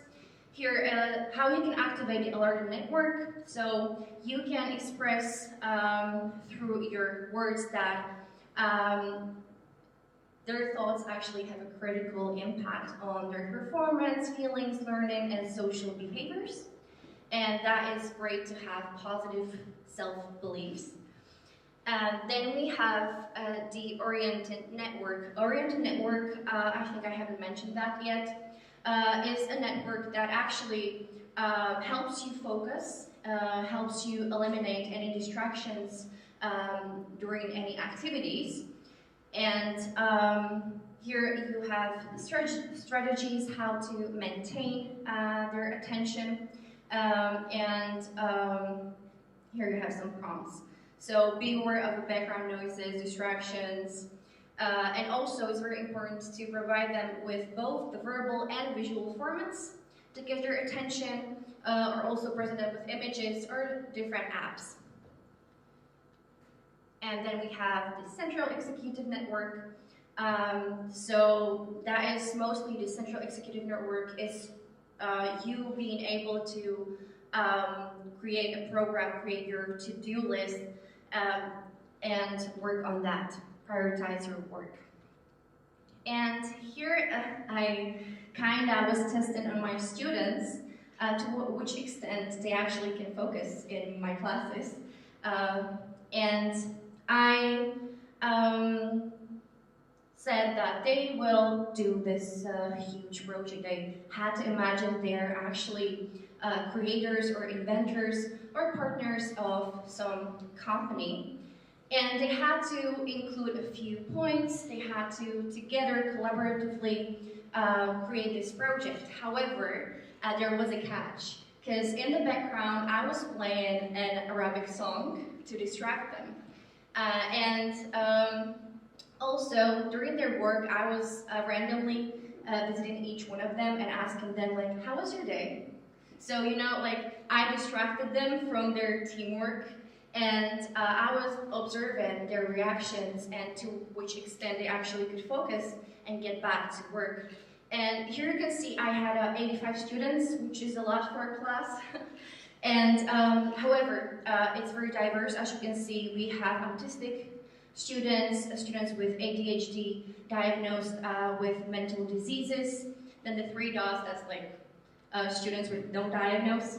And here, hard at times, it means that it was hard for them to focus at times. But I noticed that especially the autistic people found it hard to focus on their tasks because they like quiet places. So all of a sudden they had this music and it wasn't, let's say, the right task for them, or they couldn't focus as much as they wanted to. However, they were in a group with other students from all those groups, so it was very nice to watch and observe how they can collaborate together. So when, for example, a student with autism couldn't concentrate, there was another student who helped him get back to his attention, or their attention. And I also used for this a Padlet app, and their results were presented on a screen. And I would also like to mention that students with ADHD, in terms of the oriented network, they found it actually very soothing to have music in the background because they're used to jumping from one thought or from one task to another. So actually the music helped them to concentrate on the task a bit more. And I even asked them like directly, is the music distracting you? And they were like, no, actually I love it. It's really great. And some of the students even started dancing while completing the task through the app. And here I have this, let's say, model of brain, as you can see. And here I would love to just briefly explain that how stress can affect learning in classes. So when a teacher, let's say, or a student itself is very stressed during the teamwork or during the classes, it actually affects the part of the brain, as you can see, the blue part and the red part, which is, let's say, surviving part of the brain. And when the student is feeling very, let's say, well in their class, is very welcomed, it actually, the part of the brain that actually works is the executive brain, which is the prefrontal cortex, the green part. And what's the difference between those two? So, of course, stress is inevitable. However, when we are stressed, and that part of the brain is activated, it activates only surface learning. Surface learning is, of course, beneficial as well, but in the long term, what happens when you're stressed or when you have this survival mode? You react based on some instincts, and as it stands for itself, it's like a survival for you. However, if you feel relaxed and having fun, then the executive brain, the prefrontal cortex actually works, and the deep learning starts. And that's the whole point about it, that we as a teachers, when, of course, digitalization is going on, that we should also pay attention on the diversity. So pay attention who is in our classrooms and to what extent we can actually help them to implement or help them to achieve deep learning in our classes. And of course, dopamine is created as well. Dopamine can be created even during stressful situations. However, you can say like dopamine is not bad. No, it's not bad. But over time, it activates other mechanisms, neural mechanisms in the brain that actually creates another aspects that are not beneficial for the brain itself. And I would love to just say that we should be very mindful of our students, and of course during the implementation of digitalization or digital apps in our classes, be very mindful of focusing on their mental state as well, because that's what matters the most, because they have to feel included in the classes and welcomed in the classes. So I would like to thank you for your attention, and that's all from me.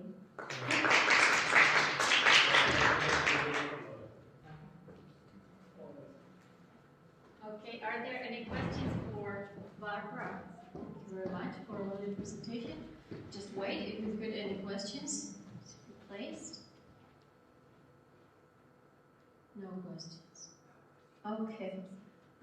So sad. Okay, so let me close this session together. I'm very happy that you all came and stayed here till the end. Just a few things to our organization. We are like 30 minutes ahead. Or delayed, right? No, ahead. So everything will be shifted for 30 minutes. So as you can see, the planned program. So please count less than 30 minutes. Is it all that I was supposed to mention, or you gave me lots of instructions? Yeah, and I so think I remember the next just thing that's going to happen is we are going to have a... should be taking a microphone. Okay, so according to the updated program, we are having a coffee break basically until 4 p.m., until 16:00. And then at 16, we are going to meet here again for a discussion. And after that, there is going to be some delay. And then at 6 p.m., everyone is welcome at the World of Banksy for an exhibition. Thank you very much. And thank you for all the lovely presentation. Thank you, presenters who are here in person, and also those who were with us here today online. Thank you very much. It was a pleasure to have you here. Bye-bye.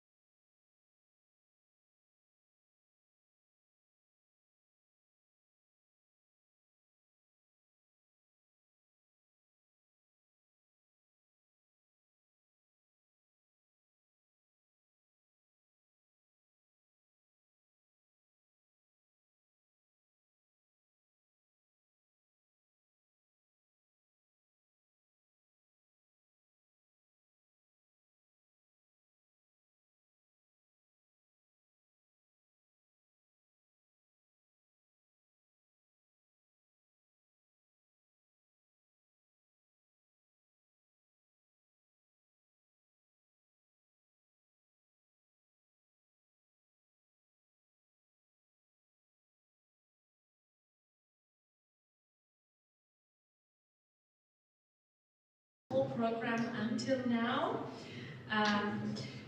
First is the most important thing, and that's what's happening today evening. Today evening at 6, we start with the exhibition, and everything happens in the world of Banksy. So this is what you see. It's also in your application. You can Google it, and you can see the way how to get there. So it's perfectly easy to get there and to walk there from the faculty. But we'll have enough time because we have been all the time in the building, and I think we need also a bit sun and air now. So at 6 we will open with the exhibition opening, and we will have a short introduction. And then we will have a glass of wine, of Prosecco, and we'll have our dinner. And then at 7 we are invited to follow the concert from the Low Brass Orchestra, which is a section of the Czech Philharmonic Orchestra. That's the biggest orchestra in the Czech Republic, the most famous. So part of them, and it will be approximately for 1 hour.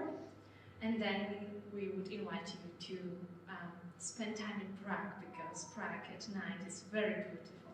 So I think that would be the program. Also, some of us will go directly after we finish to the world of Banksy. Some of us will walk through Prague and then finish there, maybe with a glass of beer for those who would like to do it. So we are open, me and Petra, to gather with you and support you if you need orientation in Prague and you don't want to walk on your own. So please don't hesitate to ask us to support you with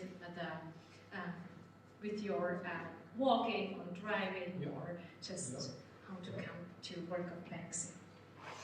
And now we agreed that the keynote started with us today, and she is so kind that she will continue and close the day. So Marisa, please. Thank you so much, Barbara. It's wonderful to open and close the day with you guys, and thank you so much for sticking it out through to the very end. I was invited by our dear Gamze to lead this reflection and discussion, so welcome. I think we all agree that it's been a very intense day with lots of learning, where we have gleaned insights from 5 different panel sessions, 2 workshops, the plenary, and we have touched upon a host of issues that range from artificial intelligence to gamification, neuroimaging to reflective practice. So I wanted to go ahead and open it up for discussion, kind of like doing what Kenan did yesterday, maybe handing over to some of the panel chairs. Some of them have already gone to start seeing Prague, yeah.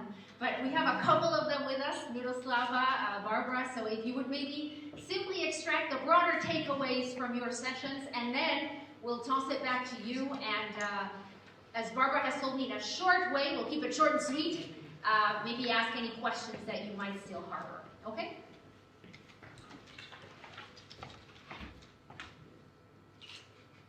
So, thank you, and I will give you information about how it was in the session 6, which was focused on reflective approaches to linking theory with practice. And this session, there were about 8, from the beginning, 8 people in the room, and 5 people who was also presenter were connected online. And we had a mix of different topics.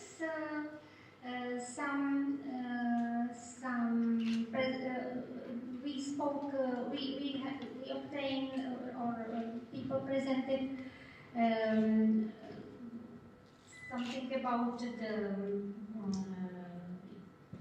novice teachers and experiences from basic school in Moravia, and what novice teachers need for their work when they start to teach, who is novice teacher, etc., etc. And also there were presentations focused on Holocaust in primary education, by our colleague from Olomouc, from the Czech Republic, and it was proposed methodology how to implement this very complicated, very important topic into literature. And what are experiences and how to work with another resources. Also, one contribution was focused on textbooks for primary education. There were done some analysis, and also there were presentation about emotional labor in English language. The majority of these presentations were about results and methodology of some research which was done. The presenters were from different countries, from Czech Republic, Slovakia, Romania, and Turkey, and one was missing. So in the rest of time, we discussed, and discuss was very rich.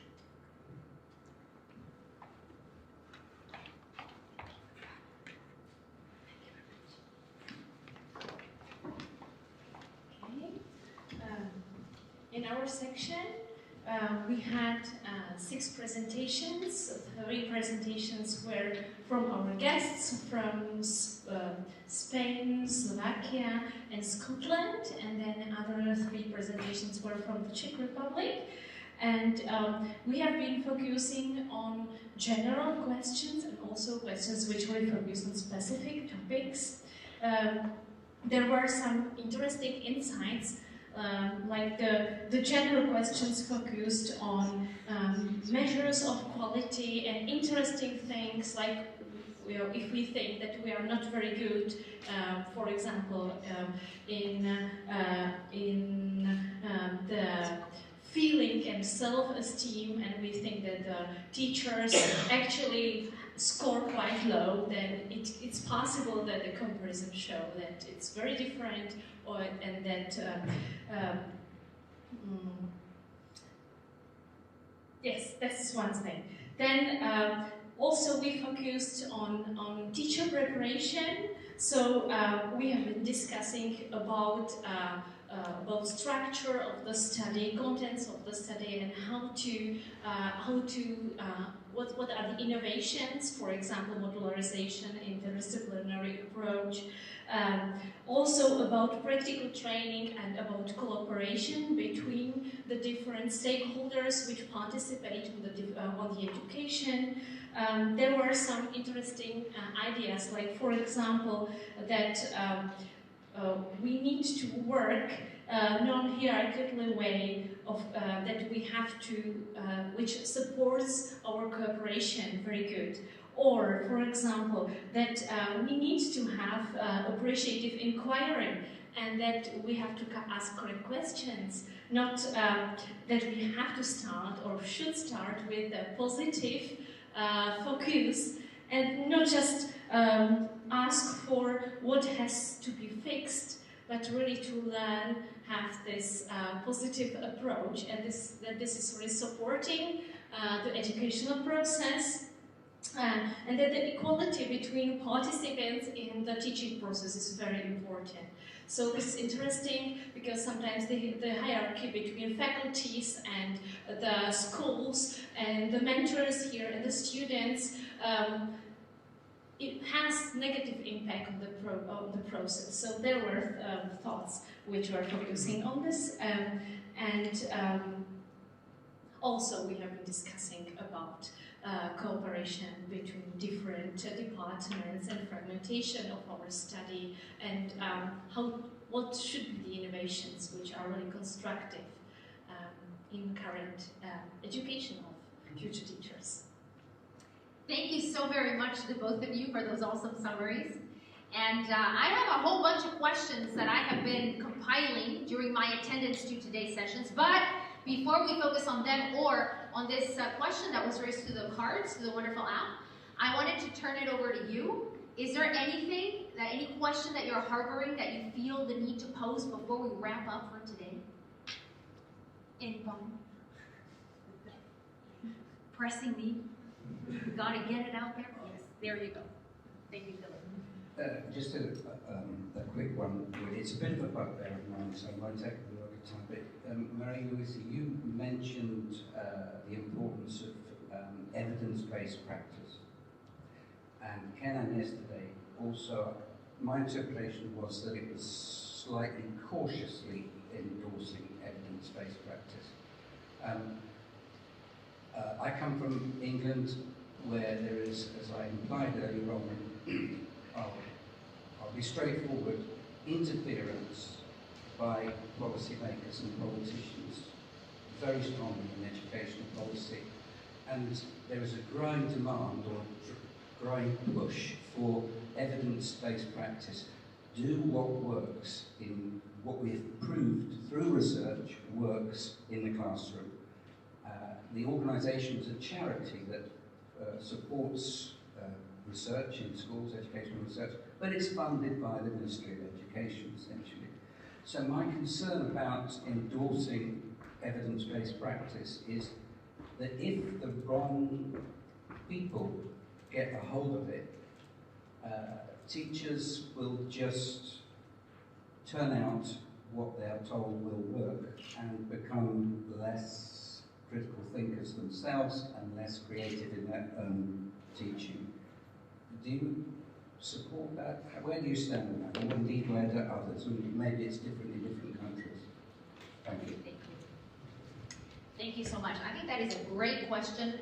Indeed, if policymakers are the ones who are doing the stock taking, which has happened before, it's been known to happen, then they're going to, we can interpret data, not skew them, but certainly tweak them in one direction or another, and they might do this to fit their own agendas, which has happened, for example, in my context in Andalusia. So I think we can address this challenge first by doing what we're also doing in my context. I'd like to share this example of what I consider to be good practice in case that helps at all.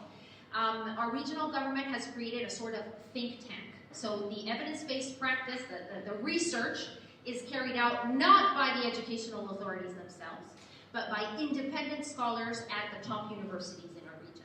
So that information is not skewed, it's not biased, it's as objective and empirically solid as possible. And then that is what they use to inform the decisions they make in the different orders or policy documents to implement. I'm speaking specifically about CLIL because it's my primary area of research, to guide CLIL implementation in the region. So that's one way of superseding that possible limitation.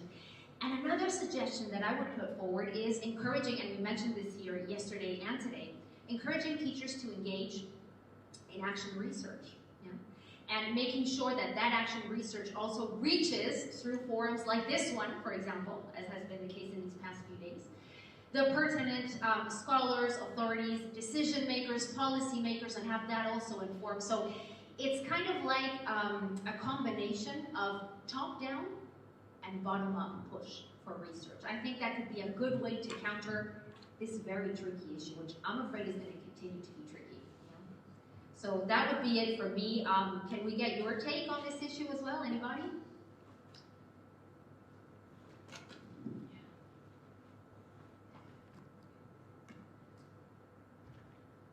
No? No further comments on this? Any other questions that you'd like to bring to the fore? Now's the time, or forever hold your peace. How about this one? This is the one card that we got on the wonderful app, which has to do with fostering dialogue in teacher education. As you can see, Juliana Crespo says that after different presentations discussing student teachers and pre-service teachers' opinions and demands, I raised the issue of us being open to dialogue. During supervision, improving classes, building knowledge together, providing more information about assessment, because without them, there is no teacher education. So what do you think?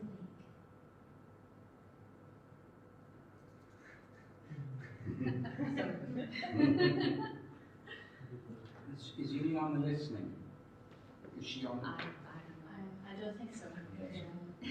But I think we can report. Yes. Come on, Philip, go for it. No, I said too much. I said too much.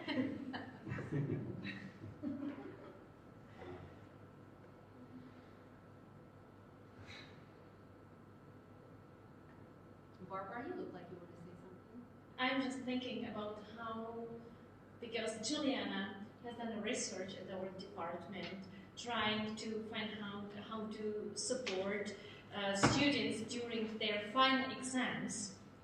And we tried to take a lesson from that.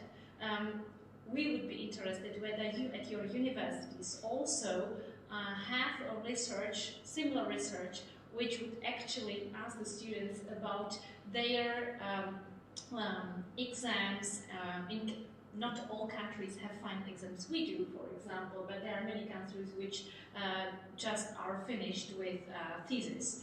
But for us, this is a specific situation because our students finish with final exams, which have more parts, and this is really the top of their study, and this is an exam which causes a lot of fear in their life and study life.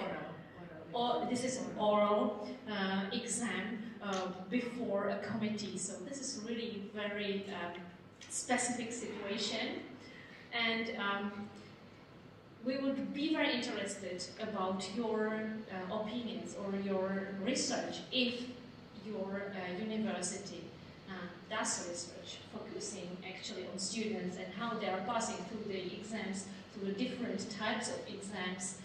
I think now with AI we will have a lot of trouble with our essays, for example.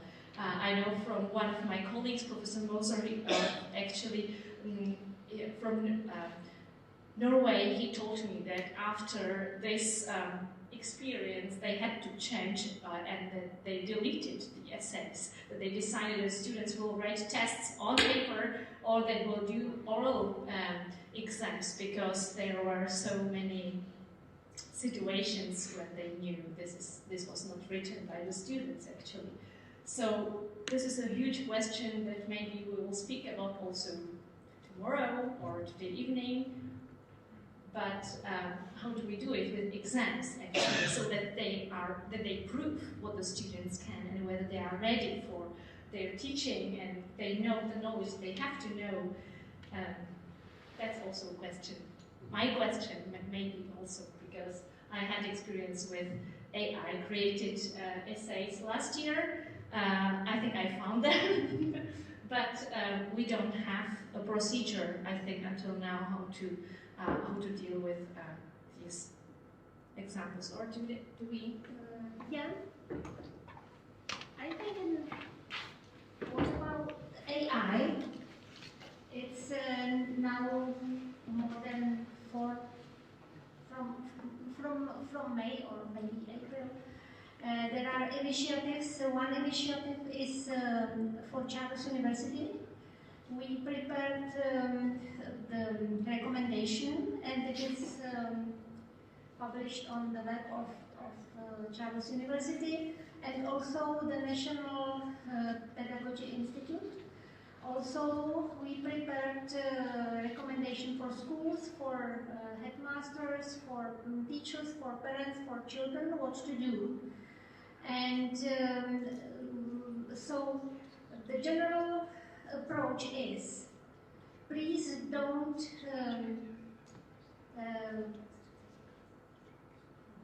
forbid, test and test it, use it, and be open.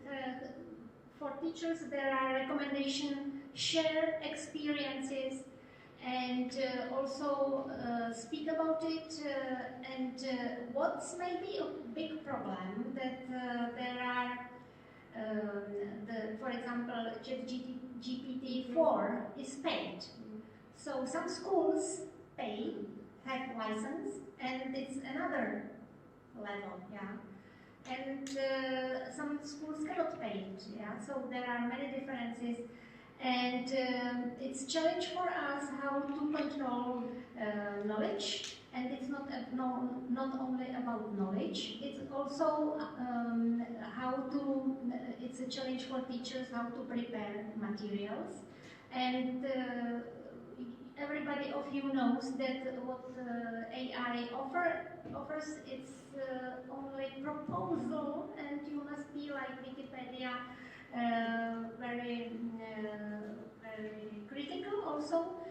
And so Czech Republic in this has conclusions, and also some universities like Technical University, VŠKT, Chemical University, they said, because also medicine, they proclaimed that they will change the way how to exam, because knowledge must be.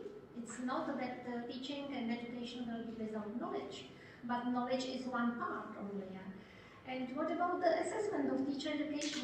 I have some provocative proposal.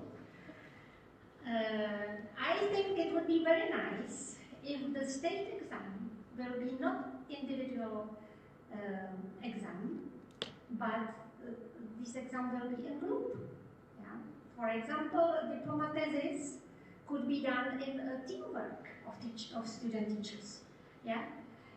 Because they also must collaborate, and they must do some product, and this product could be made maybe more interesting for both parts, for us as teacher educators and also for student teachers.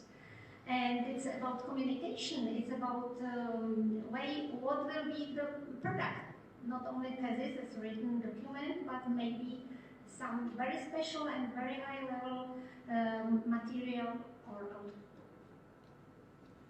And we just love provocations. Thank you so much. Indeed. Artificial intelligence has thrown us a real curveball. I'm so glad you brought it up, because in Spain we have huge issues with plagiarism. I don't know here. Like in the States, people have an honor code and they never plagiarize, but in Spain we plagiarize all the time. So it's going to be really hard to try and identify. So like Miroslava was saying, we're going to need to think outside the box and come up with new ways to evaluate, making them be more critical, communicative, relational. Yeah. But artificial intelligence is not only ChatGPT or some product like this, but what will be very important if we as teachers will have applications which help us, for example, very quickly identify the situation among students, how they feel. It's about censoring and data and protection, etc., etc.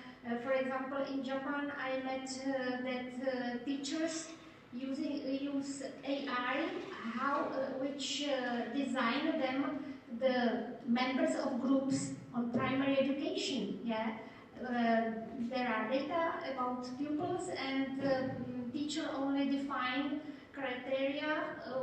How much, what should be the groups, and artificial intelligence propose these groups, and it's okay. Yeah, so in future it could be for us like for medical doctors, help if there are data, but problem are with data, not only if we have enough data, but also problem is how to protect this data. Yeah. Absolutely. I think that's a beautiful takeaway from this discussion, because I think our first instinct with things like ChatGPT is to ban, right, to prohibit. But then we realize that we can leverage ChatGPT and other artificial intelligence apps in a positive way. So we're going to need to come to terms with it and see exactly how we can do that. So fascinating and exciting times ahead. Did you want to say something? Yeah. I must say I studied artificial intelligence for the last 4 or 5 years, and I have some information for you that are very nice for me. Some schools using AI as a normal source as a work of students, but the students must do the source writing that I use ChatGPT, what type of application, and completely write the question what was sending to ChatGPT. That's one way. Second way, at the University of Ostrava, they are starting to analyze the sequence module of our language and say that the sequence analysis of our language is the same like a dactyloscopy. It's a really characteristic for every person, and if we use a sequence analysis for the students' works, we need only 600 words And for next time, I'm sure that not writing my students, but writing artificial intelligence. The second one.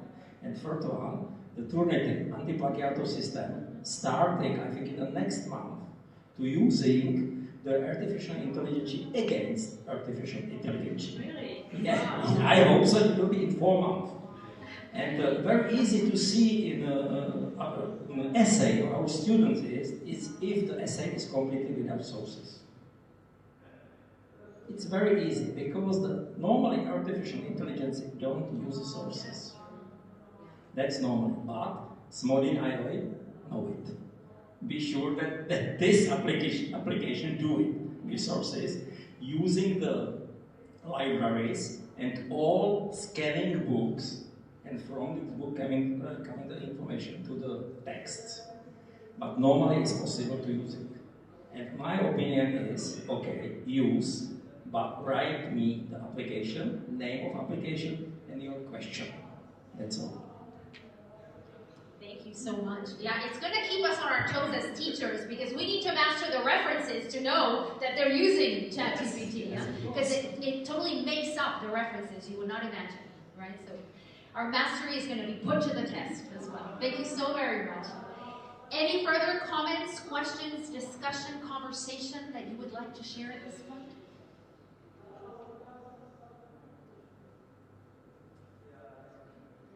Yeah, I think, oh yes, please, Miroslava. I think that we can conclude this topic because I think that the most important thing which we all should learn is that we, each other, are responsible for our learning. Yeah. And cheating you can do in many forms and with different technologies, but you cheat yourself if you do it. Yeah. So the responsibility, if I would like to know something, it's I am responsible for this. Yeah. I think those are the most beautiful words possible to wrap up the discussion. I would say that today has been the day of the 3 E's. It's been enlightening, it's been empowering, it's been engaging, and it's been energizing 4 instead of 3. So thank you so much for enriching us with your presence and your comments in this final wrap-up, and the show goes on in a little while with the exhibition and the concert. Thank you so much. But if you want to know how to make an education game, please, tomorrow is a workshop, Education in Fun, Fun in Education, and there you will see how it's possible to do the game with the artificial intelligence. Because the author of this game is, half of author is artificial intelligence. Thank you. If you need anything